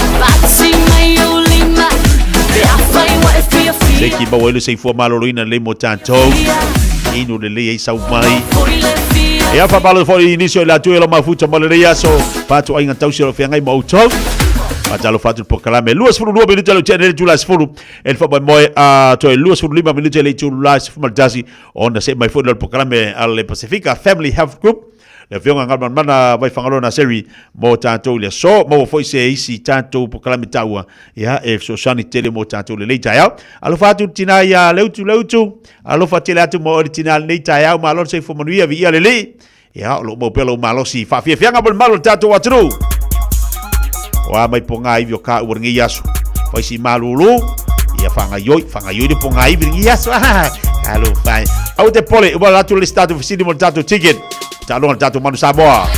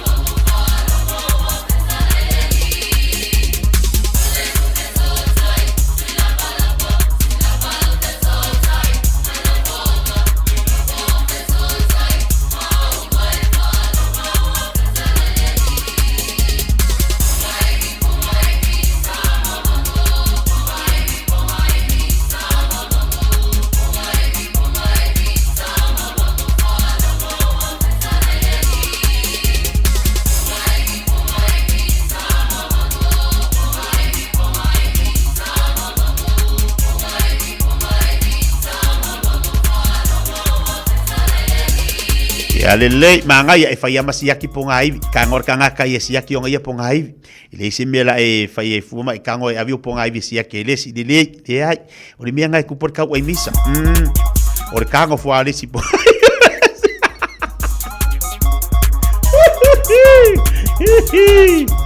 ya ava pe na te no sa fai dunga le lau le Taeao ya manga i for ngai e ke fisilia o ko inga lo makua e ala sa wai mi ko ponga ai ya lo ka kalangwa mai ngudo ki ya fa pe lo makua ngai se ki po ngai vi ngai ki kai ya au va ya ku yo fo dinga ngai ki ngai okay wa vai dei mo ma ngai fa so ha ya Sicilia ko inga ya wa vai le kala lo makua wa bibi kala si ko inga fo ile va ya ku i kala lo makua ma ya va inga wa e va se furu ya ngai ma ngai po ngai vi ngai ki malo si ko anga di savat kala ko lo maku e fa malo si e dar ko inga le ia mai ko anga ke alu e ingu sau vai vela ia e mo edu malo si ngai ki kai ya ia e family kala lo ma al ko inga ia nga fu e okay ya oi ngai okay ya oi lo maku e okay fa fe la so vai mai ke au e lo maku ar ko inga nga fu e okay ya ponga ai e mo ia fula mai o nga di mai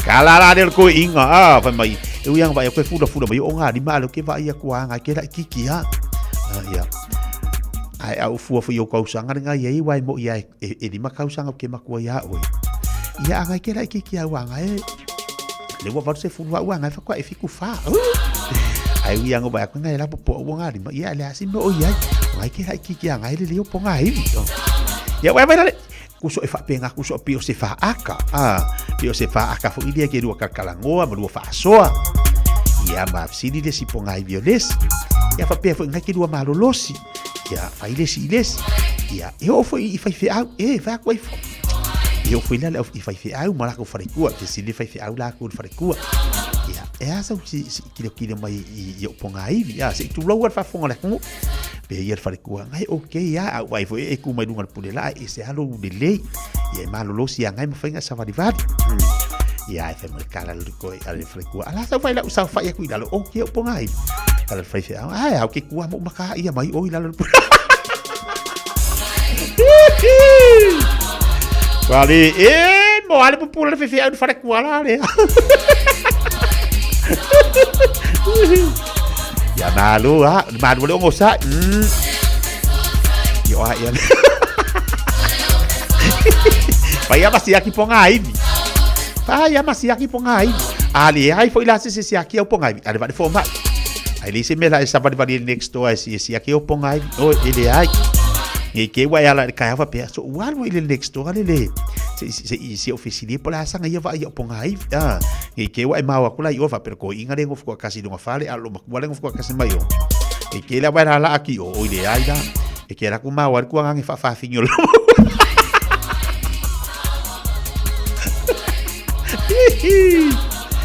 dia aí se aqui eu ponga aí lolo usaha o vai formar lolo usaha vai formar aí lolo faz se aqui ngapong aí aí lolo fala next door ele aí Agora vinga e ponga aí. Vamos talo bater juga para pegar pasta Elia, malita tu fan sidia berfetu ya Allah. So ya puasa. Para lo batu manuia ngadu ngalo fengai ba oi. Ya basa sungar fa fengai nga. Ya wa tasida unanga maleta tu olo susani tendo motato. Ila tu fa le tu la tu tabale. Ya ole na mo susani sungar fa fengai ya pasta Elia. Sina fa Fiafia ngamotato le nei fo yaso. Tatu tali watu i la utama la leo kin fai popo mal tatu fa Fiafia ngal dei fo yauli e wolo fa tu ai mo to umalaba kasi ayabe fai malu o fai vale de yaso mau per to mai pe ava pe weini lu tau mo fa Fiafia ngai ri tana sfundua Etasi ole alofa ate momoi Aole onga te tonu lo fatu wana oi Olo manongi o te mana maina ya soma A o folinga e tu mau mai pea yo uluma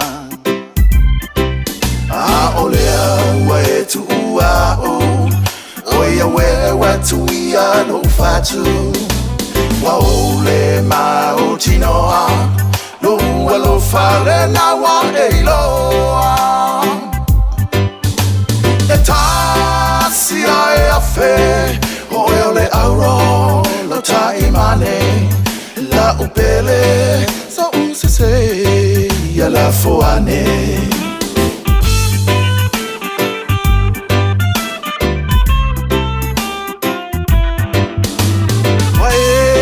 Aluma veloma fau Langona e o tino ane a fa avava Wasau tualasi o mawhauwhaunga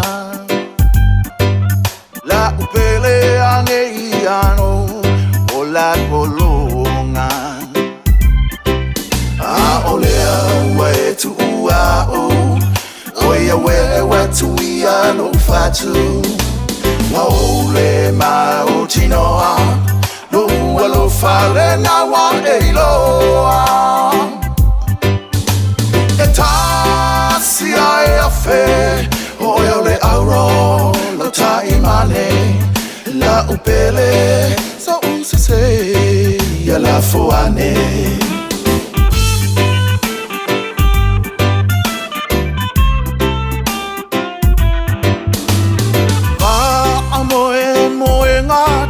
Atau po La e manongi o le alofa A soilo uola Te maui o ulima Masapa sapai Se pese mali e usu E fia A olea we tu ua o Oia we tu ia no fatu Wa ole ma o tinoa No alo fale na wa eiloa E tasi ai a fe Oia le auro lo taimane La upele so usese ia la foane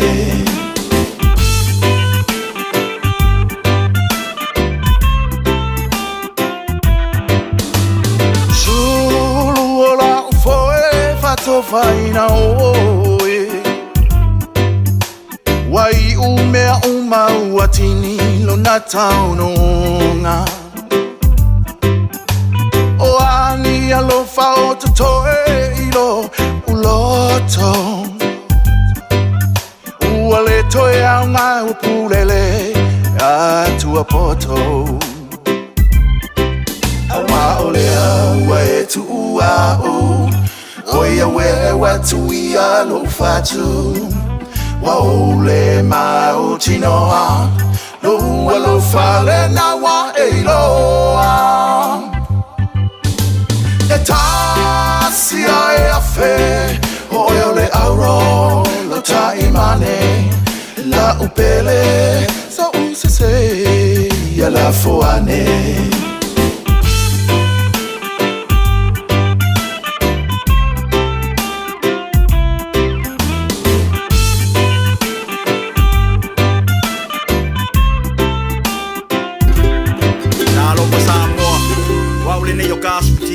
Awal sui ala ngila ura ule kio A eva mai ina se furu lima iwa kolu Amo Radio Samoa Vevela Whai mea alofa I a inga mawo I Samoa E ala ili whaatawina o se Hotel Taalofa Voucher E mawhai ona whaongaina mo aso tā ua whailongaina E pei o aso whanau, whaipoiponga Pe whai malolonga mo ta whawhawai whaiungo vai aso Whaatau e oi New Zealand nei Ai piki e lau a inga I Samoa Tanga I ane ili pacific40.com/hotel Ma whaatau nei loa Pe vala au ili o luatasi o valu tolu tolu lua lua lua tolu O luatasi o valu tolu tolu lua lua lua tolu Awane e misiele tuisamo Manhattan Meet Year Dance E whaiele stona I aso se fulmala iwa yulai Am taliali tulai fitule Fiafi Na ole fastful lima talai le tangata E te fiwa tau mawhama e tau sami le po atoa O la Fiafia I le tuisamo band Awane ngalo le tuan tusi o le iwa fantasi a Dominion Road I Mount Roscoe Fauso tai lo le fale tui a Liz E le o luatasi o iwa tasi o fitu o valuvalu Mo se laulau mo oe maupa anga po sio ainga le tuisa mau Manhattan Mid-Year Dance le astonai aso se fulu iwo yulai lua felua lima. A o tātou folau I teimi whaingatā o le soifuanga. O le ka for you o le afiso soani mo oe malo ainga I se sā tau maualalo. I le teimi nei o loo maua le SUV a mata mai le valu se fulu tala I le vaiaso. Piki apu a mata mai le na o le se lau lima se fulu tala I le vaiaso. Ma tau te fesoasoani atu ia te oe malau paketi. Susu mai loa, talia so se laisene, New Zealand po o Samoa. Ia iai se ngaluenga tu mau. Vili mai loa I le ka for you o valu se lau lua fitu wha iwa ono malu. O valu se lau lua fitu wha iwa ono malu. Po le tuatusi o le Tolselau Great South Road, Manurewa. Le Fab Fabrics. Wa tau nuu mai I le fale o loa e lei I so o se tu ai ngā lanu. A mata mai le tau I le lua tālali masfulu I le mita. Tele fo I ma ia lava ua maua I le taimi nei. Tele malaro ano hae o wha mau fai ofu. Me amata mai le taita la I le pepa. Ai luas fulu wha mau. Le Fab Fabrics. Lau au nanga e fsosoani I so se tu ai ngā suinga. Matala fitu aso o le vaiaso. Tuatu si tasi whao no a Harris Road, East Tamaki. Au tafal Pampentini. Ale Z.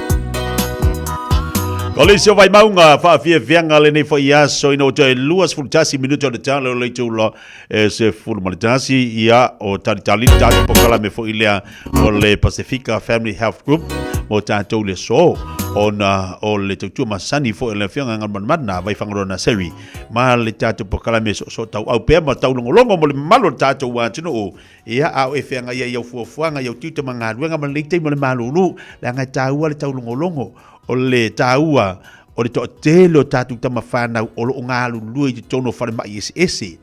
E au ngāla le lātou pitola au e momoli atu i atu oe. Ina ia whamanatu atu i atu oe, le tamama le tina, le tamama le teine, tātou malaba, lo soifua mālo loina. Tutua nāle newa i taimi. Mua pepe siat furu.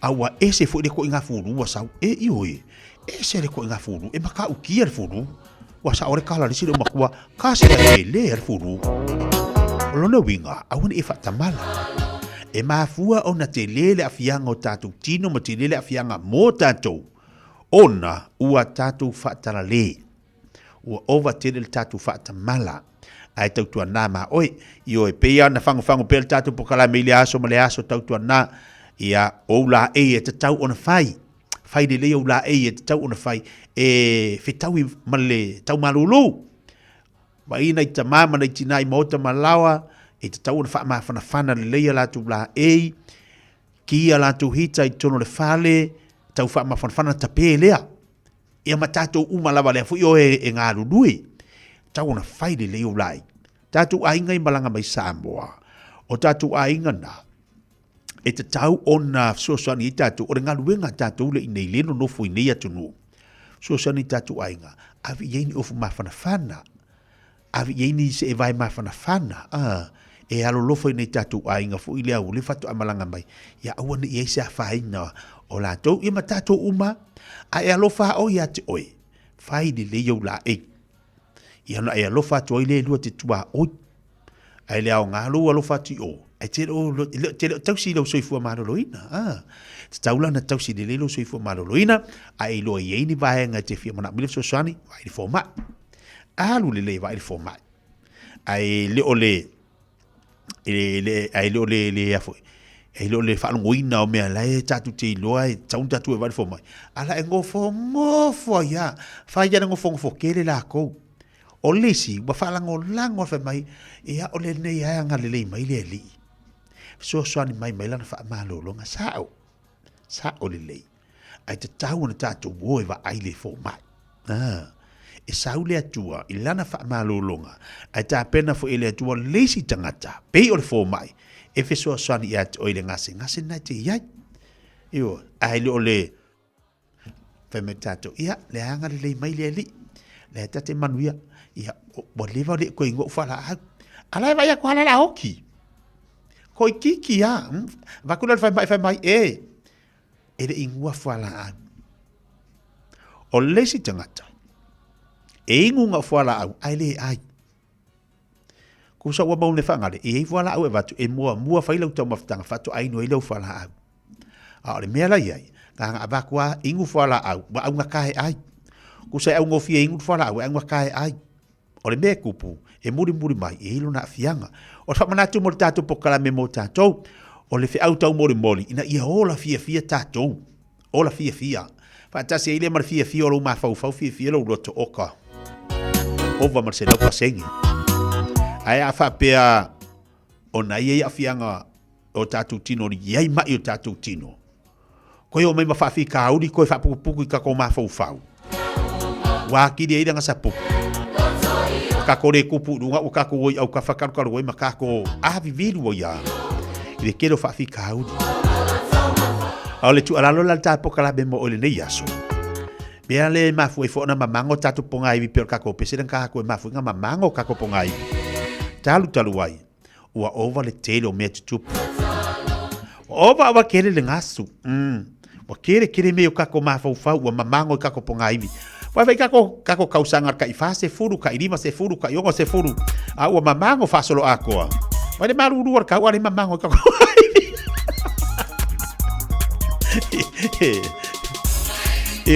vai le maru ruar ka o nga makwa felesi ka ko ponga ivi e ka kau o nga makwa iola mai ka ko ponga ivi a le mere ka o kai vai le kau maru ru e mamango me ka ko ponga ivi ai se a tele me wa sapuku ka ko mafau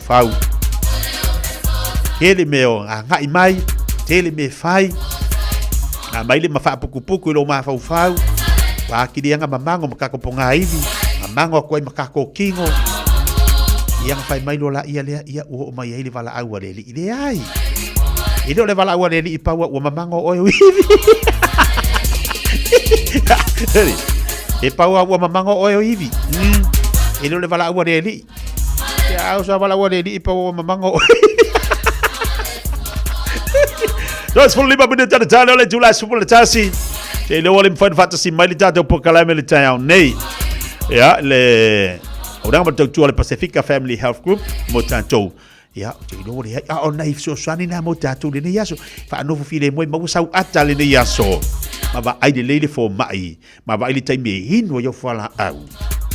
Ya ma vi ese men ma fe tatu ma fa fa. Ya. Si makwa fa felisi mai ka ko ponga i mo wa kene mamango.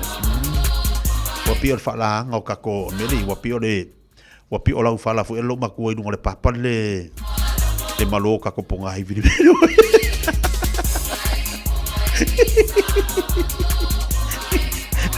Oleh tino makwa fa mai. Ale malo ponga i vi ya mi ngi ko ya ola le mer ko inga la fa pa ba o ya o ya nga ponga i bo mamango. O ko nga mai. Wa venga mamango ponga i kar ko le umakua. O ea. Ele mamango fa penga o wa la iki. Ele va ya kulo umakua fa melo va venga mamango. Então football family de Taeao Jula Sumatansi.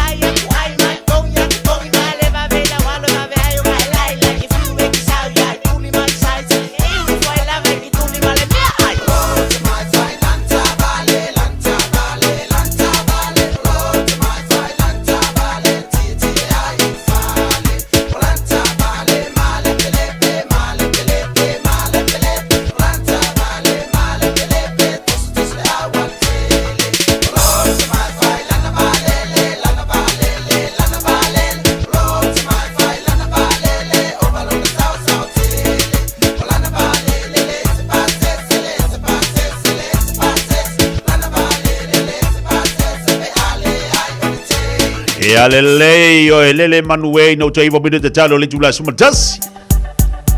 Tale jula se full baltasi tali mai tatu telefone ngana Britania.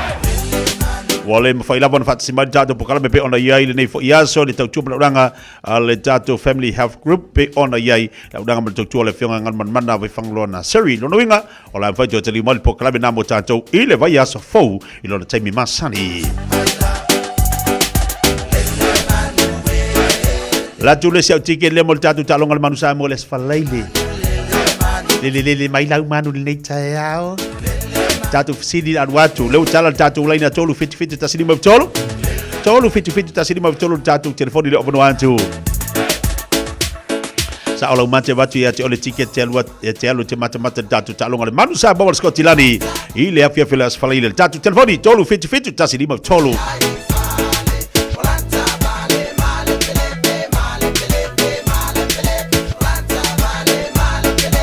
Olfsili al watu.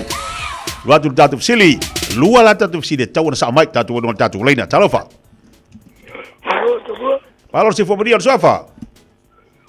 Sepo. Oi? Sepo. Sepi. Saepiu. Sepu. Oyo sepu. Seki. Sepu. Wa mai le Taeao sepu? Mui ala fa baptai la tuga. Le lei fa tai sepu fa tan men ngota laina. Officially al watu. Officially. Eto ofia. Tamata alo mai savai olo ia te tono tatu manu Samoa. Sidi momona to ofia la fa ingo tama savai. Po tamata alo mai sala fai me mafai au de lei. O lo itu tonu o le tatu awal manu Samoa. Sidi lona lua. Ta umai nuu o le kapiteni le manu Samoa. Wanga wa ilo lingo kapten. Ta umai nuu po afio anga e lua la fio anga le tamata ale kapiteni le manu Samoa. Lolo vinga e lua fsidi. Tali mai tali na e lua. So fila fa ingo tamata alo mo tele sala fai tolo tatu manu Samoa. Batasi ai mafio anga ole kapiteni le manu Samoa. Lunga tatu laida, sepu, talofa. Halo, kokor. Seki, sepu, Sofia. Kokor. Kiki asa sepu, faftel mafto mai Manuel Taeao, talofa. Lunga tatu malai talofa. Talofa. Sefu modia, sofa. Sefu modia, tala. Oi? Tala. Lelei tala, fele te mai tala? Lelei tiai. Glen Innes, lelei tala. E Sofia tama mai mo tel sala fai. O le tolo tatu mon Samoa. To alima koi kiki kau iai.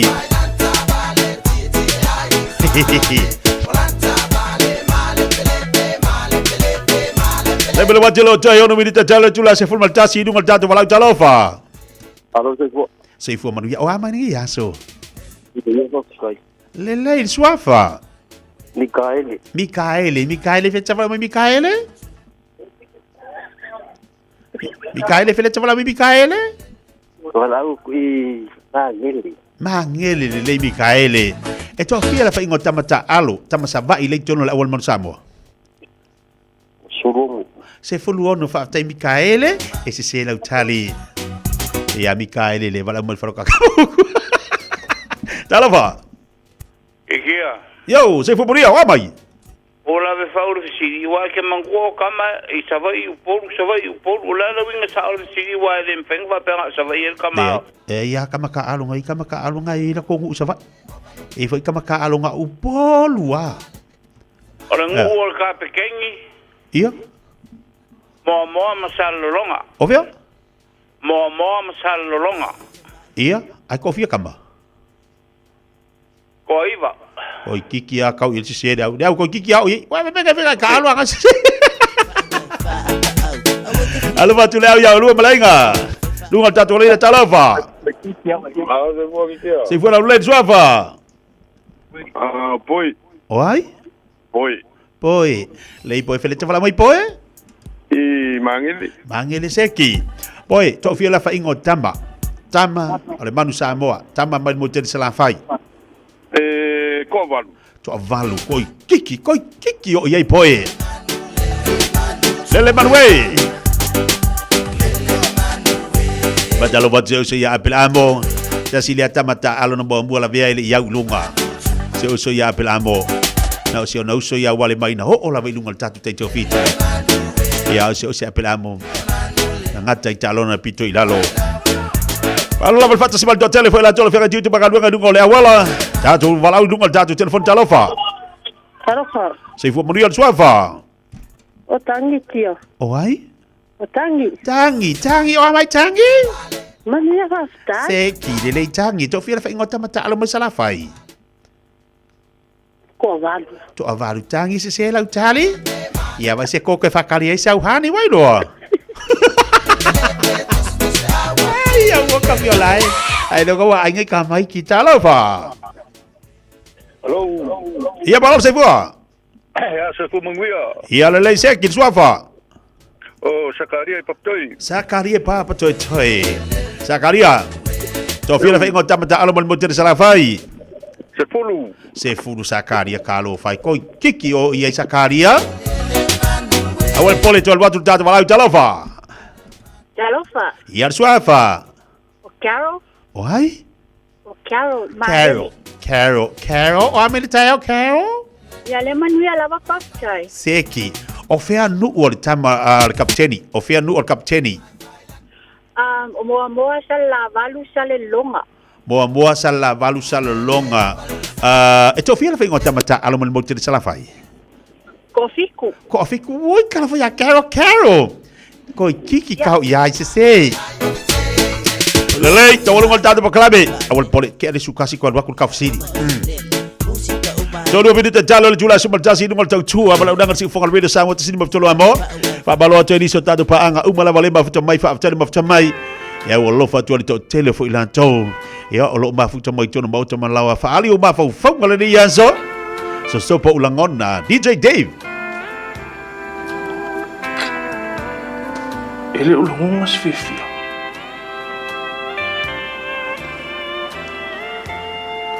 Pese I o le mga o le lunga fa.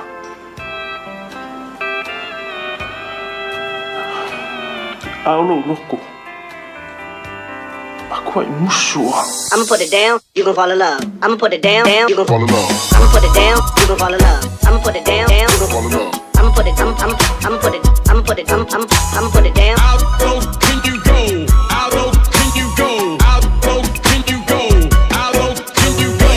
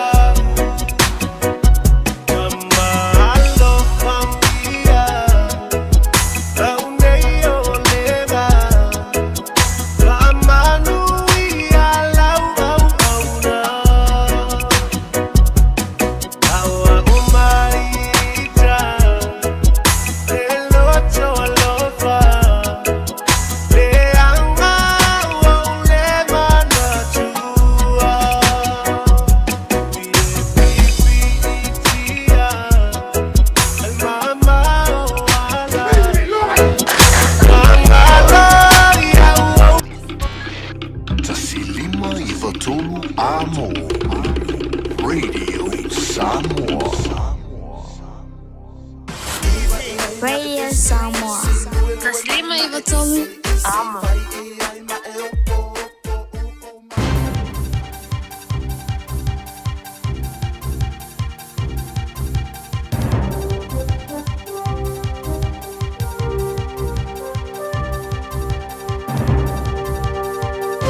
In this update, police are on the scene of the triple fatal crash in Wauku, just south of Auckland.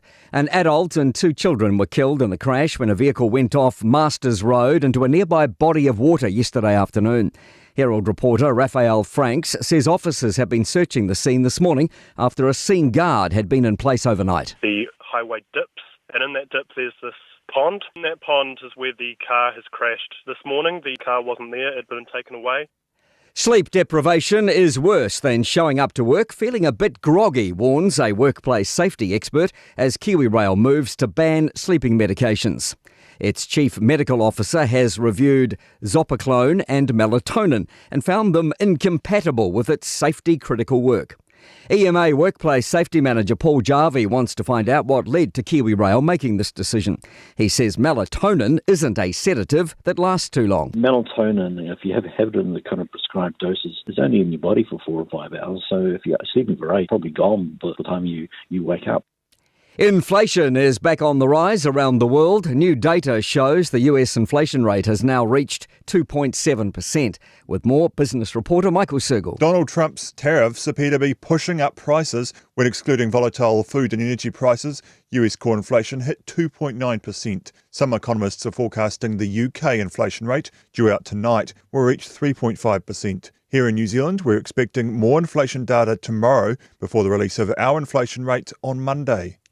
The Tauranga Mayor believes it's time for a sector shake-up in local government.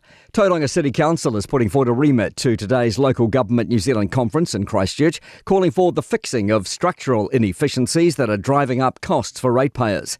Mayor Mahe Drysdale says there's so many reviews being done and nothing ends up changing. So it's time to look after our people. Everyone agrees we need to change the way we do things. This is a system designed in 1989, and so that's why I've put a remit to the AGM today. That's news. In sport, the Phoenix have filled the first gap in the depleted coaching ranks for their men's A-League football side. Brazilian Kelly Guimarães has been appointed as the Wellington side's lead assistant coach for the upcoming season. He's been an assistant coach at Brazilian clubs for the past decade. World golf number 1 Scotty Scheffler has opened up on what he describes as the unsatisfying venture of being a professional athlete.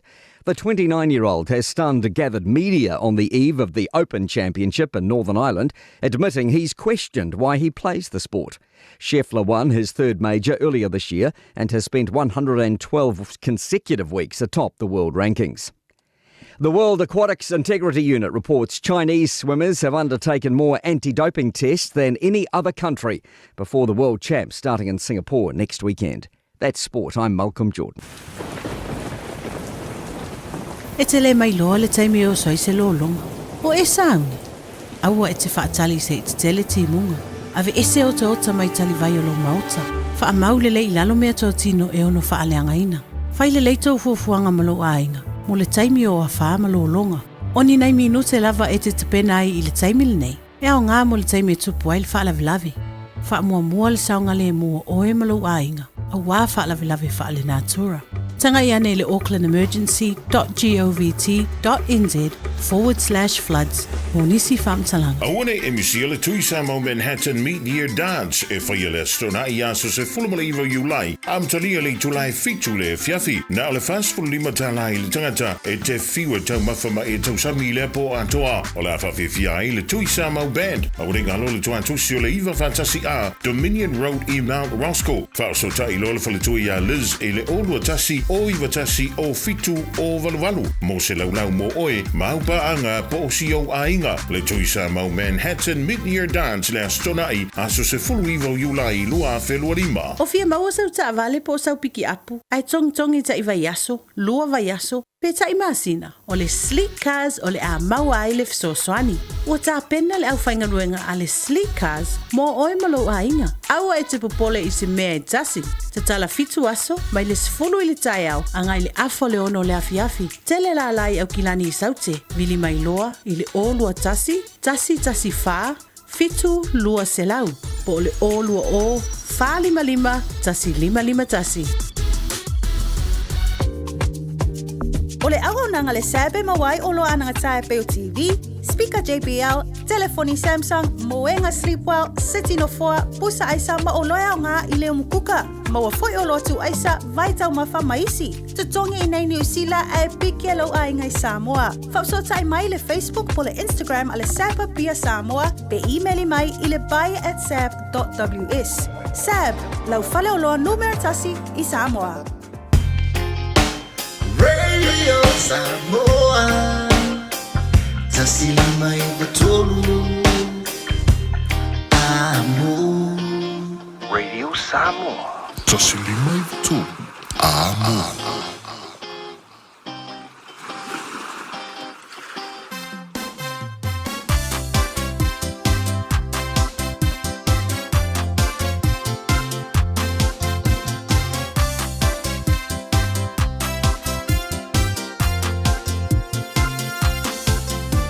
Samoa lo ua tunu mai saua se I pa ia filima pule tutu o sama whainga tale a ule toe au talaina ai se I o ulangi o se pese o vi iwi inga o si o pele o lo mita ngau te tiwa ima o nene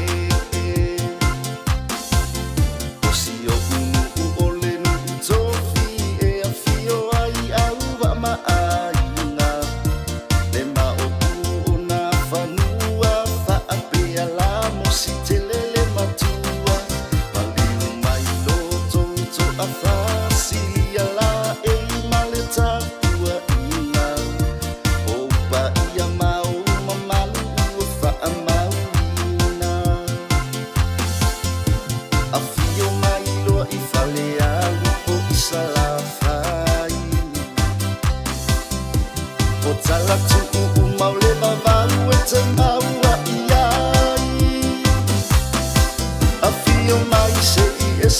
sila isi o unua esele mata ina ai se I Fiafia tamaiti o le tapua ina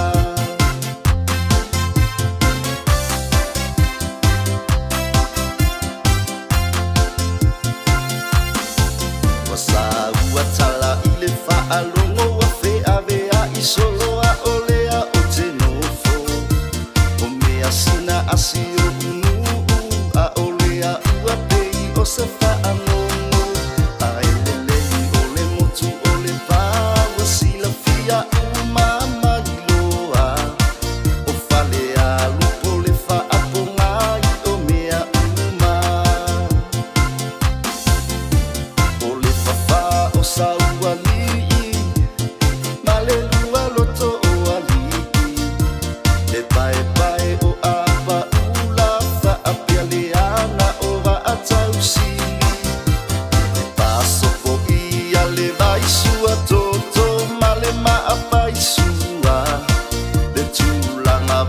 so male ina I lau atina Sauia la ia eva ai e te tali tonu ai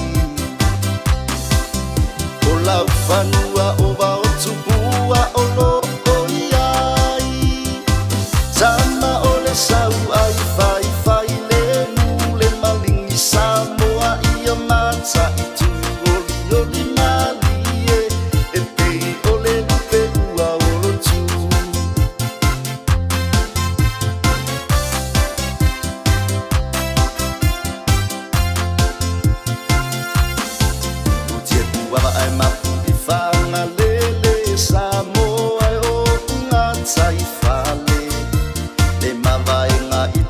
Pasapa apea le mapuea ale tama O tala tuku mai ana mua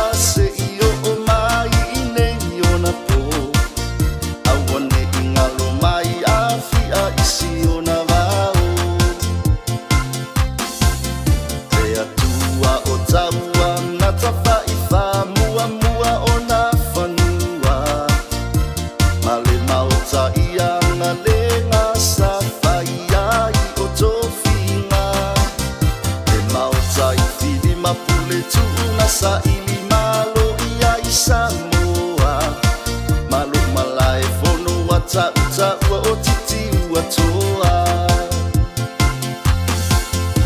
Ilinga no matilo mai whaapea apa ula So ima minga potua ima ua se isa asa Ai se ai uli tole a foa male a waluma Ita ua lunga lota so ua manaia Ita ua lunga lota so ua manaia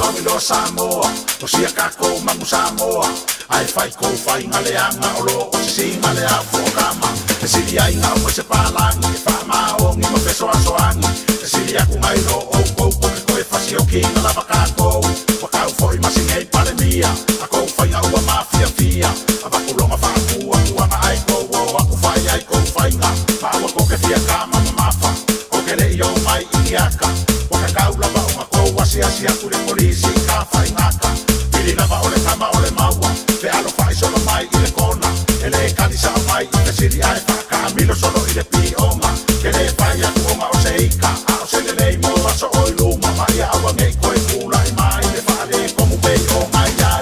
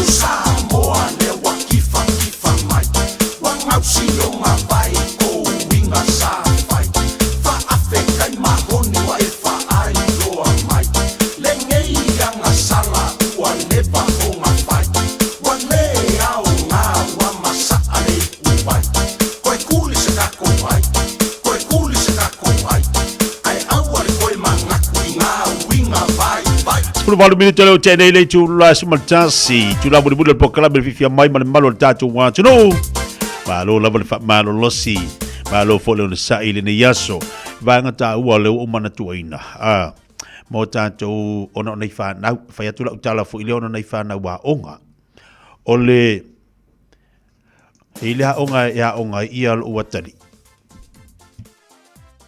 ana na fila na toi fa fo ia me ai tamaiti ia ole onga la e himale ma onga matamiti matua o me aila na mau e tamaiti matua e mau le laulu mau le laulu i tono me ai na toi a umala me ai tamaiti toi fa fo o le winga ola utala le tau momoli atu mo le fa fonga mai le tatu watu no nei Taeao ona o le ua ta pena ia mea ai mō nei whanau ia latu wa onga.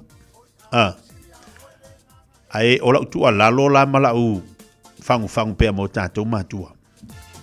Ia ia onga, e whaasā mai e lātou ia na watu mea e tamaiti. Whaasā mai e lātou. E whaalai whaonga mea ai le vane. Ai le whafu i la onga. E whai e le mālo mea ai.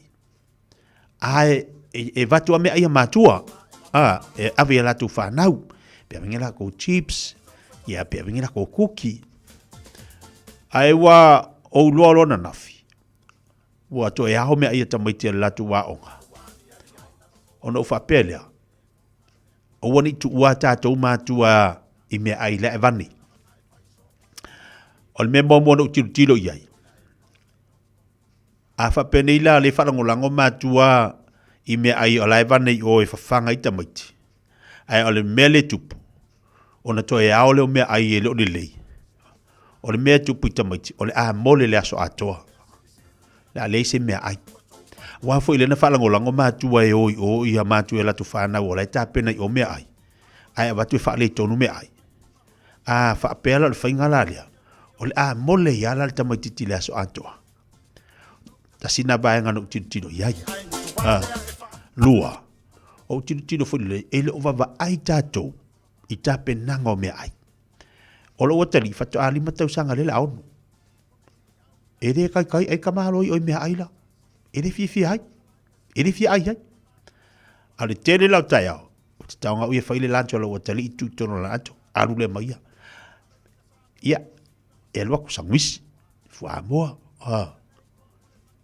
e aru le maia e saula le tamatiti e ai mai lana me ai lana mai dasi le vaenga no utoi vavai ai e le o tilo tanto o le ale tapenanga o nei mea ai mo nei whanau e mo i o laua mo le wha mama venga laua mo le wha mama venga fu i le mo tatou matua e a wani i se tupe a i la ua i afso sani ma la tu alalo ona o le fu i tati tango ta i te whai ta pena me ai alo walu mai se anei whanau laiti ta pena pea mai sanga me ai li Taeao usu po li Taeao ta pena se me ai se fai pula o se apu ia fi sanga wisi ko oi ko kongu vai langa fangu vai na lua leo ngaia wa a tupuri pefela onga ai fa le tonu me ai ia la tangon tamatiti la nato ola iri me ai tonu nei vai ngana wa e whamanatu mo tātou, e whangu fo i mo tātou mātua. Ina i tātou mātalai. Te lau Taeao. E a watu atu alalo po kalamele marua le Taeao mo tātou. Ona, o lewa tele ni tātou ta pisa ma i afianga o mea aia nei whana wa onga. E le leia la tāta matua, e le leia tu pulanga matua o nei whana wa onga. A o ta maiti laiti. Ia, e le lo tātou. Anga whapengi la ko pule mea ai e watuli mea ai ulta maititi la titi la ile la ulu tonu ai ulta maititi sorry ki lele whale kongu o ia tua ia au le la unafi soa soani mo umantua le vaenga lea mo tātou tino fo i tātou mātua ta sina vaenga a e loa e saulo walo i le aso mo le aso e fia ai mai na fsidi de iei la sau me ana ile aunga. O inala i te tau lona tu e tā pena i tātou mātua. Ai pora le me tau na whai. A whai mailo walo, Tiri ai. Tiri Fiafia la me ai. O le teita. O teita. Ai te tilo tātou mātua. O le hale me tauna whai. Toi tā pena loela na se me ai mo le whanau li Taeao. Ia ki ala le Taeao. Whaisanga toast. Whaisanga kokoa laisa. Ia e inti ai. Ia umalona ia ku isi nga fua mo i kongolanga ako. O langa apu. O langa pea. Me ai masani e tātou whanau. Nei whanau. E mo mori e mai e le lei ale mau i me le lei. E nei tupu ani pe fea i nei whanau li fia ai le aso atoa. Ai e whale i tonu mea ai in tāpena atu. Ai le lei ale ka whale i tonu. Ai ka ngot ka magiki. La i le mea ai lana atu. Whamanatu mo tātou matua. Awari tātou whaatamala ia baenga. Mai se anei whanau la iti. Tau nā ma tātou. Ia tau nā fo i ma tātou. O leu whaisi malulu. Te lau Taeao te lau te momori lo watanu. Ia ile aonga. E o atu tātou matua. Alo whaftai nei matua fo i o lei momori atu anei tamaiti li whale aonga. Tu ule le tolo le potua aonga. Ai tātou matua na nau atu ule si pito. Ia alo na se au kama. Kere vavi. Vai se kaa vali. No. Ia oris kama kiki anu. Waa kuhar kama kiki la kou. Ia wala au wailanga uo. Whasanga io. Mabomo kolosi. Ale tu alalo le tāpo kalame. E ta tau. Ona e alu le mamori le leilo walo i o. Iana e toi fo i ala ia le leo fale. Ia vai. A matale a onga le iwa. Tu ua le tolu. O tamatia onga le fale. Wa afa le tolu. O ka ngai ku lala fa yo winga le fale. Ya kwai fo. Ai si do le mamori le leisi o walo i o le a onga tu le fale a onga ne sa le fale. Ia fa ilo fisi da ko. Anga fisi kurfa aka. Ma kurfa aka ia. Vai ku muri vai po a mai. O whamanatu mo tātou. Tau tua nane ai nei tamaiti.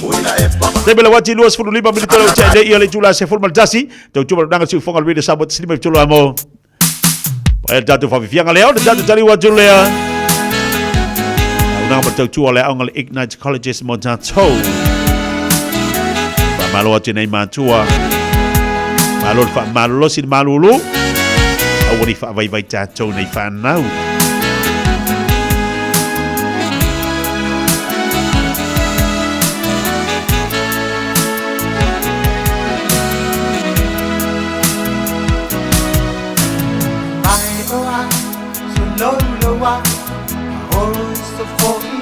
Ako ita wale bawa toko mena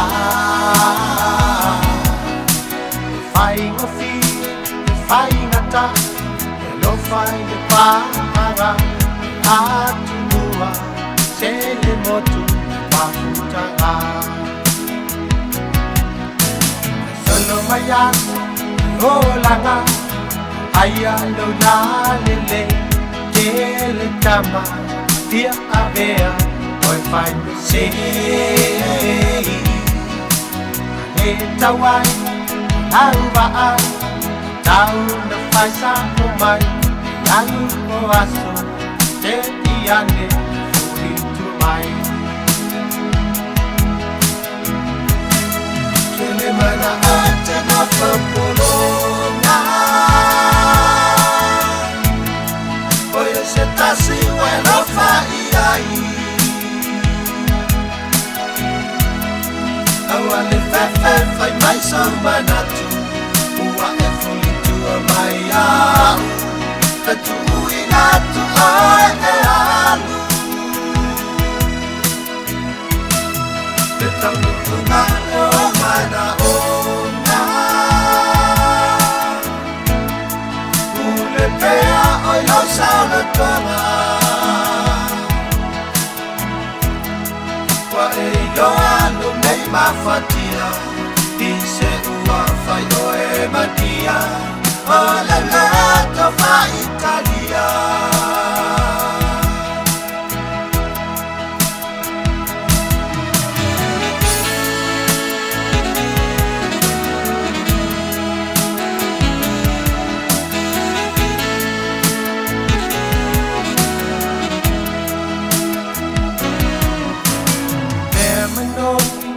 Atamai le foi la mai a ole aso e mo atu toyo mai kuna mai pe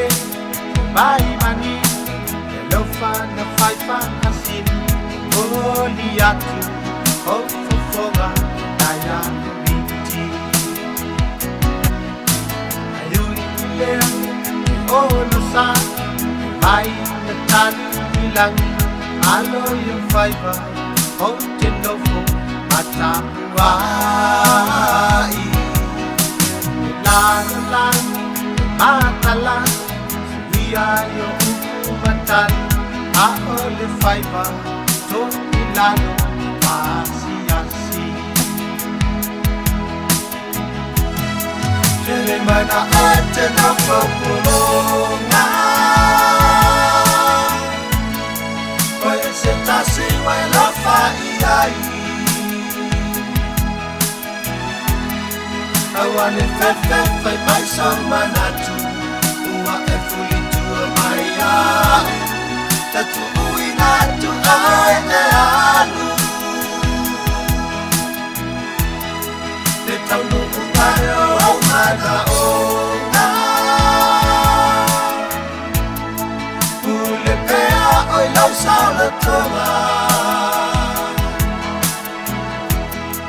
Pae yoalo nei mafatia Ise ua fai o e madia Ola lato fa Italia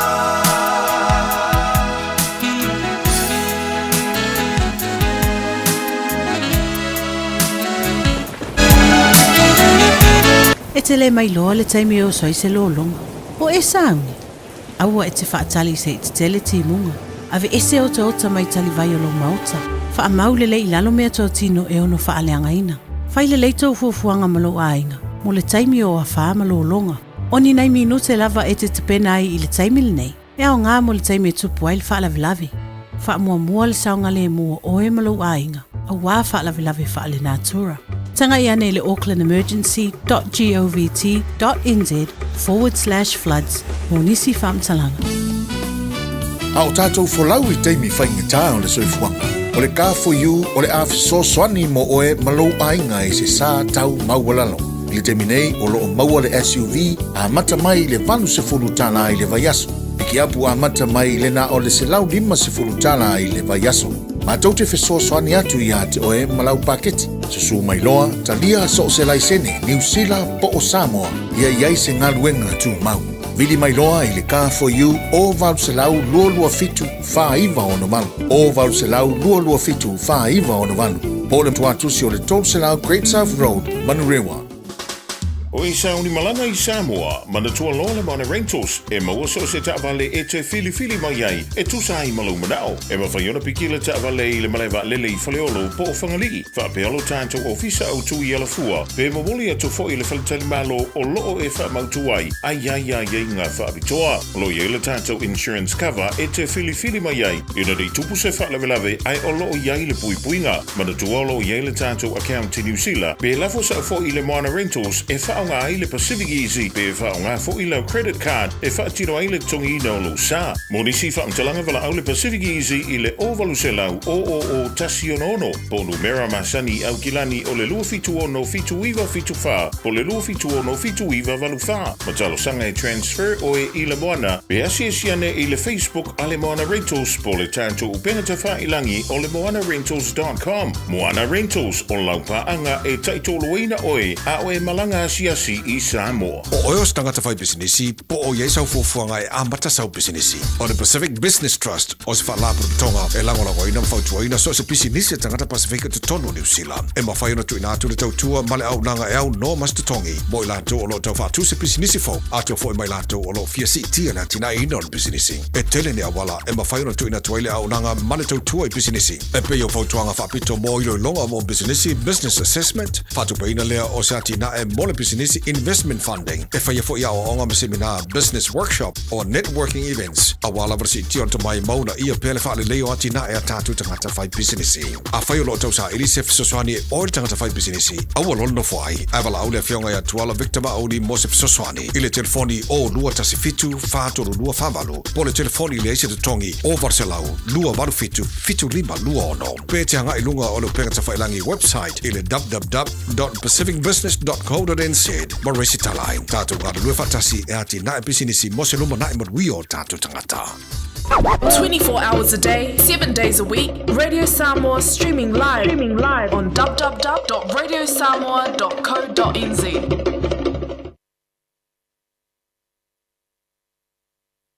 Ua na ole Radio Samoa se furulima iwa toru a mo e tautuaina o e ilaungangana fitu aso le vai aso. Ua mawhai o na aura tula polo kalame le leimo o e aso taitasi o na ole langolango malosi le whale maliu a se alo le atunuu o ese tātupu Funeral Directors i Manukau City. O kalame le leimo o e talo whala. Tuisa e peru e leimo alo na whai upe lima. E ui lava ina o ia o le alo a o mea sa pōpua ngā te ai o ia. Nā haoa o ina ai o ia, ia usi tai. Tusia e peru o Yesu nā haoa o ina, ia usi tai i ona pōpua ngā te umma. O le upo i le ngangana e lini o le usi tai o le obedient. O le hopa kohe, e moa mai upo e lua o le hopo o lalo, a kuo o le whaalongo. Loro winga whati no o le pito i lalo po o le vaenga mau lalo e whaalongo ai. O le ustai o Yesu na o wina i a ustai. Ai sea, o Yesu e iai le poto uma i le lalo langi ma le langi. Ai o le winga le au mai e le e peru. O le ata tu sia mai. Ona o le ngaluenga, ma le anganga, ma le mawhawhau ke riso. Nā alu ese mai i lona nofo ali. Le loto, ma le anganga maulalo. Ma le ustai. Lona nofo ali tupu ma le mamalu nā alu ese mai. Ina ia iai le lalo langi yang sala. Pei ona soifua mai le whano manu.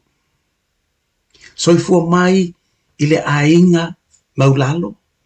Nofo ma milo fatasi ma tangata anga sala. Ino sia maulangia. Ta wemu iai tangata. Te e ona lava tangata yutaya. Whamata e whaingo fia i tupu. Mali i o le nei lalo langi. Ona latou ese mai o latou nofo ali, mo latou tūlanga maurulonga. Ina ia whaataitai masawa vali whaatasi i le maulalo o le olanga na ola e le whaola. O le nei le moni ma le whaamaoni. O le usta i o Yesu ke riso i ona pua ngātia uma, mai alofa i ato oe. Ina ia faa a toa ina ai ma a be Yesu ma tupunga o le whaoltanga. O le ola e whaavau a mene Yesu. Ia usta i loa tātou, usita i a Yesu. O a manatua, e le lei moe. O le ese tātupu Funeral Directors o se whale maliu Samoa o le tali foilea o taimi whengata o na o le malanga al maliu maleoti. E mawhai foi o na lato awina atu ma awina mai tino maliu o e pele mai so o se atu nuo lalolangi. Mala auno le ese tātupu Funeral Directors i le lua o na lua toru fitu o o. Lua o na lua toru fitu o o. Pea fiuane ele se fulu malebalu Norman Spencer Drive in Manukau City.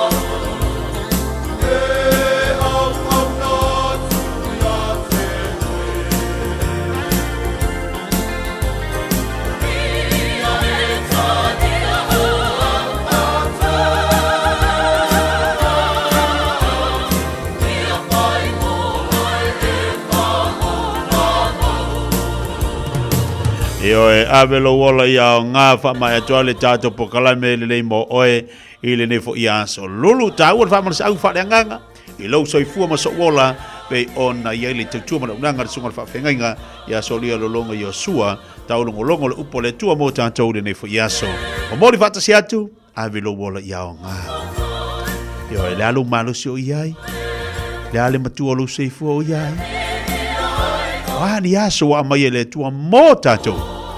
Whangaina lea mo ia malona whinangalo. Ia wese fo tautua ino tātou ainga. Ia tunu o lo tātou iai, whao ngāta tau lo tātou malosi. Safari wale atu le wala wati lo toa se fulma valu minuto talo tula se fulma lua. Tale tula se fulma lua na te whasalawina fo i leo tātou tala mai Samoa. E le tautua mana uranga le whionga ngan mana tumna wao tipi autanga maia. Ya, stabe tatu so tai foi le tautua masani ya le tatu faltabale le Omega Cars e le tautua le sunga ya tongsia. Ora galo tatu super le Fiafia na nei tatu super le Fiafia na nei tatu fa i masani na i manukau.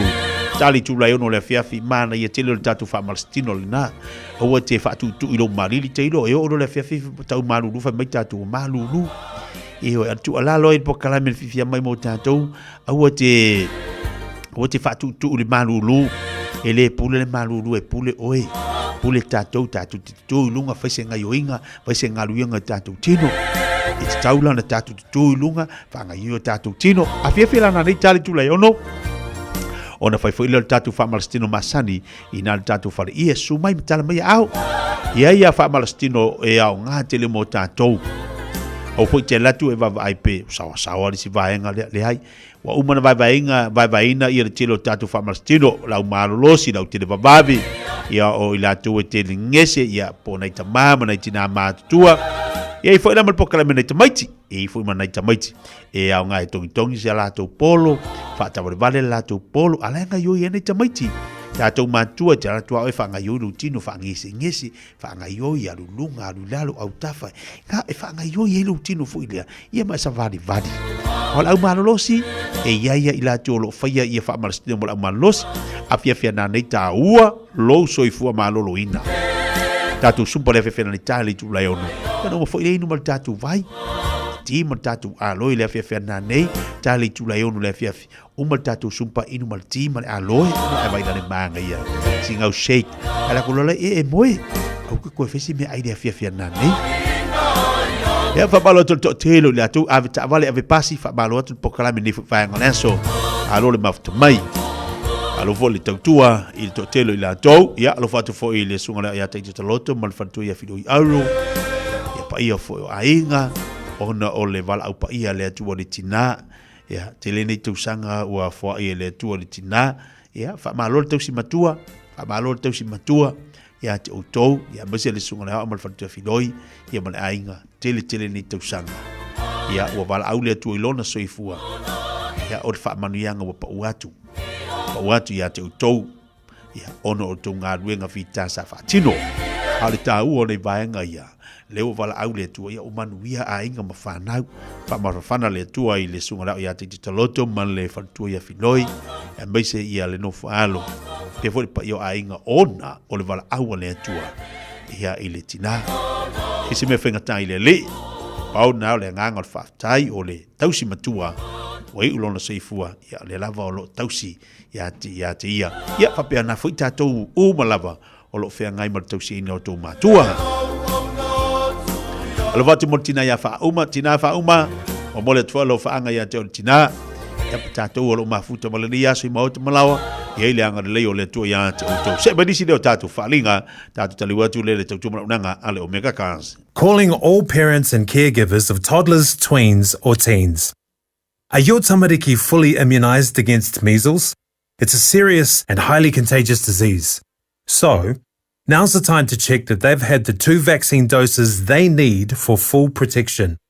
If they've missed one, or both, it's not too late to catch up. Book their free vaccination today. For more information, visit info.health.nz/measles.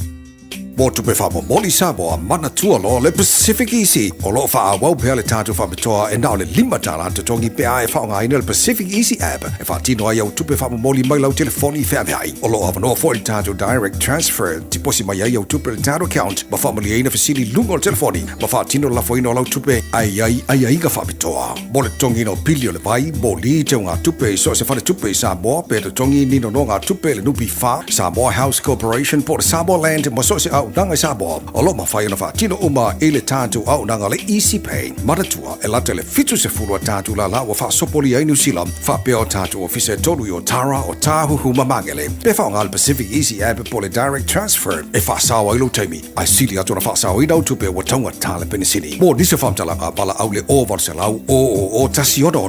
Po numera masani au kilani. O le lua fitu ono fitu iwa fitu wha. Ma le lua fitu ono fitu iwa varu wha. Pacific Easy. O laupa anga mo tupe wha mo moli Samoa.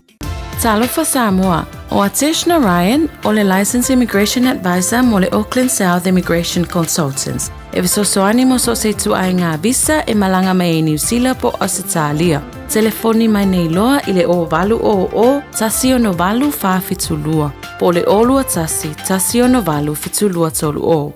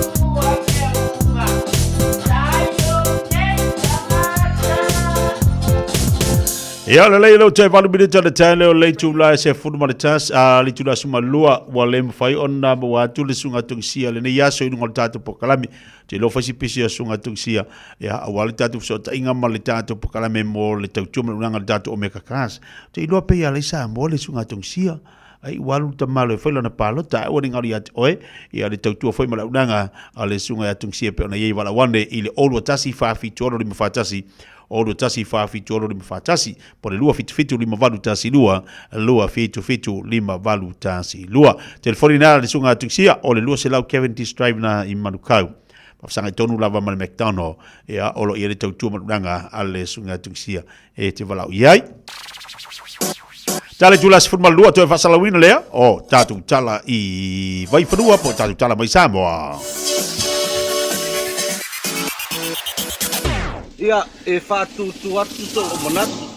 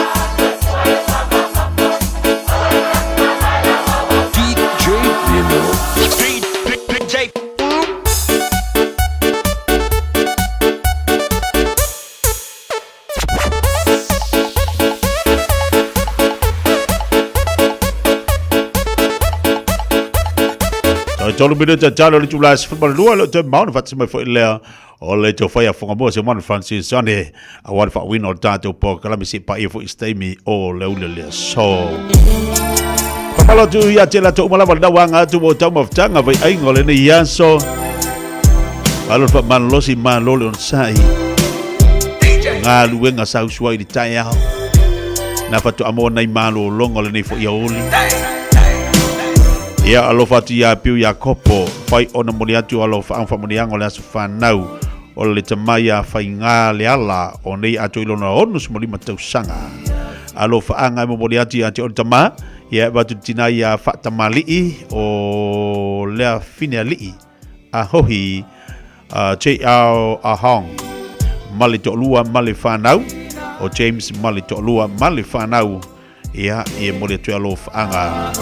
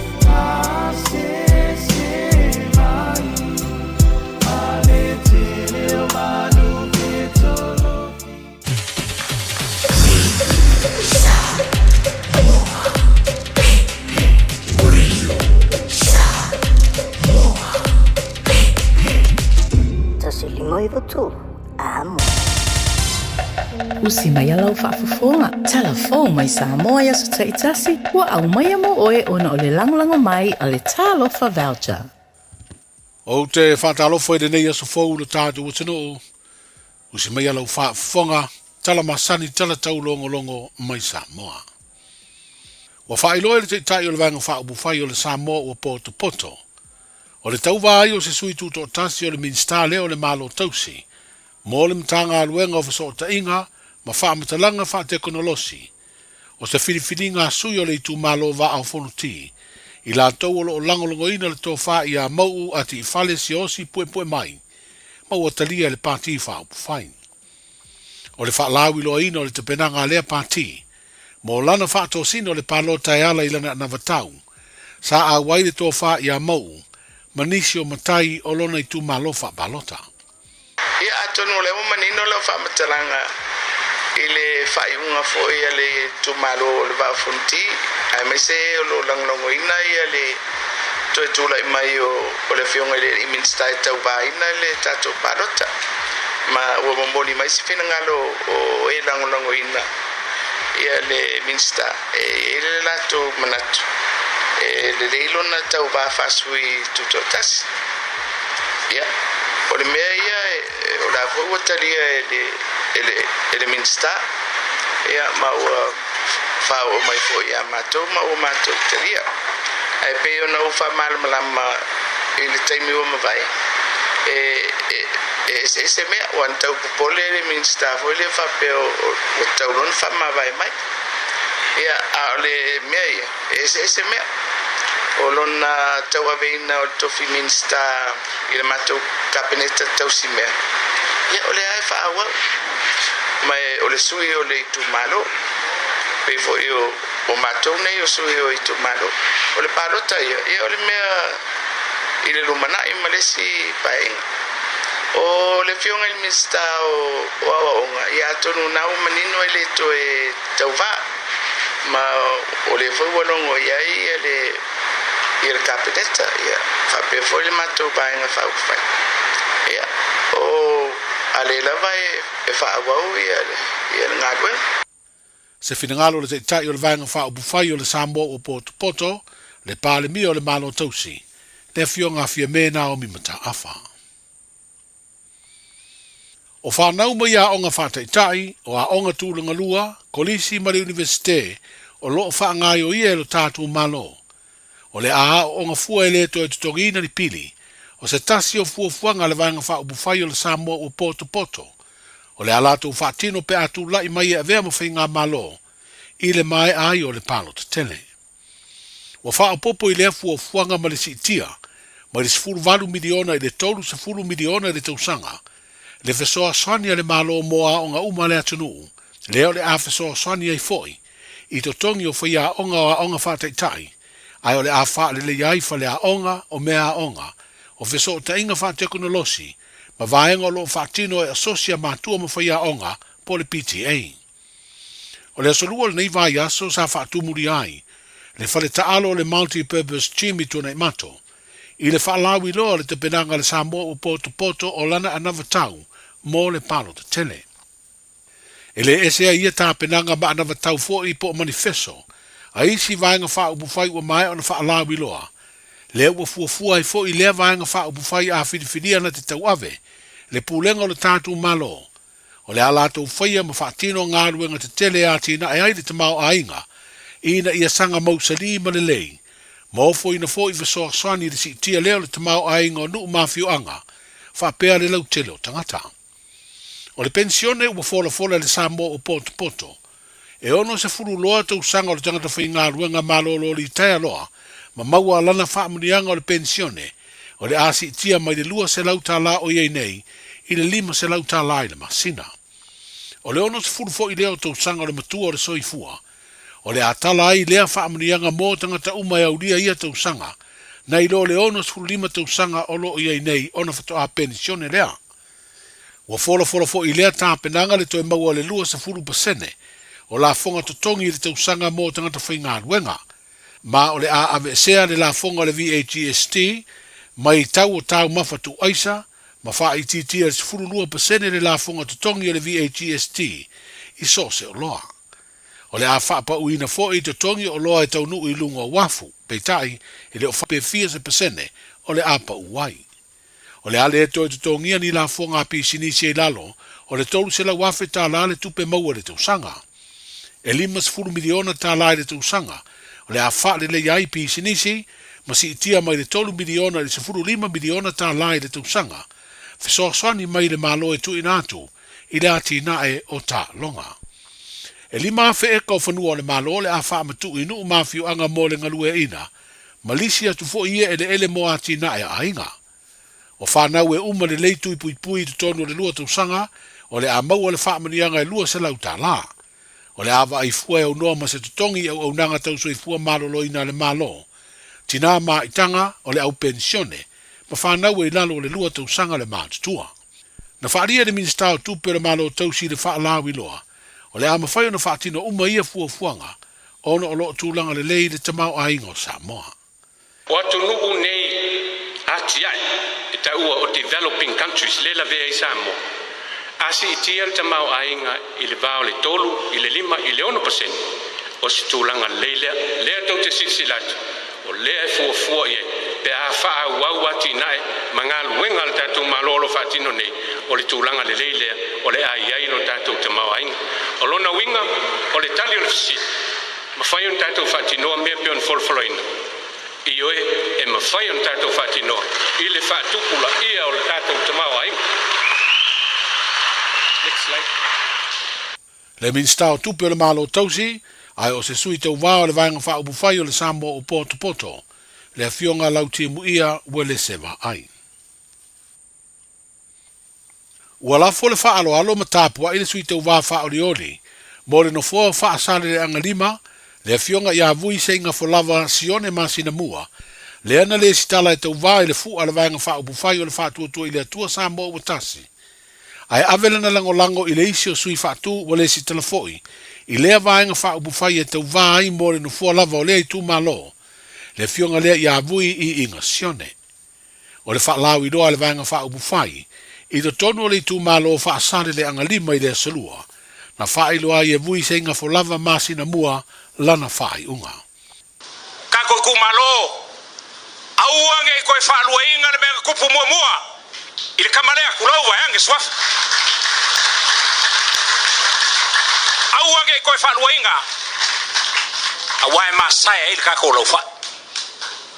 E au ngau kou whafonga, au sau le kako ngu, e olo alfua. Au kangaka ngei les kangaka whaingofie. Bui, ka penga lo sa.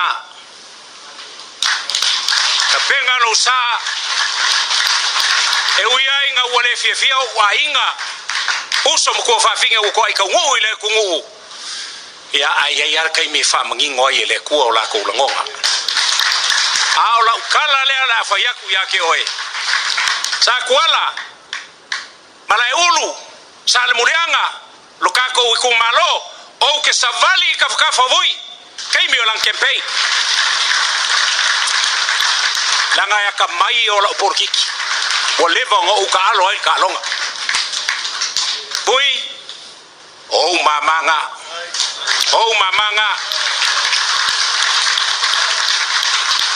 ye file mu, kei o le lupe, ai ya ka mai pe o ngaka. O ke wha mangui aku, i lau ka penganga, mai o ke kūpe i o kafkafa. Le fionga ia vui se inga folava sione masina mua. O le wau mai se tūlanga whala wa i tele se fina ngalo ntanga luenga o tupe le malo. E wha amala malama ma wha manino ai nisi o wha asa launga. Wa lato wha iloa e le sao maua tai se aile tunu. E wha tatau lea i le wha o ngā ino mea to tino e pei o ta vale. Ma isi a seta tāua le malo, ia mai whaita wina whape nei.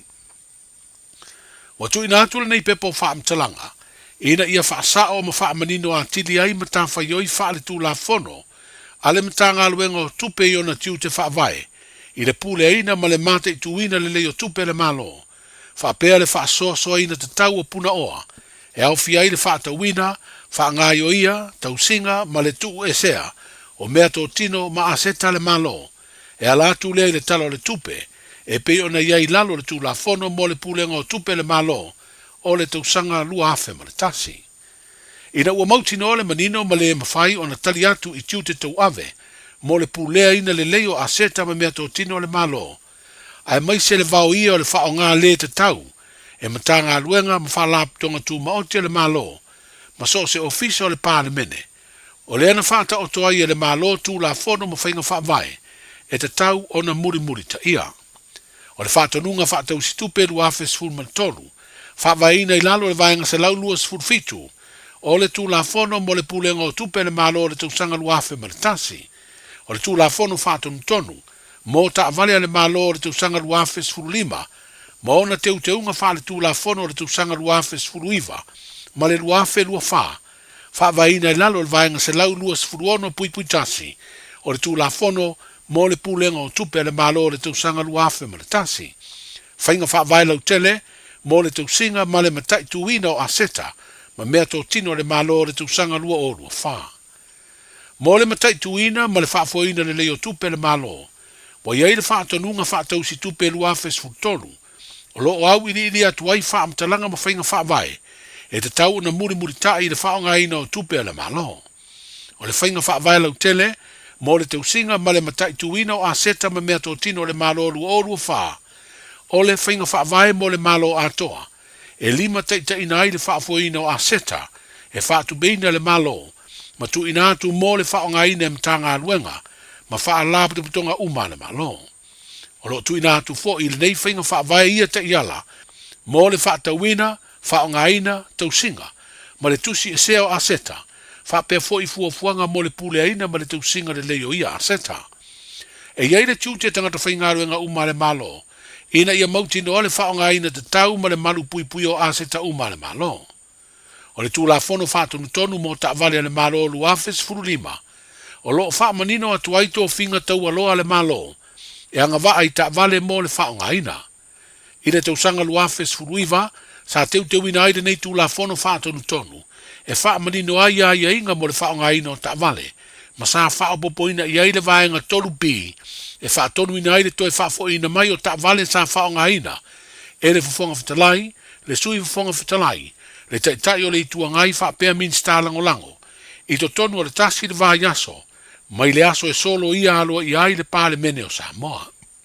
Ono o le ai tu o le nei ai inga mo le toi whaafo ina o ta vale le malo, pe a solo ia le pāle mene, e le o se whainga fau.